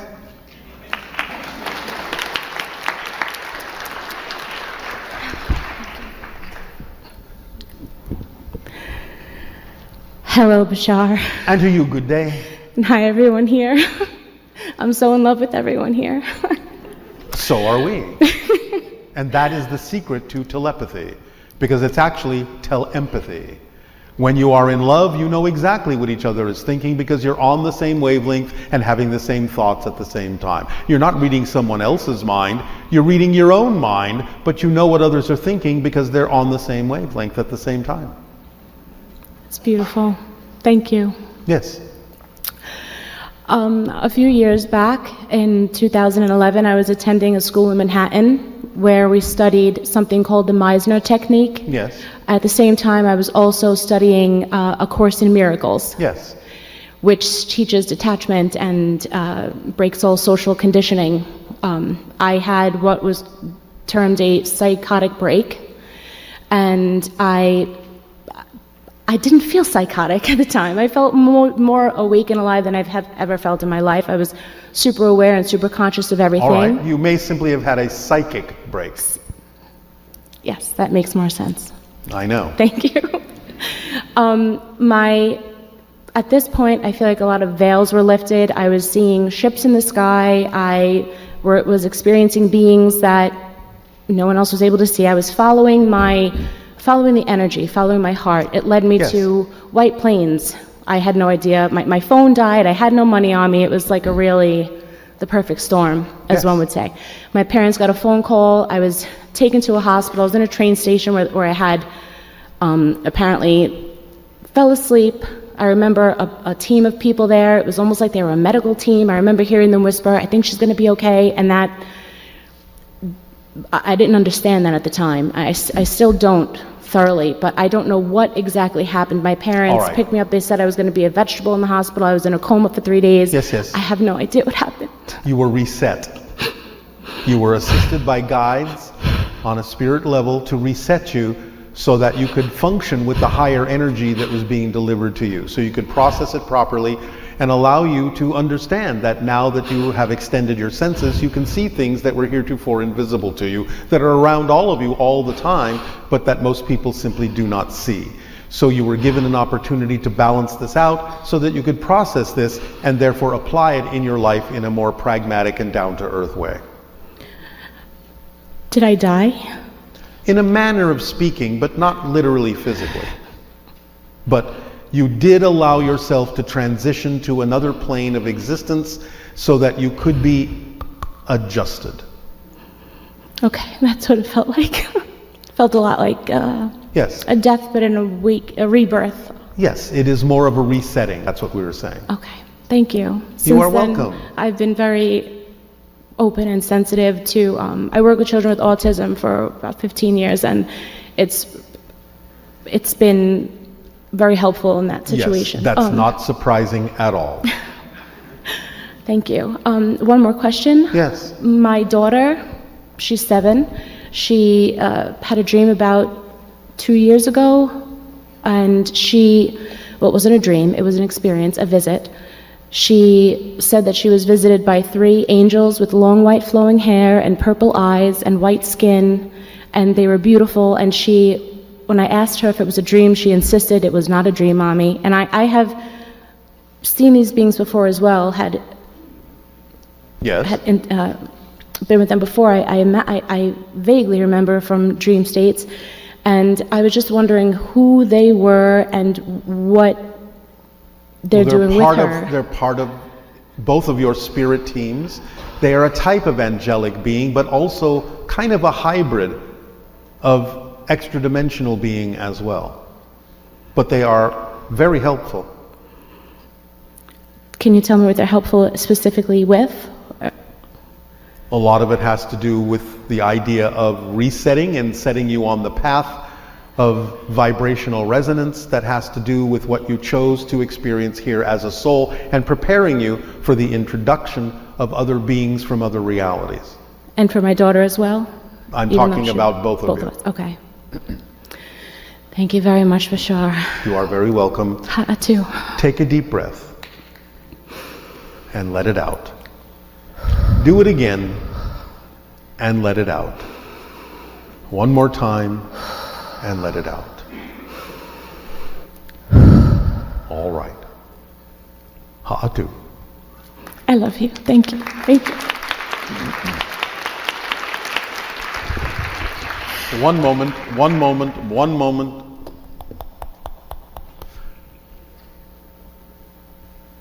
Have that person come back.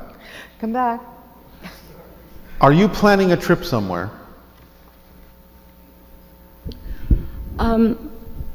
Not that I know of. One moment. What area do you call home? What area do I what? What area on your planet do you call home? Manalapan, New Jersey. Is there a place you would prefer to be? A few places. Name one. Sedona. Why? Because of I've never been, but because I feel it calling me because of the energy. If you go there, will you be able to continue working with autistic children? I don't know. Can you Possibly. find out? Yes. I would strongly suggest that you find out. Okay. Thank you very much. Bon voyage.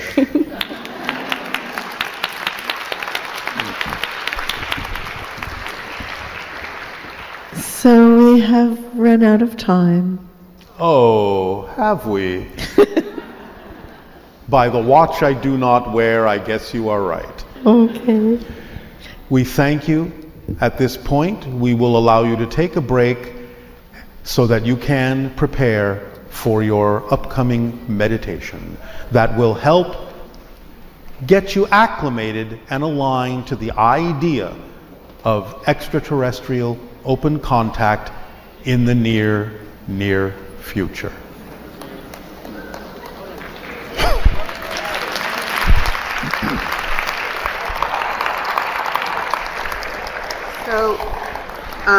So we're going to reconvene. Come back in about 10